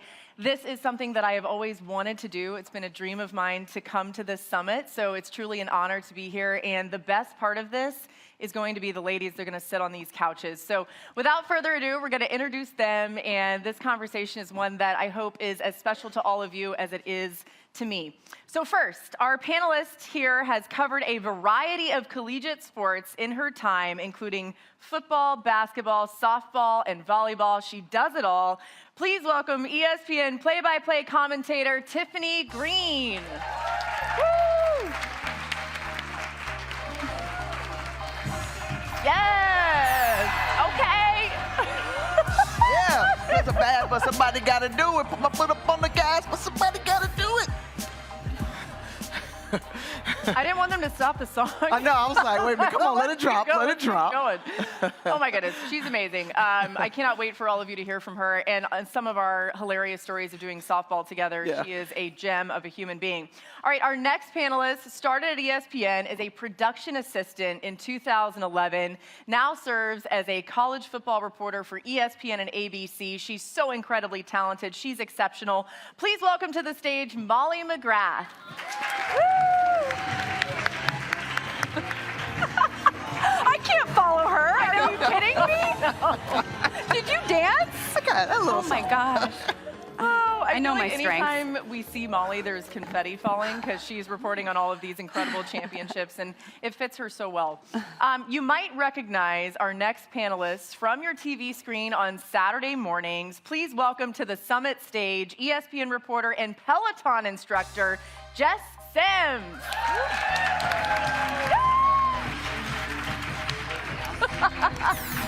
I definitely didn't pick the song.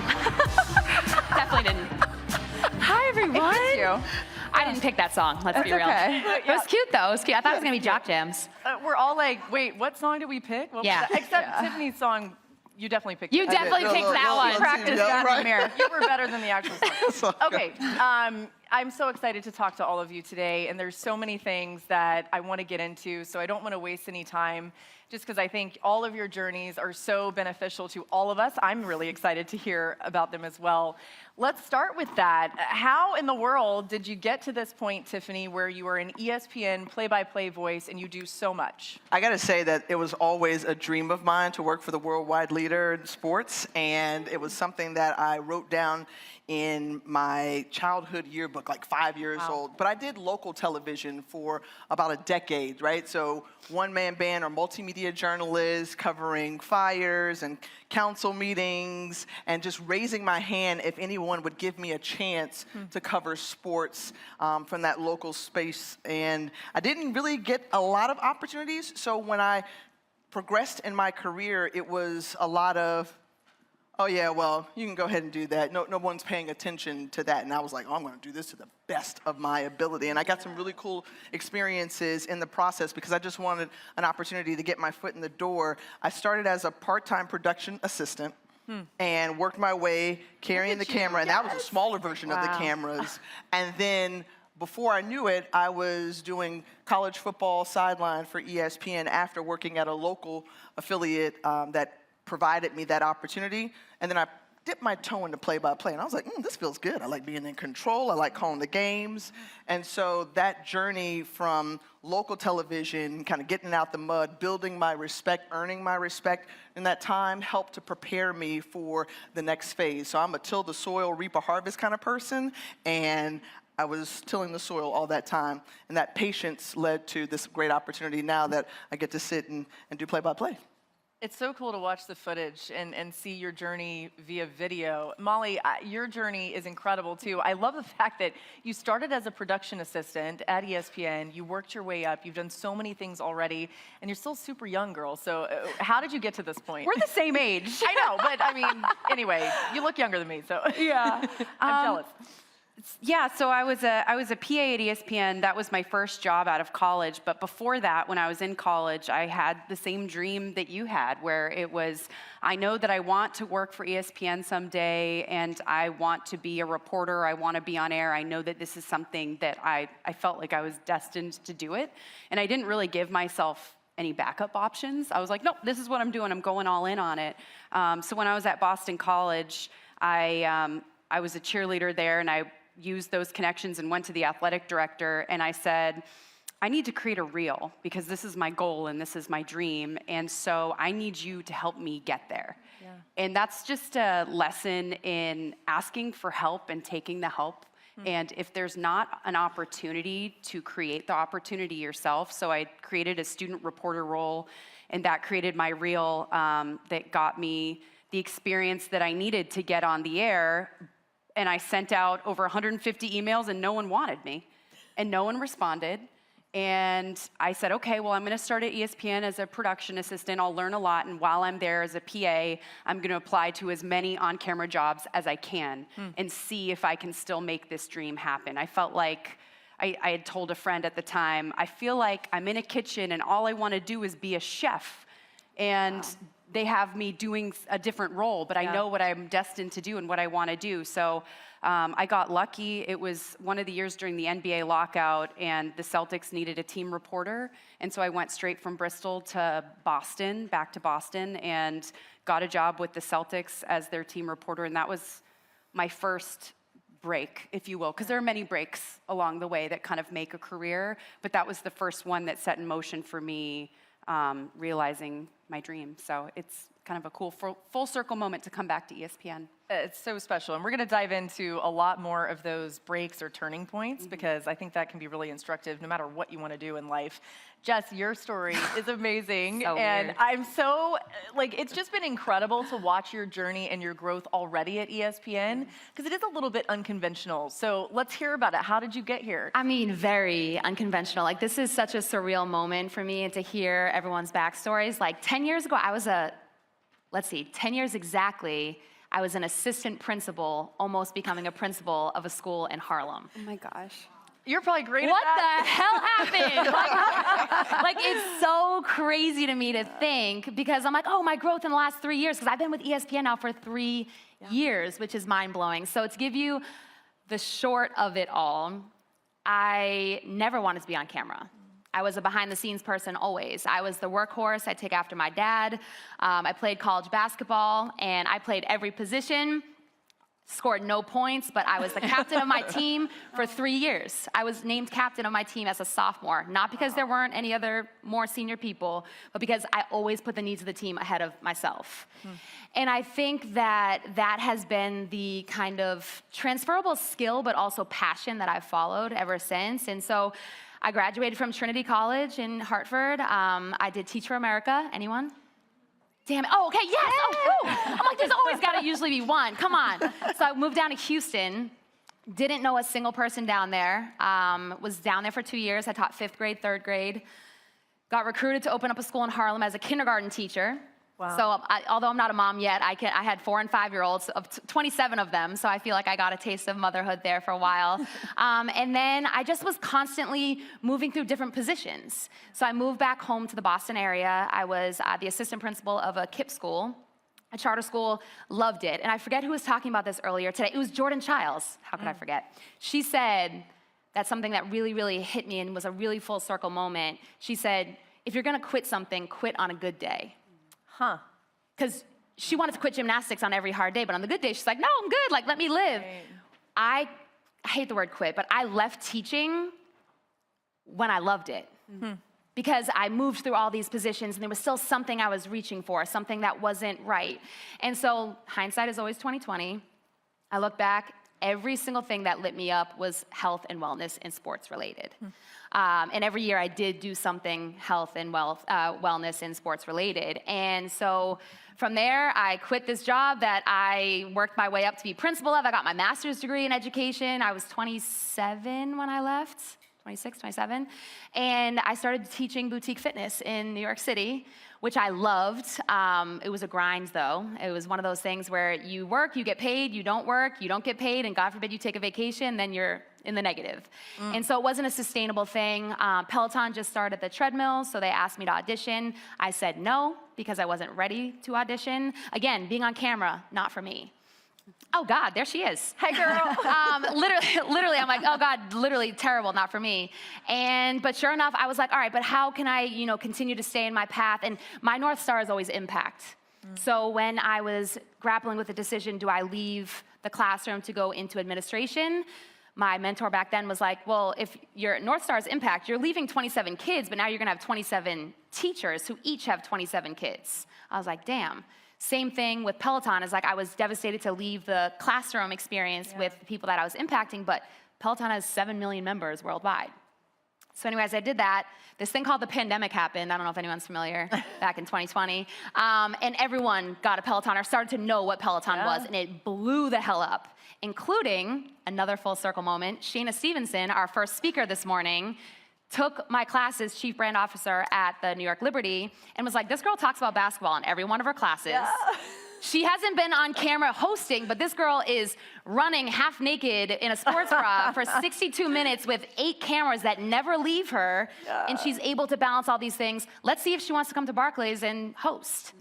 So, and that was around the time where I got an agent and things like that. So anyways, this has become really long. I'll wrap it up. Don't wrap it up. I did that. And then my agent was like, you're pretty good at this. Like, do you want to meet with ESPN? I'm like, sure. I have a full-time job. I'm not, I don't need this job, but I'm like, sure, let me talk to this guy. And I met him for coffee 2 days after I ran the Boston Marathon, and I was on such a high because it was the best experience of my life, literally. And and I'm such a hugger. I was like, oh my gosh, bye. And he was not a hugger. I'm like, oh my gosh, see you later. And he was like, all right, bye. And he told me I might never hear from him again. I might hear from him in 6 months, 2 years, whatever it was. I heard from him in 2 weeks. I went to Bristol, and then I started working on this small show called College Game Day. Oh my goodness. Amazing. Wait, it's an amazing story. Crazy. Does anybody here take Jess's classes? Oh God. Oh, sorry, yes. sorry. So hard. Like, seriously. I think I tried one, and I was like, you're too hardcore for me. Sarah Spade said her husband said to say he hates me for the Flash something. I was like, ooh, the Flash 15. He's got a good one. Okay, I will keep my story short because it's definitely more about them. But my journey, I think, is interesting because it's such a switch up. Growing up, I was into ballet and music and the arts, and that was all that I did. I was terrible at sports. I was the person, this is a true story, at PE class that was the third baseman and forgot I was the third baseman and ran home when somebody hit a home run. My brother was like, I'm never talking to you again. He was sitting out at lunch when I did this. But I always loved watching sports. It just wasn't something that fit for me, at that time. And I ended up taking the ballet thing to the brink. And then I realized my senior year of high school that I wasn't good enough. I was pretty good, but I wasn't good enough to really make it what I wanted it to be. And thankfully, I had in-state academic scholarship in the state of Florida. So I was flipping a coin between Florida and Florida State, the only 2 schools that I had applied to. And I flipped the coin to the Gators. Are there any Florida people in here? What? No? Oh, word. I'm just kidding. I almost went to FSU, honestly. But Gator people are like, ew, don't say that, but it's true. So anyway, when I got there, I was trying to figure out what I wanted to do, and I had an undeclared major And then the spring of my freshman year of college, my friend was like, oh, there's an on-campus radio station. I needed to make some money. Ironically enough, I was still trying to take ballet classes, and my parents were like, we're getting charged for these, so we can't afford that. You need to make money at a job. So she said, there's this on-campus radio station, and they pay $6 an hour. And I was like, ooh, all right, $6 an hour, let me go get that. So I went up there, and the guy said, yeah, no, we have one opening, but it's in sports. And I didn't think, and I just said, okay, I'll take it. And then I was like, oh my God, what have I done? I don't know anything. Like, this is a total disaster. And I was a disaster. My very first report on air was supposed to be a 2-minute update. I forgot to turn the button on to go live. So it was just dead air for 2 minutes. I was like, all right, that's really bad. And my boss was like, this is really bad. Like, you are bad. And I'm like, I know. I don't know what to do. But I think I had been so dead set on being great at something, ballet, for so long. I'd worked so hard, and it didn't end up panning out. So I was looking to put all my energy into something new. And it sort of all hit, at the right time. And just through a lot of work on the radio, that was where I started, and that was what I really committed to for the majority of my time in college. I did not want to be on TV. I'm similar to you, Jess. I did not have the dream of being on TV. I still don't always know that I want to be on TV. I'd rather do something like a podcast.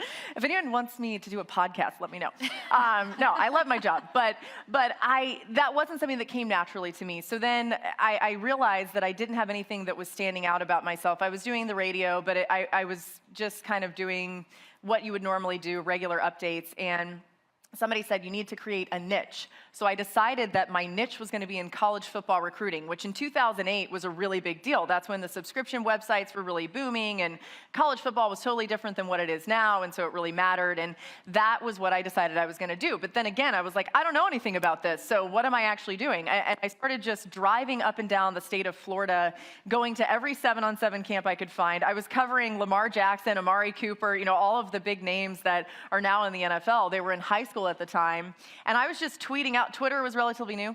I was just tweeting out updates about them. And finally, Scout.com, which was affiliated with Fox Sports, saw some of my tweets, and they're like, who's this girl just tweeting out, here's the top 5 for Lamar Jackson or whatever it was. And they hired me to work for Scout.com just locally in Gainesville. And I wrote a bunch of articles. I did anything I could. We did a little internet TV show that was in this guy's garage. That was what I was doing. But anyway, when it comes to what ultimately got me on TV, I could never get any of the internships. So my whole time throughout college, I'm emailing everybody. I'm applying for ABC, Fox, ESPN, CNN, you name it, and I couldn't get a single one of them. And I thought, well, this is really bad because nobody wants me. Lots of closed doors. And finally, Fox Sports Florida, the spring of my junior year of college, this guy finally emails me back. I think I sent this guy like 1 million emails.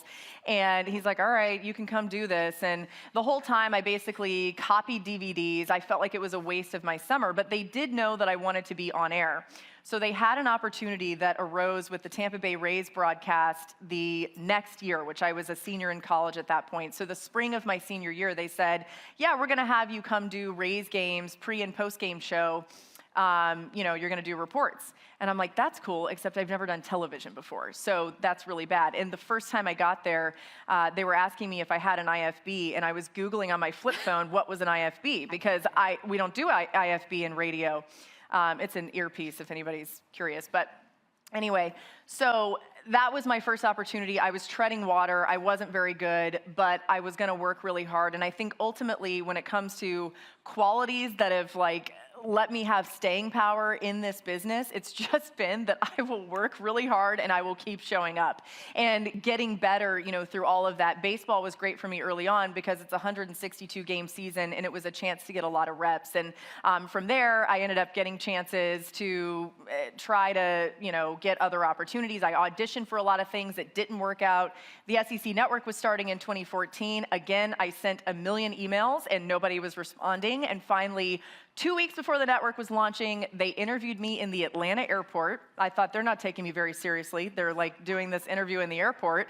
I thought I bombed the interview. I was giving up, and then I got hired for a very small football package. It was 12 events, basically, 12 games. And that first year I did 68 events because I said yes to everything. And then I think the rest is kind of history. We'll get into more of the journey as we continue on here. But yeah, I think, you know, the main thing for me, you guys, as I think about what I would have wanted to hear when I was trying to figure my career out, or just in general, I think a lot of times you look around and you say, man, nobody else seems to be stinking up the joint like I am. No one else seems to be failing like I am all the time. And the reality is, I think we're all failing like all day long. So I'm here to tell you that I am, and I'll tell you some of those. But Tiffany, I'm curious, the doubt that sometimes creeps in, how do you manage that? What does that look like for you on a daily basis? Well, we're in a very subjective business, so everyone has their opinion and they like to chime in. I came in at a time before social media really picked up, and now I don't understand how some people navigate it quite as well as they do, because it's like a lot of people who don't matter or have any value in my life saying things that I wouldn't normally go to advice for and ask for their help. But I was a person who was confident, and I loved sport, so sport helped to build that confidence in me. But just like anybody, you go in and say, okay, well, they're doing this, so you kind of got like the window shopping idea of looking at what other people are doing. Do I do it like this? Well, we don't sound alike or we don't look alike, so, you know, where do I fit in? And then I remembered, well, wait a minute, you're a woman of faith. So if you're a woman of faith, you've got to lean in on that, and you've got to call upon that, because that's where I get my strength. Now, I'm also the person who sits in front of the mirror or in the car, and just like Mustard, I'm yelling out affirmations to myself, telling me that you are enough, that you can do this, that you do belong. You're a one of one. Like, there's nobody that can beat you, Tiffany, at being you. So there are a lot of originals in this room, and we all add something to the mix. So you, Tiffany, are a part of that mix. Add you. And when I let that go of trying to maybe please other people or kind of live up to whatever standard I thought for myself, man, one, that was very freeing. And then now I only have to battle myself, right? I don't have to worry about the external forces that you know, are coming in.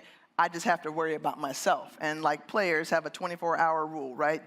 You're mad at yourself, you're not pleased with your performance, or something happens, talking about that feeling all the time, and you're like, all right, we're gonna go back and work harder, and we're gonna do something and correct and get better for the next time. So affirmations, faith were critical to my development, and still I have to remind myself of that. And then I need my village.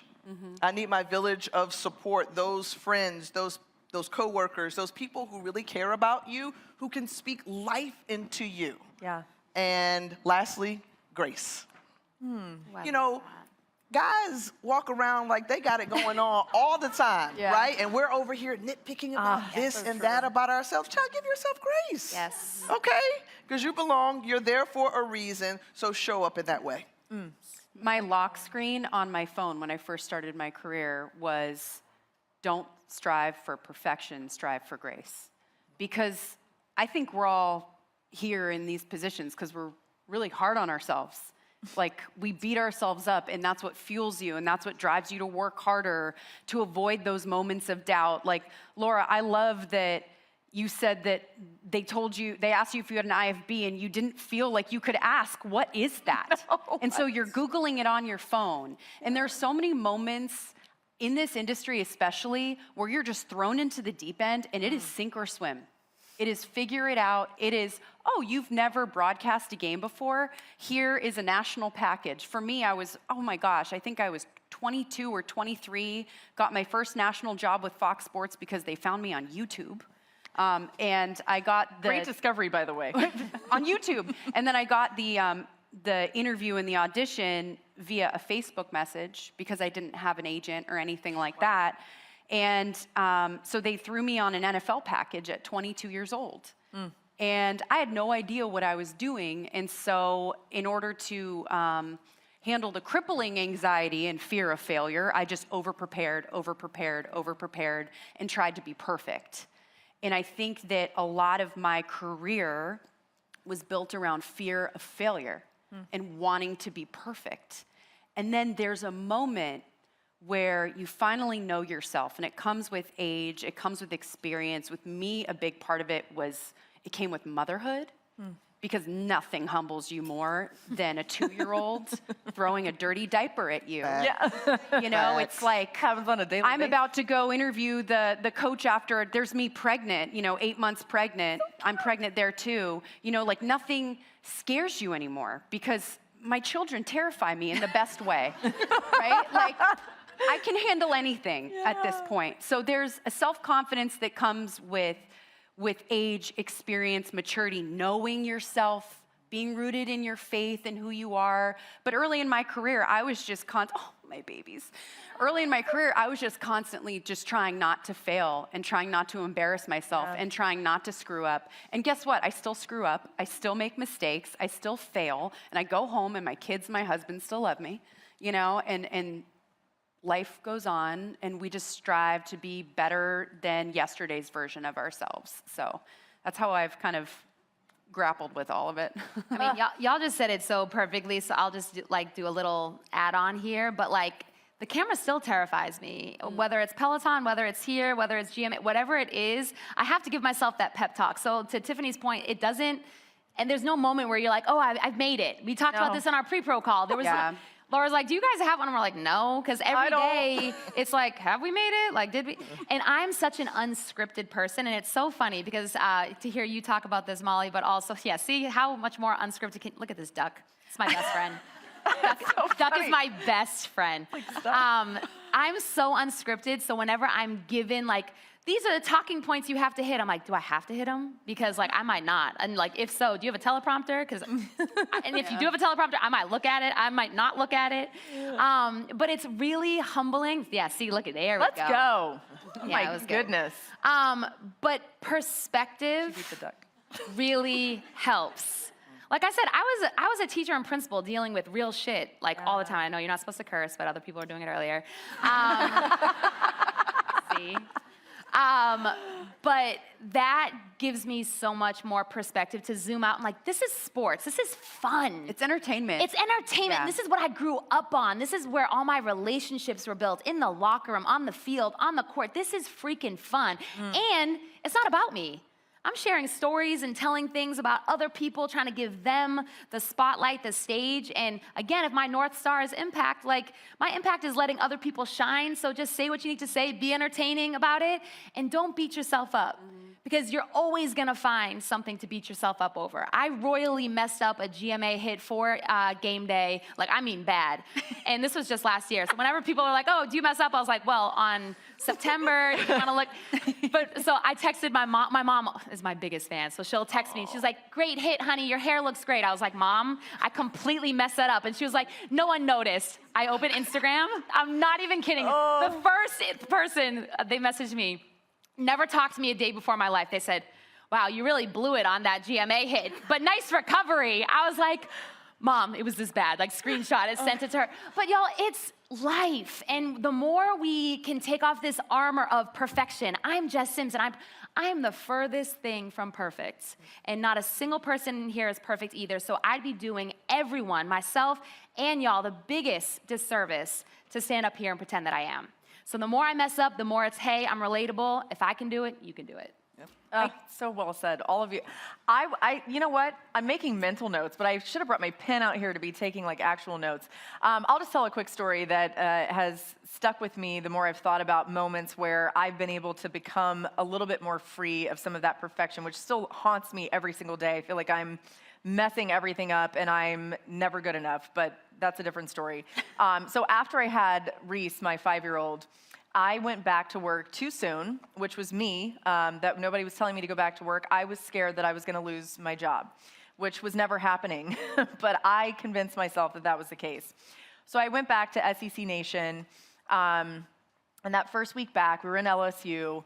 I was pumping on the road, so I'm in the mother's room, and I didn't time it all out right. I'd never done it before, so when it comes to giving yourself grace, at that time, I didn't know what I was doing, so I was trying to figure it all out.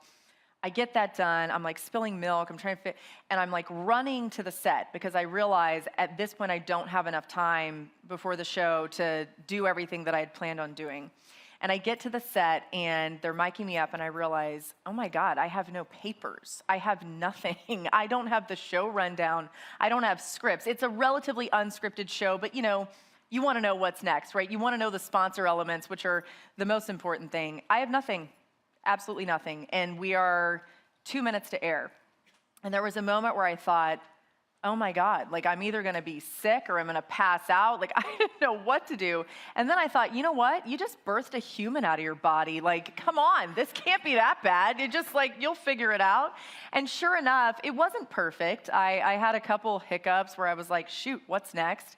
But it was one of the most important things that ever happened to me because after that I said, maybe I don't need all those notes. Maybe that's actually constricting me and holding me back. And I realized that it was pretty freeing to, maybe you have a guideline, but you're actually looking up at the analysts who you're talking to. You're reacting to things that are happening. You're looking on the screen and you see a funny fan that's doing something that you would have missed otherwise because you were like, okay, what's next, what's next, what's next? So that to me was a big turning point where the doubt kind of was about to take center stage, and I was able to somehow counteract that by the grace of just being a mom, which I'm really proud of and thankful for. And along those lines, I know we've had great conversations today about motherhood in this. I think it's specifically unique in our jobs because there is a lot of travel. There's a lot of preparation that's happening at home where you can't be as present as you want to.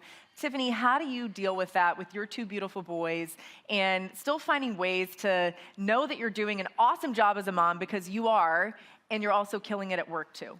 Well, that's what I beat myself up over. Yeah. Honestly, that's the thing that really gets to me. I understand that I may make some mistakes at work, and that's normal. That's my boy Bryson. That's my oldest, and my youngest, Aaron, one time. I love those dudes, like, because they're so cool. We've talked about just the belief, and you put on that superhero cape, and you feel like Superwoman when you go out there. That's how I feel, and that's how they make me feel. So I really try to be present, and sometimes the phone gets in the way, and sometimes emails or work calls interrupt. But I really, really, really try to provide as much consistency as I can as possible. I understand that my work-life balance does not exist. It's a shit show, and whatever comes that day is whatever is thrown your way, and you just figure it out. And then the next day is going to be completely different, and that's cool too. But I want them to know that mommy is always going to try to be there as best as possible to show up for the things that matter because I miss so much. And I did something recently, and I know this is something that we've all experienced, covering a sport, and I recently said, no, I'm not able to miss this Mother's Day. I've missed multiple Mother's Days, and it's a scary feeling because, kind of to your point, Laura, the thought of turning down an event, and we've arrived, but we haven't really arrived, so can you say no to this? And someone else will take it, and great, make room for others, right? Like, there's enough food at the table that we can all eat. Yeah. Right? So you don't have to occupy the table and eat everything up. Somebody else needs an opportunity. Let that be okay, and you be okay with where you are. So my kids humble me.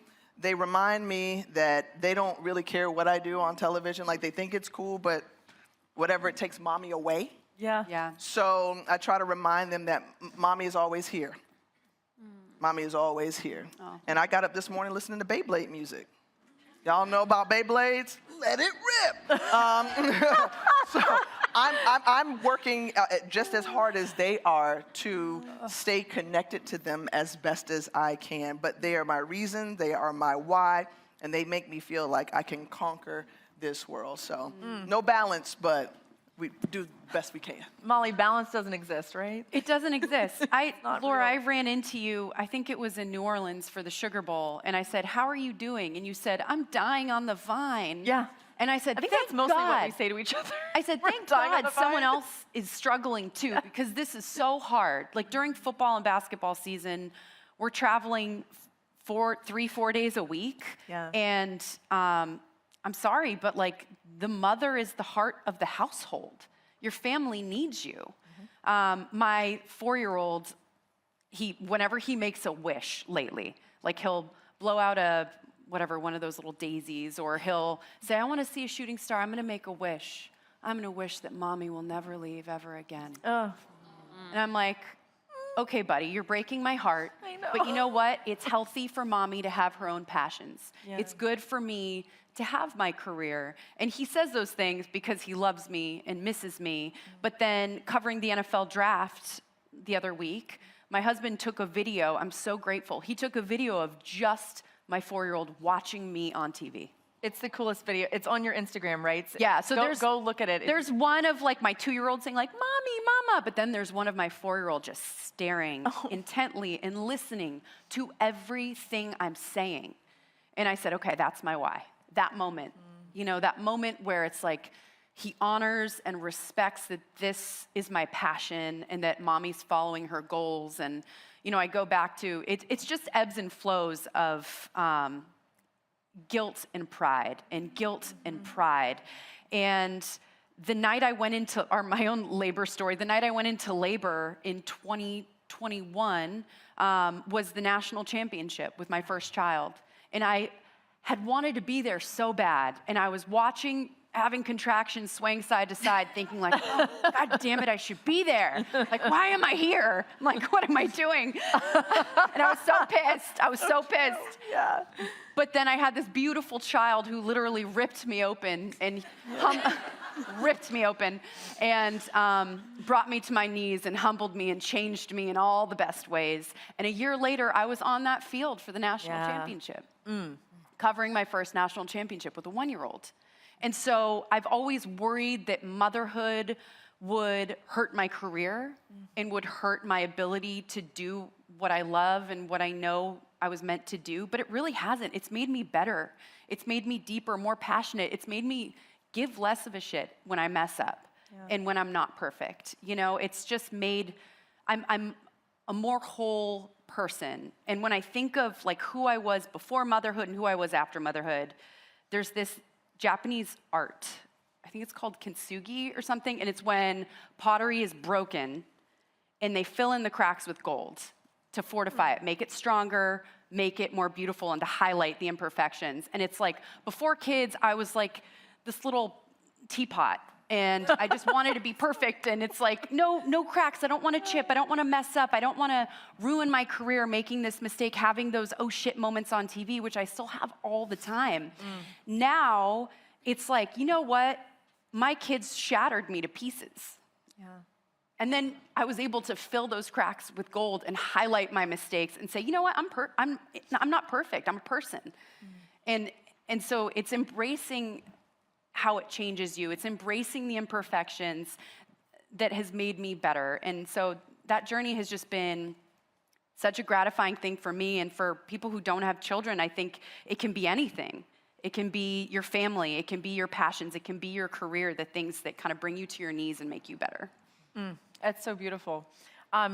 Jess, one of my favorite things that you have shared is that you decided to freeze your eggs. And I'm curious, just as you manage this career and all the different things that you have going, how you made that decision and why, and then what you see going forward for yourself. Well, first, I'm single, so just in case anyone was curious, anyone got connects.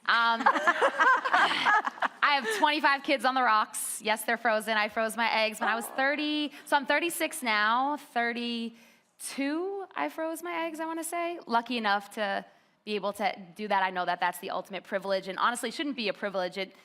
We should all be encouraging our employers and everyone to be able to do that because it takes a huge weight off you. The pressure that you feel, I definitely want kids. I'm in my auntie era right now. So many of my best friends have kids between like 6 months and 2 years. It's the best.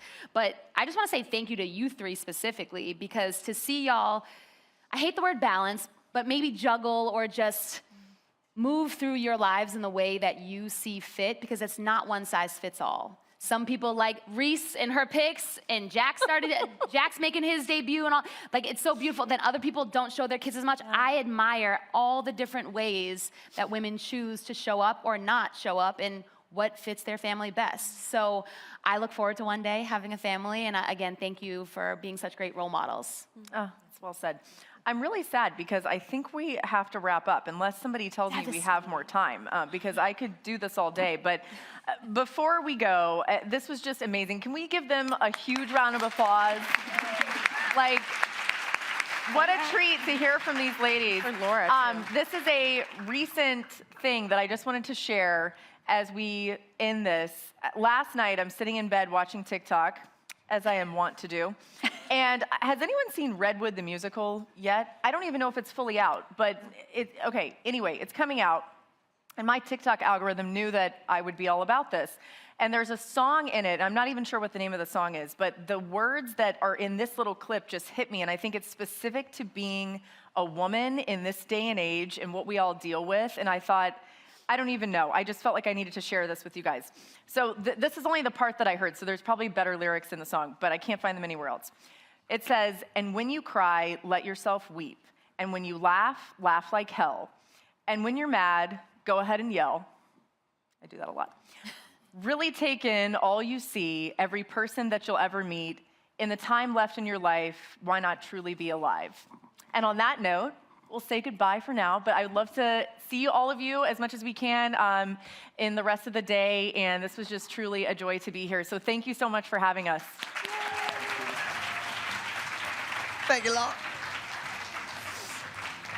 Oh, wait. Up next is Elle Duncan. She's coming back. I got so distracted, I forgot. But how could you ever forget her? She's the best in the world. Hi, thank you. I love you. That was awesome. Great job. And I love what you just said. I was like, stop trying to make me tear up. I know, maybe I'm going to. Hi, everybody. You guys, guess what? All that stands between you and some cocktails is just a quick taping of the Elle Duncan show, but I promise you it's going to be wildly entertaining, super fun, and then we're going to go have cocktails and apps. Are we ready for that? I mean, I think you can do better. Are you ready for that? Do you need to like shake it out? Do you need to shake it out? I know it's a long day and the conversations have been amazing and we're gonna end on a really bright, fun note. Speaking of which, a callback from earlier, I have an update on my outfit. Do you remember how I said this shirt? So in order to distract from how short my skirt shorts are, I spilled chicken on my tie. So that way you can just focus on the spot on my tie instead of my really short outfit. Okay, great. So anybody that may or may not watch the Elle Duncan show knows that, and was here last year. Was anybody here last year? All right. So do you remember we had a man here, Gary Streisky. We gave Gary the day off. So joining me to co-host the Elle Duncan show today before we bring our guests out is, like, when I tell you, I don't even know how to describe what Ari Chambers does, except to tell you nobody is more clued in, plugged in to all of women's sports than Ari Chambers. She is a revolutionary, she is incredible, and she has such a close, Jordan Chiles saw her out back, screamed and ran to her. I was feeling some kind of way. I was like, maybe you should have done the interview with her. Ari's gonna come and host the show with us, so you guys make some noise for my ESPN colleague, superstar Ari Chambers. Oh, okay. You know I'm a millennial. You trying to write me off as Gen Z, but no, we're out here. Little montages. Not running. Cute montage. Okay. Literally, she's got, like, don't lose your phone. She's got, seriously, everybody's Rolodex. Hi, Ari. Hi, Bookie Bear. Hi. Well, welcome to the Elle Duncan Show, presented by AT&T. We're going to get to a couple of quick stories before we bring out an amazing panelist to end the day. Who here is a WNBA fan? It should be everybody in the building. Tomorrow, preseason kicks off, and right away, we get Pre-keynote, which is Paige Beckers and Arike Gumbawale, versus the Aces in a preseason matchup. How excited are you to see Paige Beckers debut? Ooh, sort of. Listen, Paige Beckers has been running the girls and the boys and everybody else. And I just can't wait to see what it looks like in the league because we've been waiting so long for her to be healthy. We've been waiting so long for her to fulfill her prophecy. Now it's time. Yes. Now it's time. Arike can finally just shoot the ball like she's been wanting to do for decades. But, you know, I can't wait for her to just step into her role as the point guard of that team. It's a new, fresh Dallas team. Kurt has been very, very adamant in saying, hey, like, we're trying to build something here, and I think he's done it. I know. I think so as well. And I'm also really just excited for the people in that saw Paige in college and know, like, her story is one of perseverance. Like, when people talk about sort of the hype train that follows Caitlin Clark, and it's well-deserved and well-earned, but, like, Paige Beckers was that original person, still the first and only freshman to win National Player of the Year, and had so much of her momentum stalled because of injuries. So to see her have that sort of storybook ending, I understand that South Carolina fans don't like us to talk about the national championship, but a bright spot, how about yesterday? Dawn frickin' Staley in the state of South Carolina, in a capital that a handful of years ago had a Confederate flag waving in front of it. There is now a statue of Dawn Staley after yesterday, and that deserves. And so I have to ask you, Ari Chambers, if you could have a statue of yourself, what would you, have you seen Dawn's? She's cutting down the net from her first championship, right? It was amazing, really great statue. They've been working on it for years. What would your statue be of you doing? It would probably be me upside down. Those who don't know, my sport is I was like, please explain. And only you would take it there, Elle. I'd be upside down. But my sport is cheerleading, so I'd probably be upside down. There would probably be a small dog right next to me in true Ari form. If you didn't see my puppy running around here, he is here. But I love dogs and I love being upside down. Let's get an inversion going. Yeah, right? we love that. But like, I want to talk about the statue though, real quickly. In true Elle Duncan form, I have my notes written. Yeah. I took a note out of your notebook. Look at you being so professional. You know, I just try to show, you know, whenever we can. But Dawn deserves the world. And I know that there's been a lot of controversy around her legacy, which is confusing as to why that was even presented. But she said that she didn't want to get a statue because she wanted Asia to have it, because Asia is a symbol of what's possible when passion meets preparedness. But I would say Dawn Staley is a direct reflection of that. She has shown like how much you can do with just faith in establishing a culture. So I'm so proud of her. Yes. Way to be the walking example for all of us. It gives me chills just thinking about it. Yeah, she really is. She's an amazing woman. She's a dream merchant, as she says to herself. Did you want to know what my statue would be of me doing? You know, I mean, is it you in a skirt and chicken juice? I was gonna say, well, sort of. It would be me eating lemon pepper wings. See, it's true. Like, you can't take her out I'm there, so ratchet. y'all. I know. I'm very ratchet. That's why we're friends. That's also my favorite food. I'm just saying. All right. Before we wrap up this portion and bring out our great panel, we have a guarantee presented by AT&T. I will pose this question. First, I'm going to poll the room. There's either going to be a yes or a no. I want you to, in unison, yell out yes or no to this question at the same time. All right? The guarantee that the sophomore class will steal, in the W, will steal more storylines than anybody else. 1, 2, 3. No. No. Okay. Why? Who do you think is going to steal all the storylines? Paige Beckers is going to steal the storylines. All right. I mean, the sophomores have stories aplenty. We, of course, have Caitlin Clark. Now we've got Angel Reese teaming back up with Haley Van Lith. We've got Cameron Brink who's coming finally back. She's healthy. She's finally back and healthy. But then, of course, you do have this phenomenal freshman class that's coming in as well. We've spent a lot of time talking about the youth. I feel like somewhere someone's going, I'm the best basketball player on the planet, though, and my name is Asia Wilson. Period. So there's that, right? I'm sure we have Liberty fans in the building, right? We've got the Liberty. She's like, yeah, I'm a fan. Snapping. They've largely preserved their team from a championship team ago. Then, of course, you've got the Minnesota Lynx, who were right there. And with a chip, Elle. With an absolute chip on their shoulder. So do you agree that it's a guarantee that the sophomores are going to steal all of the storylines in the W this year? I came in here thinking that it's a guarantee because, you know, you have Angel Big Money Reese, you have Caitlin Clark, who just is a walking headline. You have Cameron Brink, who's back healthy, Rakia, who's the prettiest person on the planet. But now I'm thinking, no, there's so many stories to be told, and I challenge everybody out there to tell all the stories, okay? All the storytellers out there, that's my cheap plug of saying, hey, there's more than 3 names, there's more than 10 names, tell the stories of these wonderful athletes. Yes, there is so many names. I'm actually like, on how soon is Dominique Malonga gonna dunk watch? Because it's first game. It's preseason. Right away. Well, no, she's got to save it. No, Dominique, do it every game. Don't do it in the Game, preseason. No, I want her to do it when the stage is the biggest. Like, you gotta wait till the regular season and just pull out that dunk. That's what I'm trying to say. She said no oversaturation here. Yeah, exactly. All right, are we ready to bring out our guests? Yes. All right. So our first guest has covered women's sports at Sports Illustrated, SB Nation. She is currently on-air talent at Meadowlark Media. If you watch the Dan Le Batard show, she is the woman. Please welcome to the stage and wish her a super happy birthday, Jessica Smetana. I didn't even know it was her birthday. It's her birthday.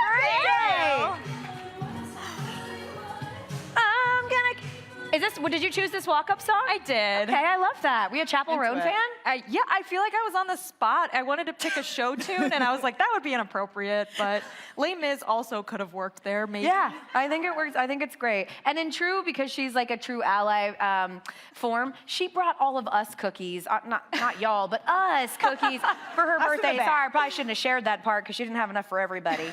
All right, our next two guests have an incredible new podcast. I say new, it's been around for a bit, but it is now a top 20 ranked sports show on Apple Podcasts. They have been in media for a long time, and we are so excited for this pivot. It's the host of the Sports Gossip Show. Y'all make some noise for Madeline Hill and Charlotte Wilder.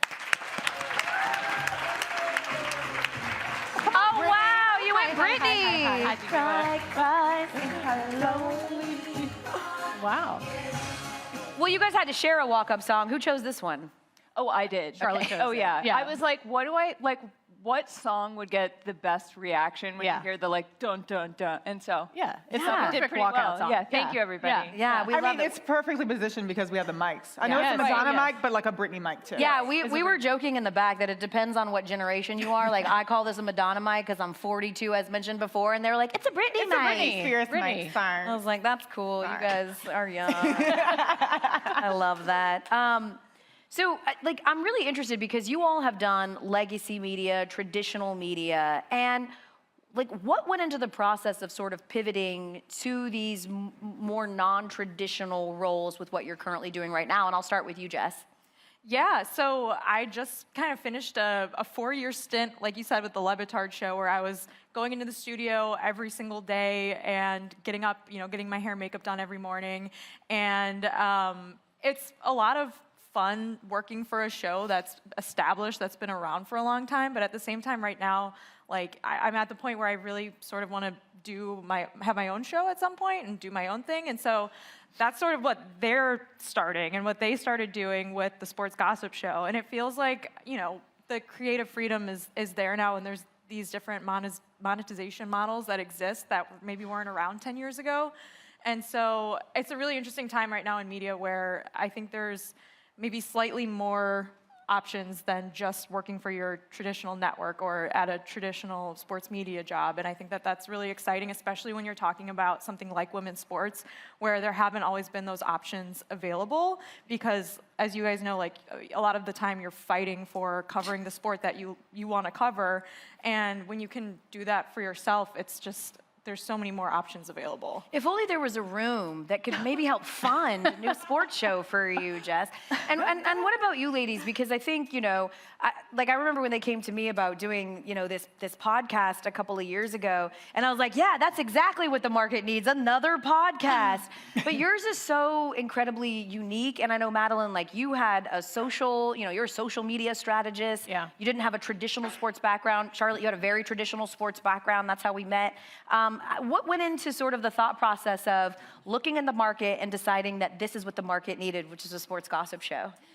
Yeah, I can start. Yeah. So it came from my Substack. I launched a Substack in 2020 called Impersonal Foul. The premise was if Bravo and ESPN had a baby, this is my newsletter, because I'm a lifelong sports fan, but I felt like there wasn't a space for coverage about off-the-field stories that wasn't trashy, but wasn't super intellectual. And I was like, where's the kind of middle ground here? I feel so seen, right? And so I was like, wait, I'll just make this. I come from a writing background, a social media marketing background. I worked in entertainment for a decade. And so I started it. I didn't really take it that seriously. And then Taylor Swift started dating Travis Kelce, as we all know. And then it felt like the world kind of woke up to off-the-field stories, and that there were so many sports fans out there who were interested in sports but weren't necessarily in the nitty-gritty didn't know stat lines. I still don't really know what that is, but Charlotte does. And then Charlotte and I met because Charlotte wrote a blurb for my newsletter about NBA Finals gossip, right? Yeah, it was one of those, Madeline reached out and she was like, hey, would you write about your favorite NBA gossip from the 2024 season? And I was like, I have never been more honored to be asked something in my life. I was like, yes, and it was when James Harden skipped Joel Embiid's wedding. And so I wrote that, and there was just like, it was a very professional back and forth and like a very easy process. And we were like, I think we should hop on the phone. Yeah. We talked on the phone. Madeline was in LA, I was in New York. And after 2.5 hours, Madeline was like, I'm thinking of doing a podcast. Do you know anyone who would host it? And I was like, yes, hello. She was like, do you have time? And I was like, not currently, but we will make it. And it's just been really, really validating to see that there is such a space for this, because I think there are so many podcasts out there, but there really wasn't something that was accessible for everybody, no matter what kind of fan you are. Mm-hmm. And we're very careful to say, when we're talking about, say, Bill Belichick off the top of my head, we'll say former Patriots coach. Why, what's he up to? Oh, yeah, it's nothing. Nothing. It doesn't matter. It doesn't matter. He's having what's going on with him? Yeah, nothing's happening. But yeah, and I had pitched, I think in like 2017, the idea of a show to a couple execs that was like sports for people who don't watch sports. And I was told, they were all guys. And I was told no one's going to listen to that. And so I think it's been pretty cool to just see it, that people are going to listen to that. Yeah. Now, I see the room having different generations, respectfully, but you both come from different backgrounds. So what is the give and take with allowing the new wave media to blend with the traditional media, and how are you able to manage that between the two of you all? And I would love for you to talk about that too, like the give and take of having to adapt with remaining the same traditional journalist. Yeah, I mean, I think, I don't come from the traditional sports world, and in a lot of ways, I think that was an advantage because I didn't have all of this baggage, I think, that can come from being a woman in sports. So I've heard. What you don't heard. What do you mean? But I had baggage working in entertainment, so, right, different type of baggage. But I think it allowed us to kind of come at it and be able to take more risks. I think because I didn't come from this world of sports. I was fascinated by sports and was a sports fan, but I think it allowed us to take more risks early on with it and just dive right into it and not overthink things. Yeah, and I think that my background, having done so many shows, some with Jess, which real ones know, having done so many of those and having the traditional training of how do you produce a show, how do you make it interesting, how do you hone your voice, and research and all of that. We sort of came together in this perfect way of taking risks, but also journalistically still having that integrity and not being TMZ. Mm-hmm. Yeah, I think so. Charlotte and I both overlapped at Sports Illustrated for a time, and it was at a really interesting time where the company was going through this existential crisis as it was up for sale. And there were a lot of, it's sort of like there's a dark cloud hanging over your head every day at work because we didn't know what was going to happen. But we were both hired there to just sort of make videos, make a show, and have fun making sports content. But there was this real tension between us and a lot of the quote unquote old guard who wanted everything to be more of a traditional journalistic storytelling methods and that sort of thing. So that tension really existed for us. And as this sort of quote unquote new media generation evolves, I think we're getting more into combining the journalism with the entertainment and having the sort of integrity, like you said, and the sort of guidelines to not just completely make stuff up or to defame people. I mean, just start a rumor. Or to, right, it's really important to have that. And I think that that's still something that people coming up through the industry need to have as sort of their North Star. However, as we know, you're much more incentivized in this industry to have fun, to laugh, to make people laugh, and to be able to tell those sorts of stories that really engage people. And that's a lot easier, I think, with a sense of humor sometimes. So at least in the last 4 years that I've worked for Meadowlark and the Le Batard Show, our North Star there certainly is humor and making people laugh, but I've tried to stay true to the sort of semi-journalistic integrity that I learned coming up through college and through working at places like Sports Illustrated. I think, it's important to learn those lessons and to understand where the line is for different people because it is changing, but at the end of the day, like there's a certain level of professionalism that you have to take care in when you're telling other people's stories, and that's really important. And one thing, if I could just add, I think that people really respond well to that. Like, I think listeners, they want to be entertained, but they also want to feel safe, and they want to know that what they're hearing is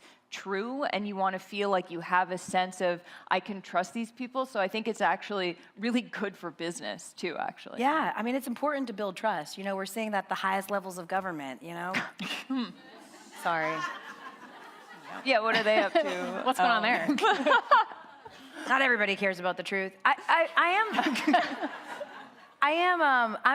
am interested, though, in sort of embracing the non-traditional role. Like, have you guys had a moment on your respective shows where you did something, a bit, or you tried something, and like right away you're like, oh shit, I'm gonna get canceled for that, and it actually was received better than you thought? Oh, like every single episode. Yeah. I'm like, can we say this? And then we do. And we publish it, and I panic, and I say to my husband, who's here, oh my God, did I say, was this wrong? Is it? And he's like, you do this every time, and then it's fine. It's fine.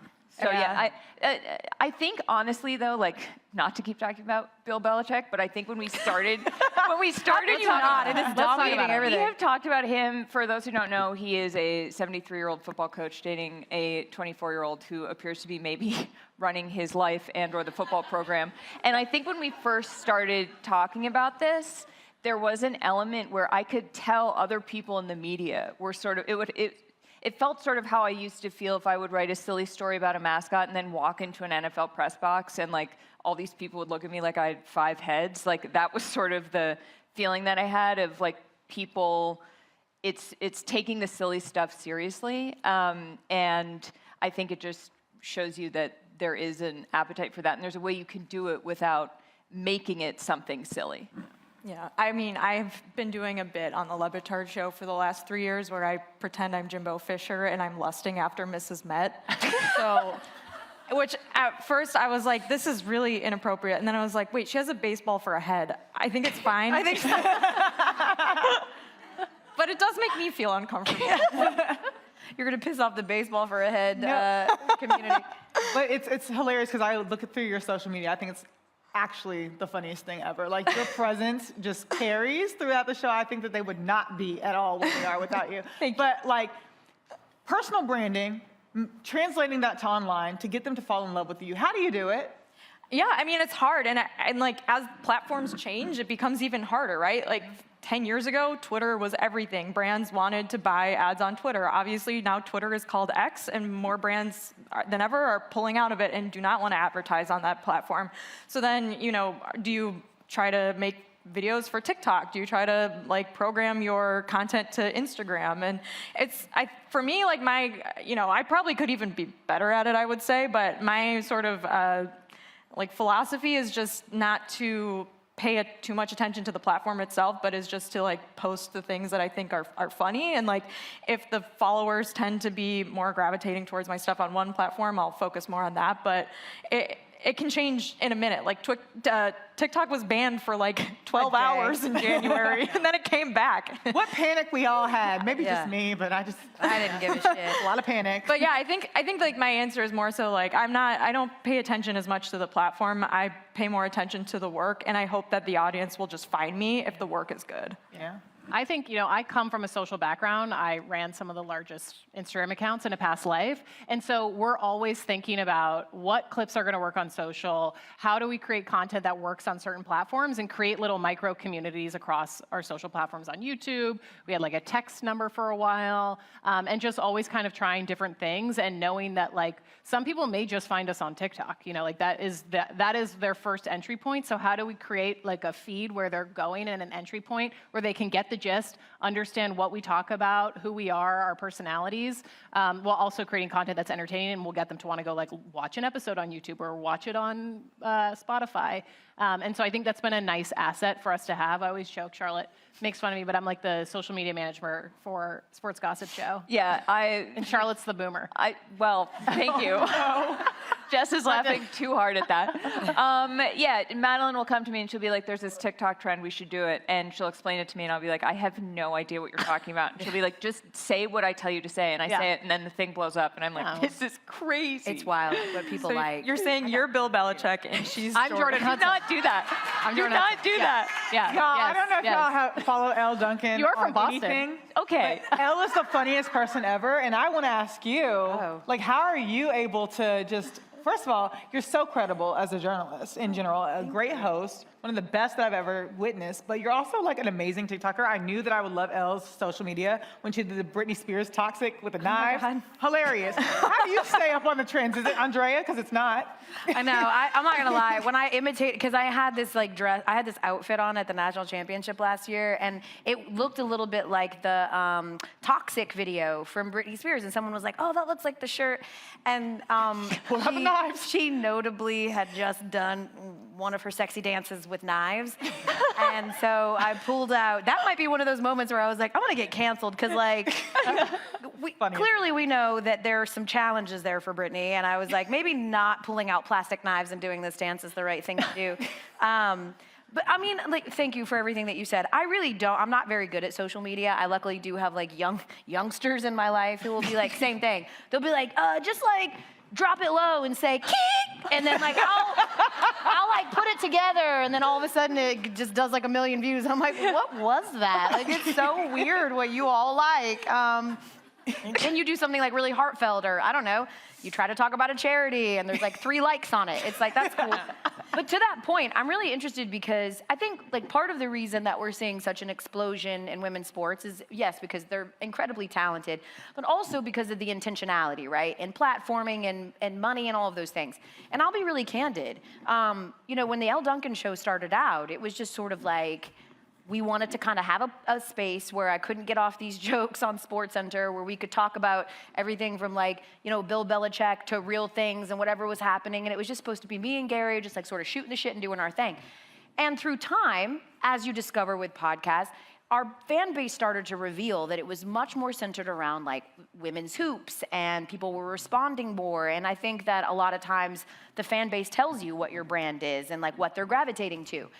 But with that being said, it can be difficult, right? Because these things are seasonal. And there are times where I'm like, you know, my producer will be like, all right, let's start with women's hoops. And I'm like, there are no women's hoops going on right now. So I'm really interested how you all navigate sort of respecting and honoring the fan base and what they come there for you, like for what they expect from you, while also like recognizing that there are other things and other interests that maybe you want to talk about and how you sort of approach that. In particular, for someone like you, Jess, who is in a completely male-dominated space, and you sort of have to carry the torch for women's sports. But I imagine there are times when you're like I don't got nothing, you know, and if that's okay. Or it's something that's like so niche that it would take me 45 minutes just to get to the point where I want to actually say the thing I want to say. I mean, it's hard. And I think a lot of people listen to the Le Batard show because it's a men's sports show, frankly. They cover men's sports, and it's men mostly covering men's sports. They're not coming to it to talk about, to hear me talk about the WNBA. And so I think that that's something that's really, really challenging, because I know there's like so many topics that audience would be interested in if they just sort of like opened up their minds to it, and if I could explain it in a way that made it interesting. And that's something that like I try to do, and it's not always easy and doesn't always work, but it's certainly like, you don't want them to just turn it off, right? You don't want them to just tune out as soon as they hear you talk about Asia Wilson or Dawn Staley or whatever it is. But at the same time, it's like, you guys don't realize that this is like the exact same thing as that other thing. It's just women, and you don't have to like, you know, I wish I didn't have to sort of explain all of the lore behind it like I wouldn't have to if we're talking about LeBron or, you know, JJ Redick or whatever. So I think it's definitely a challenge, and something that I still don't really have an answer for how to fix or how to make perfect, but I definitely feel the tension of that when I'm working there.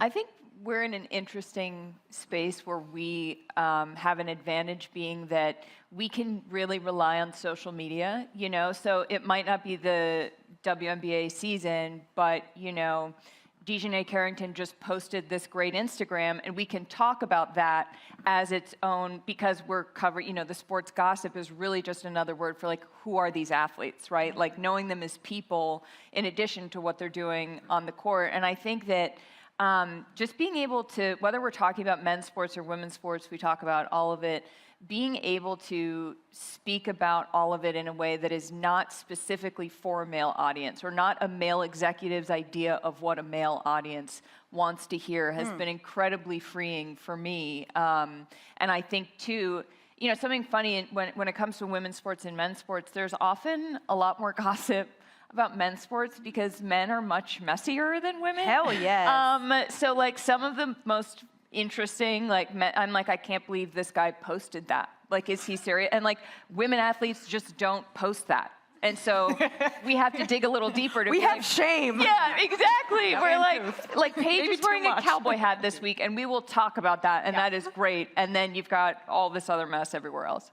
I think, too, because we're doing it ourselves, as we like to say on the Sports Gossip Show, we have a lot of autonomy where because we don't have anyone else telling us what we can and can't say, we can kind of just go with our intuition on what's the most interesting story that week. And so it gives us a lot of freedom, I think, too, to be able to dig into stories that maybe we would have more roadblocks or obstacles to do if we had people telling us, what we can and can't cover. Like, we kind of touched on this before, but you kept mentioning freedom. But social media, when I think of social media, I'm like, that's a lot of pressure. So how do you find the power versus the pressure when you put yourself out there so front-facing? And just like the pressure to just hold your own in this men's show. I cannot relate. I do not work with men. I don't know what that's like, but I'm sure it's difficult. I'm sure it's difficult. I'm sure. Ari's like, I've never met a man before. I don't know anything about them. What is a man? I'm like, you are blessed. Yes. Yeah. Just kidding, ESPN. Yeah, I mean, I think there is a lot of pressure, right? There's a lot more pressure when you're like the only person of a group that you have to somehow represent that entire group. And like, if I do something wrong, it's like, this is why there shouldn't be any women working in sports, right? And it's like, and also, like, Charlotte briefly worked with me at this company, too. And so people constantly are comparing Charlotte and I to one another. I'm like, you never compare me to Billy or Chris. Why is that? Like, I have the same job as them, not her. Yeah. But yeah, I mean, there's tons of pressure. And I think that, just at some respects, it's like, well, this is what I signed up for, so I have to do it. And this is the job. And, like, I can try to make it fun and try to make it work for me, or I can just crumble and like be really sad. And sometimes that happens too, but I think like the work itself is what's fun, and like I feel very lucky to work in sports because I've just wanted to do this my whole life. I never even considered another career, so I sort of just try to think about like how lucky I am that my job involves just getting to watch sports all the time. And when I'm having a difficult, pressure-filled moment and being challenged on something that to me is like, I shouldn't be getting challenged on, I'm just like, okay, I guess like the alternative maybe would be worse if I had to like work in like finance or something, because I don't know anything about math. With all due respect. Both of my parents are math people, and I'm like, Same. I still count on my fingers, so finance was never going to be for me. By the way, I love when, the thing that men do. So a man, Ari, is... I'm like, do tell, Elle. So is when they like, it's not even just the comparison when they're only allowed to like one woman. So they're like, well, I don't like Elle, I prefer Andrea. I'm like, well, you can like us both. It's like, Elle's all right, but I think Malika. I'm like, why? Like, again, you don't compare us to men. I am interested in you guys, though, because, again, your podcast is certainly not in its infancy stages, but I was told when I started my show, it takes like 18 months to start to really sort of figure things out, so it's relatively new in those standards.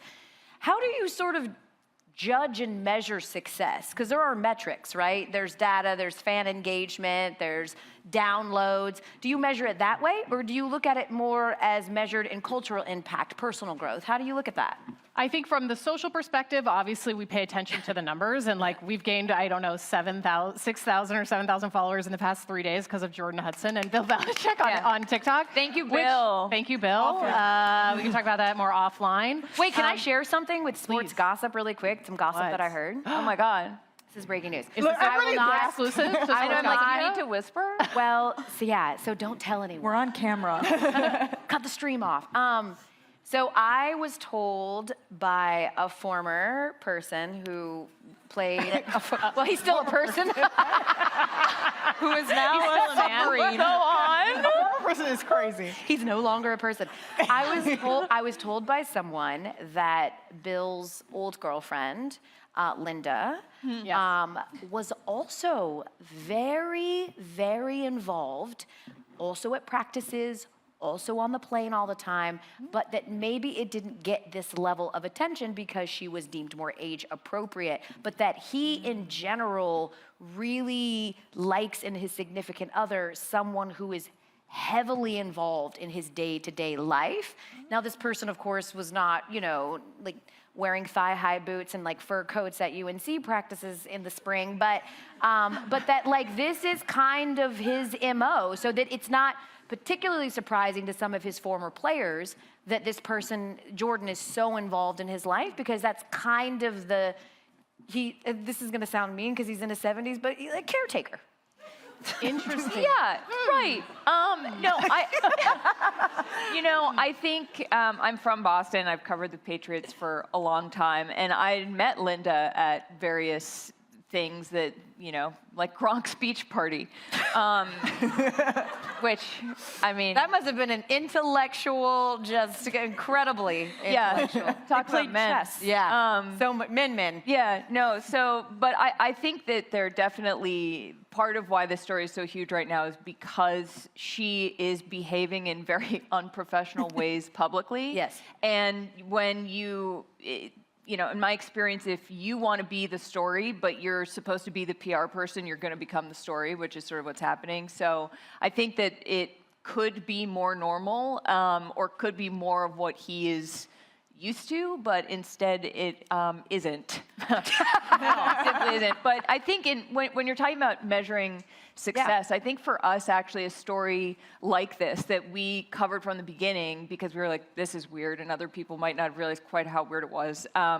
It's been very cool to see a community grow of like, you know, oh, they'll tag us in something when they see, you know, something about Jordan Hudson. And we have other bits too, I swear. Like we do talk about other stuff. But I think for us, it's a measure of how true our voices stayed, and like the engagement with communities online is, yeah, we look at the numbers, and like when the numbers are good, that's great. And I won't pretend that that's not something that you care about. But I also think that it's this idea that, you know, sports for so long, I've always just thought that it's like socially acceptable gossip for men. And so to be able to sort of reclaim the way we talk about it as women, the fact that that's resonated, and that we get comments from people being like, whoa, I can talk to my dad about sports now because nobody explained it this way before, is very validating, and a huge measure personally for what feels like success. Women in sports is one thing, and women who talk about women in sports is another. And I remember when I founded my platform, it was a back and forth with me and my former employer about like, are we gonna be women who talk about all sports or women who talk about women's sports? And I was really dead on the push. But I love what y'all do. Like, I love the range of topics that you can cover. But as women's sports gets more successful, more mainstream, what is the gauge that you have of how much you talk about women's sports, or is it just something that just moves you into what you want to cover? I think for us, it's if there's tension. We always say, like, we cover a story if there's some sort of tension there. And if there's a WNBA story that there's tension, we'll cover it to the same level we'll cover an NBA story. So I feel like for us, it comes down to if there's tension in the story, and it doesn't really matter. But like not forcing it. Yeah, like, exactly. Okay. Like there's some sort of conflict in the story that we're like, that's interesting, that little piece, let's grab onto that. So. But what it does mean is staying up on women's sports. Exactly. So that, you know, like there's this tennis thing happening and you know what's happening, instead of having a blind spot. So we're not talking about the gossip because we don't know what it is. You know, it's like if there's a juicy story in women's sports, we have to know it, so we have to keep up with it so that we can talk about it. I do try to force it. When one of my coworkers will do like a top 5 list of like greatest basketball players or whatever, I'll butt in and be like, Sue, Diana, like I'll just start naming women's, and they'll be like so flustered. They're like, oh yeah, I forgot her. Right, I definitely was thinking like I'm like, yeah. I'll just forcefully enter. Yeah. Like, yeah, there it I is. made you feel awkward. That's how I feel every day. Yeah, exactly. We're about to bring Christine Williamson up because This she's is going to therapy, right? She's 100%. This is a safe space and a trust tree. We're about to bring Christine Williamson up because she's going to do some rapid fire with us. But I want to do a couple of like fun ones with you before she comes up. All right. You three are on a women's rec league basketball team. What is the name of your team? Ooh, the funny girls. The gossip Wait, gal? with the fingers too, Charlotte? Yeah, you have to say it with the finger guns. I feel like something about hair color because we look like a hair dye box, like yes, like just the row. It's like the brunette, Pantene redhead, Pros. blonde. Yeah, the Pantene Pros. That's good. Oh, I love that. That's good. great. All right. What is a sports take? Ari, I'm going to include you in this one too. Okay. That you fully believe, but you know could get you booed potentially off of this stage. Oh, jeez. L. I know. Okay. Spicy. You're putting us on the spot. I'm not even a spicy type of person. Do you have one? I'm literally thinking. I have one that's not really that spicy, but I do not. Well, I'm not going to say that. Sorry. It was too spicy. Somebody else think of one. Okay, I have one. I'm bringing up Jordan Hudson again.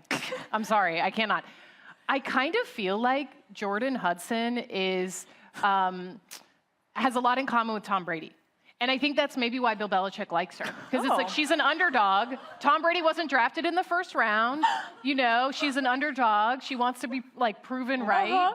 I don't know. I think there's some overlap there. Okay, I thought of one. He's trying to prove I like a point. that. Yeah. I don't know. Maybe a little more his type than Tom Brady. Yes, which right. works. I'm sick of Gino Auriemma. I'm sorry. I'm just going to say it.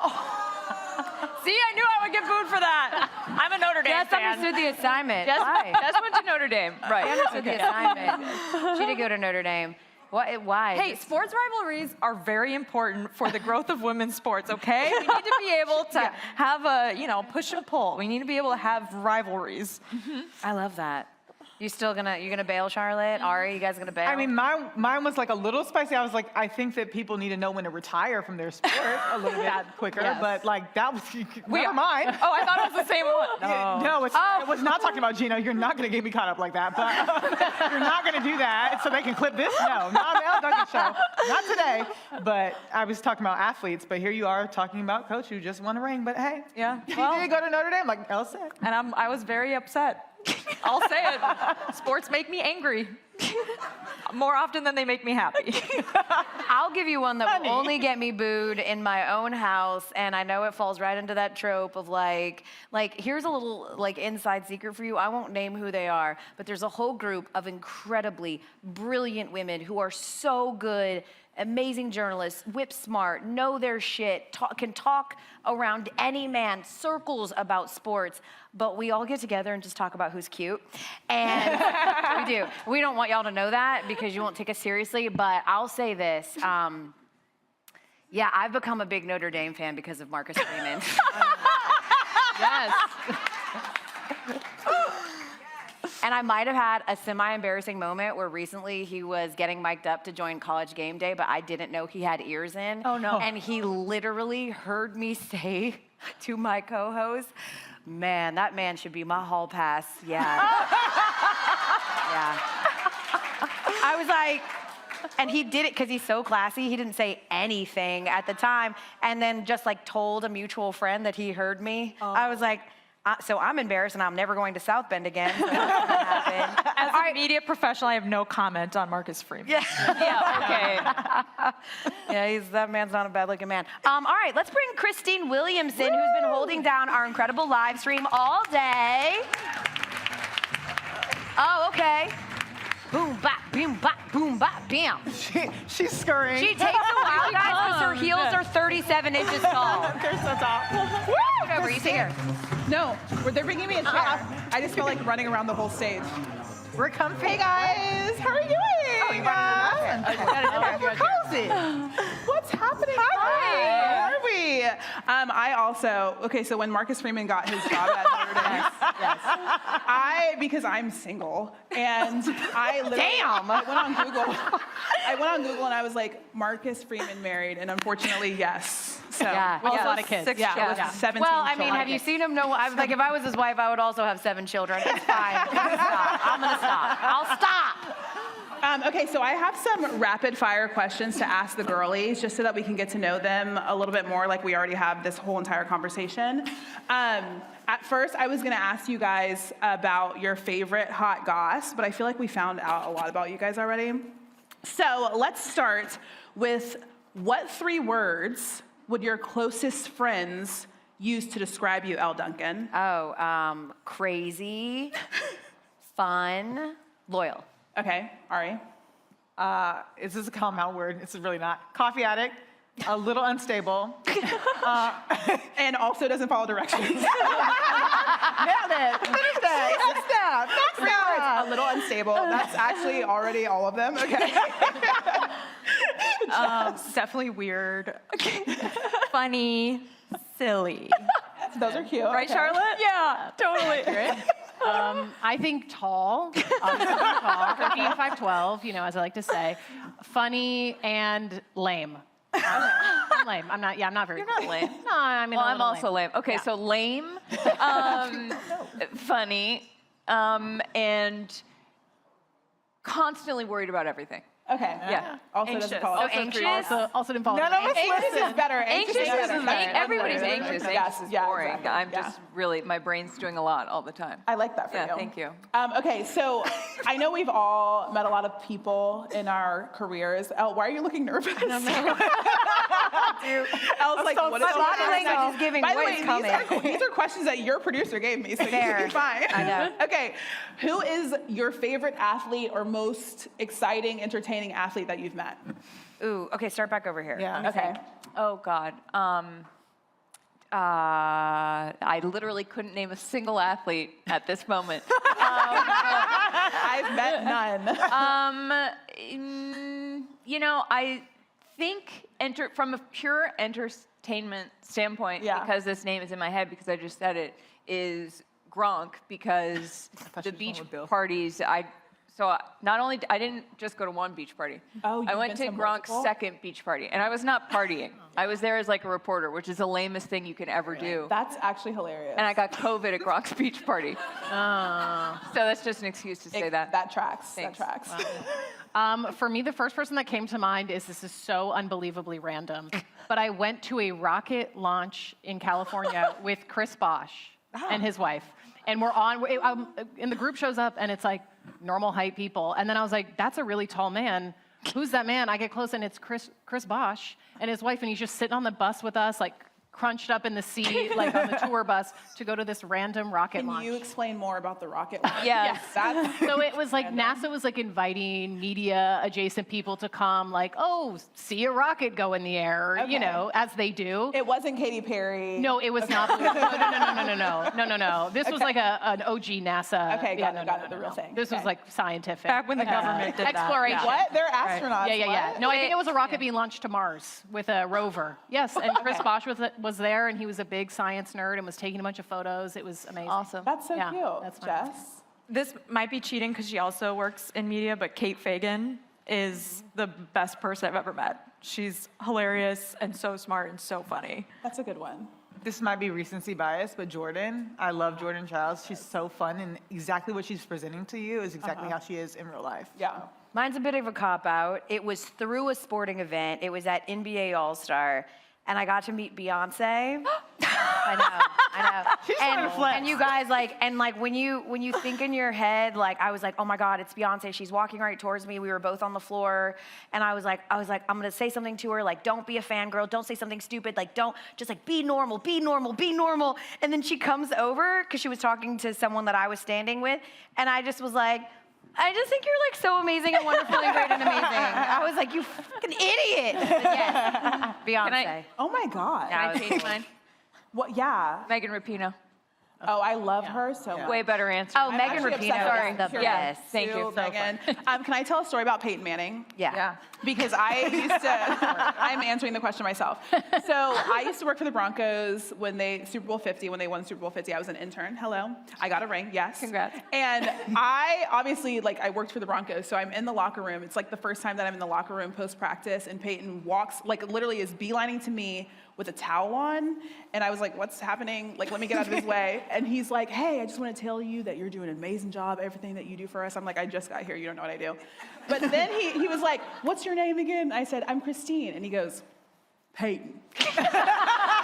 I know, dude. And then me and Nell were at the full court press premiere last week, and I walked up to him because he was there. It's Omaha Productions. And I was like, do you remember me? He's like, yeah. I'm like, no, you don't. He was like, yes, you do. You're killing it. And I still don't know if he really does. I was like, bro, you don't remember me. Like, I was an intern. So that's my favorite one. We love that. Okay. I think we have time for one more. Okay, this is a good one. Okay. So is it acceptable on an airplane to take your shoes off? What about your socks? Hell, well, okay. There's one exception. Well, definitely not without socks. That's disgusting. But I flew to Australia. That is a 23-hour flight. 12 hours to Dubai. I did have on my compression socks. Oh, yeah. They were very sexy. My girl. And you can take your shoes off on flights that are that long, but I watched a woman, you guys, as I live and breathe. She was barefoot and she went into the bathroom. No. She went into the plain bathroom where men miss, and so men, sorry, men pee standing up, and a lot of times they miss, and she walks in there barefoot. So long flights, yes, never barefoot. Have you ever taken, so you've taken your shoes off? Everybody's taken. Okay. On a 23-hour flight, yes. Yeah. I don't mind this number right here where you're just like, with no socks? okay, here. As long As long as it doesn't touch the ground, I'm okay with it. Somebody once put their feet next to, I was sitting on the window seat. And they put them on the thing? Just came over here. It was disgusting. You got to tell the flight attendant when something like that happens. No, press the call button. Yeah. Yeah, no. Okay, should I ask another question, or are we good? Do you guys want to answer? They said no. I agree with you 100%. Long flights, Socks are fine. I'm fine with socks. Yeah. What if an their feet, but their exposed toe, feet I don't need to see. You could still have stinky feet in socks. I'm fine with me taking off my shoes. You're like, But no one else. my own horn. My feet don't smell. All right, one more, and then we are headed off to get cocktails. What is your hidden talent / party trick? Because we need you to do it upstairs when we go to cocktails. If I get drunk enough, I will do a standing tuck anywhere. Ooh. Oh, hell yes. Get the shots lined up. It's literally like, it's not dangerous. It's like, I literally love to drunkenly tumble. Okay. It's so fun. I was going to say like karaoke. Yeah. Sneaky good Janis Joplin impression. Ooh, I've heard it. Charlotte's heard it. Wow. Yeah. The only thing I can think of, I don't really have, I wish I had like a magic trick or something I could do, but I do not. But I can Irish dance. Oh. I am redhead I after was all. going to do that so bad. Yeah, it was kind of a lame dance. I was going to say, but does it have to be the Irish as cool dance as ballet. music? That's not really a party vibe. So I can do a little Irish jig. Are you a Notre Dame fan now or not? I know. I told you I was a Marcus Freeman fan. Everybody's looking at me. I don't know. I can recite the first 11 lines of the Aeneid in Latin. What? Oh, good. Yeah. Really fun at parties. We can't wait to hear it. And that's why your word is lame. Yeah. Lame. Yeah. Lame. I can spell the second longest word in the world. What is it? What is it? Pneumono ultramicroscopic silicovolcanoconiosis. How did you find I've never heard that word. What is Exactly. It's Can when you you say it get again? sand in your lungs and your lungs burn. Oh. You can Google it. Yeah. Wow. Pneumono ultramicroscopic silicovolcanoconiosis. And you can spell You can it? spell it? Yeah. It's I actually just don't know quite how we easy. got It's pretty here. phonetic. Oh. Now, I'll do it up at the party, you guys. Good God. How many times do I have to tell you I'm ready for a cocktail? No one's going to talk to me. No. At the party. They're like, these two girls with a gossip podcast are so lame. Irish dance and reciting in Latin. No, really thank cool. you. Okay. No, it's great. We love you. Listen, I want to thank Christine Williamson for just being her. Christine's party trick is being 100% the most interesting, fun, exciting. I've never met anyone quite like this woman in my life. That's She so much brings me pressure. so much joy. It is impossible not to smile around this woman. And I want to thank you ladies as well, like for coming, for doing this, for sharing. I hope that the women in this room will support as well, right? Because they're trying to do something different. They're trying to stand out and be differentiators in this space, be disruptors. And we, as the women in this room with power and cachet, can really throw our support behind them, not just by listening and subscribing, which is great as well, but if you have the ability by supporting through money, marketing dollars, and all of those things as well, because we need more women like this in the space. So let's make them that sort of exemplary. Let's make them that standard bearer so that the next generation of young women have them to look up to. So we do that by supporting them. And thank you so much for coming and sharing the stage with us. And we look forward to seeing how much more sports gossip shows and seeing your new show that will be brought to us by fill in the blank of your company. Wow, thanks. And Ari, as always, thank you for being you and thank you for sharing the space with me. So looking forward to the W season and seeing you continue to grow and expand and seeing, you know, just how the music I was got like, started. I was like, are they playing me off? That's what it sounded like. Are they playing Sure it? Sounds they like are. a rap I music. And continuing to just be a person in this space, like, you have been the original. When nobody else, when it wasn't trendy, before everyone thought that this was a movement, when they thought it was just a moment, like you saw it. You had the vision. And I hope that you are enjoying the fruits of your very hard labor because it is so well earned and deserved. You've earned the respect and the right to be everywhere. You are an absolute star. So thank you for sharing and shining that light and using your platform to shine that light on all of these young women. You're the absolute best, Ari. And with that, thank you all so much. Do I need to bring somebody? Am I bringing Rachel? I'm bringing Rachel up on the stage. Yay! You guys make some noise for Rachel Epstein. Sarah Spain is going to bring Rachel up. Okay, great. They're like, y'all need to wrap this shit up. They started playing that music. Love you so much. Also, don't let a bitch gossip. She'll take Thank 6 you all. I know, my bad. Sorry. Get out of here. We got to get to cocktails. We got to go. So good. So good. Love all those women. Bitches, be talking. So good. So good. But we got to get to our wrap so we can get to our networking and cocktails. Everybody, this is Rachel Epstein, Vice President of Sports Marketing at ESPN, and the Queen of the Summit, who put this all together. You remember Foudy, of course, too. We're all here together to help wrap up the day. We're going to give you a couple takeaways quickly. We're going to shout out our sponsors and everyone else involved. We're going to keep it quick because we're running behind. I'm just going to say, I'm going to start out by saying I loved Kat Osterman in the AUSL panel saying, we are the athletes and our opinions and voices are never listened to, and they finally are. I loved that the Toronto Tempo and Boston Legacy FC folks said they were bringing on owners and voices of former athletes because the disconnect between front offices and athletes is the reason why there are issues in women's sports. So we need to listen to the former athletes, and I love that they're all doing that. That's amazing. It's also how much information Sarah Spain holds in her head all the It, time. like, I have makes like my one eyes sentence to say, and I'm sometimes like, go, hold whoa, on. cross-eyed. Let me read it. Jessica Campbell early this morning said, when you do things outside your comfort zone, you open pathways for others.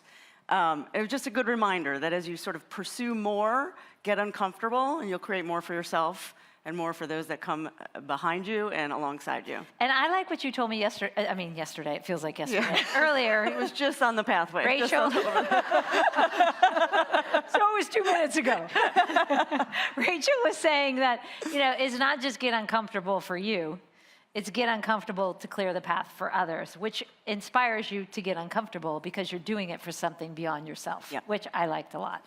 Okay, my quote was Coach Close, who was up here early this morning, and she was talking about John Wooden and the emphasis that he had about you're not coaching jump shots, you're coaching hearts. And if you get to the heart, the jump shots get better as well. And I look around the room, and I was saying to Rach earlier, I said, I love there's so many young people in here who are about to embark on this great journey, this great adventure.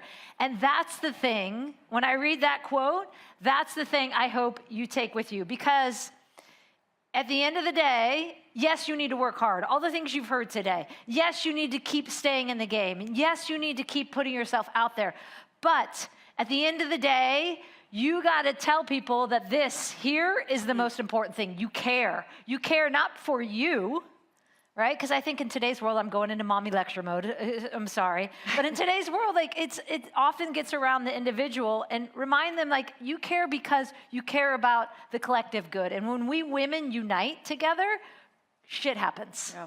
Great shit happens. And we know that. And so keep that as part of your play in this next adventure. It's about the greater good. I love that. My quote came from Namita, who said, assume you belong and assume others belong. Mm-hmm. That is really important because when we walk into spaces, first of all, if we have self-doubt, we present ourselves differently, we behave differently, we perhaps even put onto ourselves expectations from others that aren't there, that hold us back. But also, if you look around the room and you think someone else doesn't belong because of what they look like or how they carry themselves or whether you think they know their stuff, you might be completely wrong. Sometimes the quietest person in the room is the smartest and is bringing the most. You just have to expect that from them and expect that they belong. And that panel, when like they started talking about calling their mother if someone was mean to them, made me think about my mom. She's about this big. Actually, hey, God. She's about this By big. the way, I had Foudy join us this year just to feel a little bit better about the height differential. And she's a lawyer, and she and my dad have a law practice together, and when she goes into court, they sometimes ask when the lawyer will get there, and it's her, and they just don't respect her because she's a woman and she's small. And I think assuming that she belongs and presuming that she's an expert would have changed a lot for her in her career. And one last thing about that, her mother, my grandmother, told my mom when she went to law school and got out of law school and got a job as a lawyer, she was taking a job away from a man who needed it to support his family, and she didn't approve. And that was just 2 generations ago. And the messaging that we have the opportunity to change for everyone in the rooms that we're in, for everyone that comes after us, matters so much. If you decide that your message isn't even what's right now, but it's 10 years from now, and start applying it now in the rooms that you're in, with the people that you're around, and you talk back to people when they try to hold women back in women's sports and women's investment and everything else, you change the messaging in the room that you're in, it will have a really outsized impact, and you can change it just that quickly. To my mom, changing that message to me of like, you can be anything you want, you can be wherever you want, you belong everywhere you go. And so I just think that's really important. I did a lot of research on that for my book, which comes out June 3rd, runs in the family. You should pre-order it now. And that's how I sneakily got in the promo for my book at the last second of the summit, but I held off all day. Again, runs in the family, June 3rd, pre-order it now. Okay, speaking of, let's thank the people so we can move on. First, huge thanks to our sponsors, presenting sponsor Lilly, Gatorade, and Roan. Amazing, yes. Just so grateful. And then I am up here not because of all this hard work. It's because of the team that put this all together, that pours their heart and soul into making this hopefully a really special experience for all of you. Super grateful to all of them. There's too many to name, but there's a few back there, and their back of house, and the production team, and hair and makeup, and everyone that manages all the logistics. And we hope that it felt as special as all of their hard work meant it to be. So thank you to the team. Huge round of applause. Our amazing speakers and panelists that made time to be here, our amazing ESPN talent, this legend, and your inimitable host, Sarah Spain. Drinks are upstairs. Take the flowers? Oh, you can't. Hold on. What? You can take the orchids. You can take. You have to remove them from the vessel. Do not take the ESPNW box. You can take. You also have to like Rochambeau with your table. Yeah, fight over it. So you have to decide on that. There are bags that you can put them in. It's complicated. Yeah. We'll see how that goes.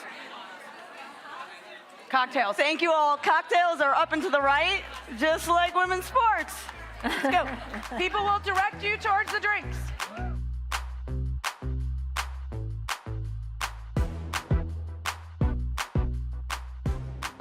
And that is a wrap, ladies and gentlemen, on the 2025 espnW Summit NYC. Don't worry, we'll be back very soon in Ojai, California, so there's plenty more to look forward to. I'm still laughing and crying from our last 2 panels. They were so stinking good. I hope you enjoyed every single moment of it. I hope you feel inspired. I hope you feel invigorated, and I hope that you go out and do amazing things until we see you next time. Thanks again to Sarah Spain, to Rachel Epstein, to Julie Foudy, to Elle Duncan, to all of our panelists today. It was an amazing time. So great seeing all of you guys, and we will see you in a little while. Let's go! I'm waiting on the Met Gala invite. Those photographers were like, okay, great, thank you. But Ellie Solo.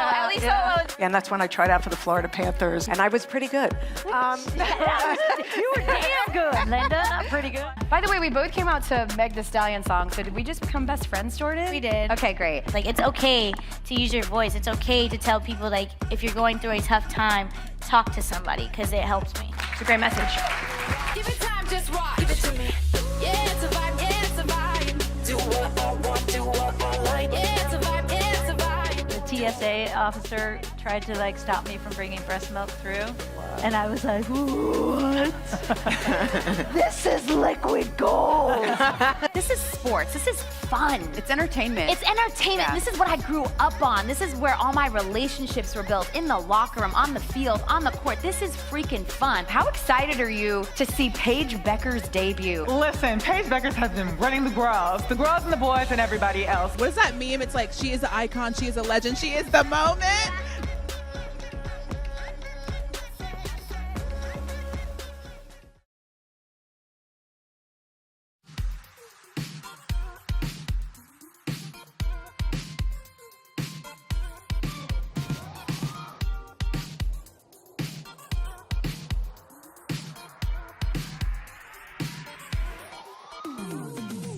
You see me walking and I'm looking your way, and yeah, you're looking at me. You're like, damn, ooh, ooh, ooh. My hips are swinging with my hand on my waist. I got that glow on my face. They're like, damn, ooh, ooh, ooh. And everyone's talking my style. Freewheeling, I like to get wild, and I do it all with a smile. Ooh, I'm sweeter than peaches and cream. Showstopper, I'm setting the scene. I know why they wanna be me. Ooh, I'm gonna do whatever gotta do. Baby, I'm on the move. I came here to slay. Coming through, can't you see I'm in blue? Yeah, they say I'm the truth. I came here to slay, baby. I came here to slay, baby. I came here to slay, baby.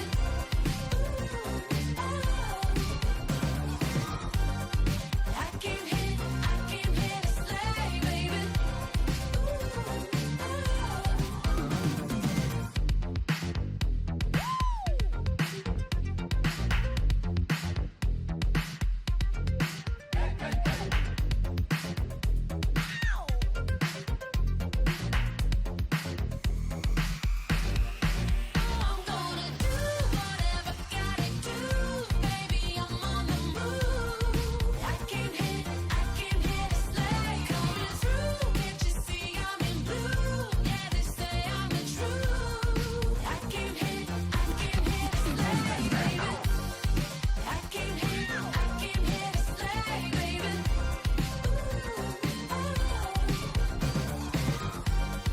I came here to slay, baby.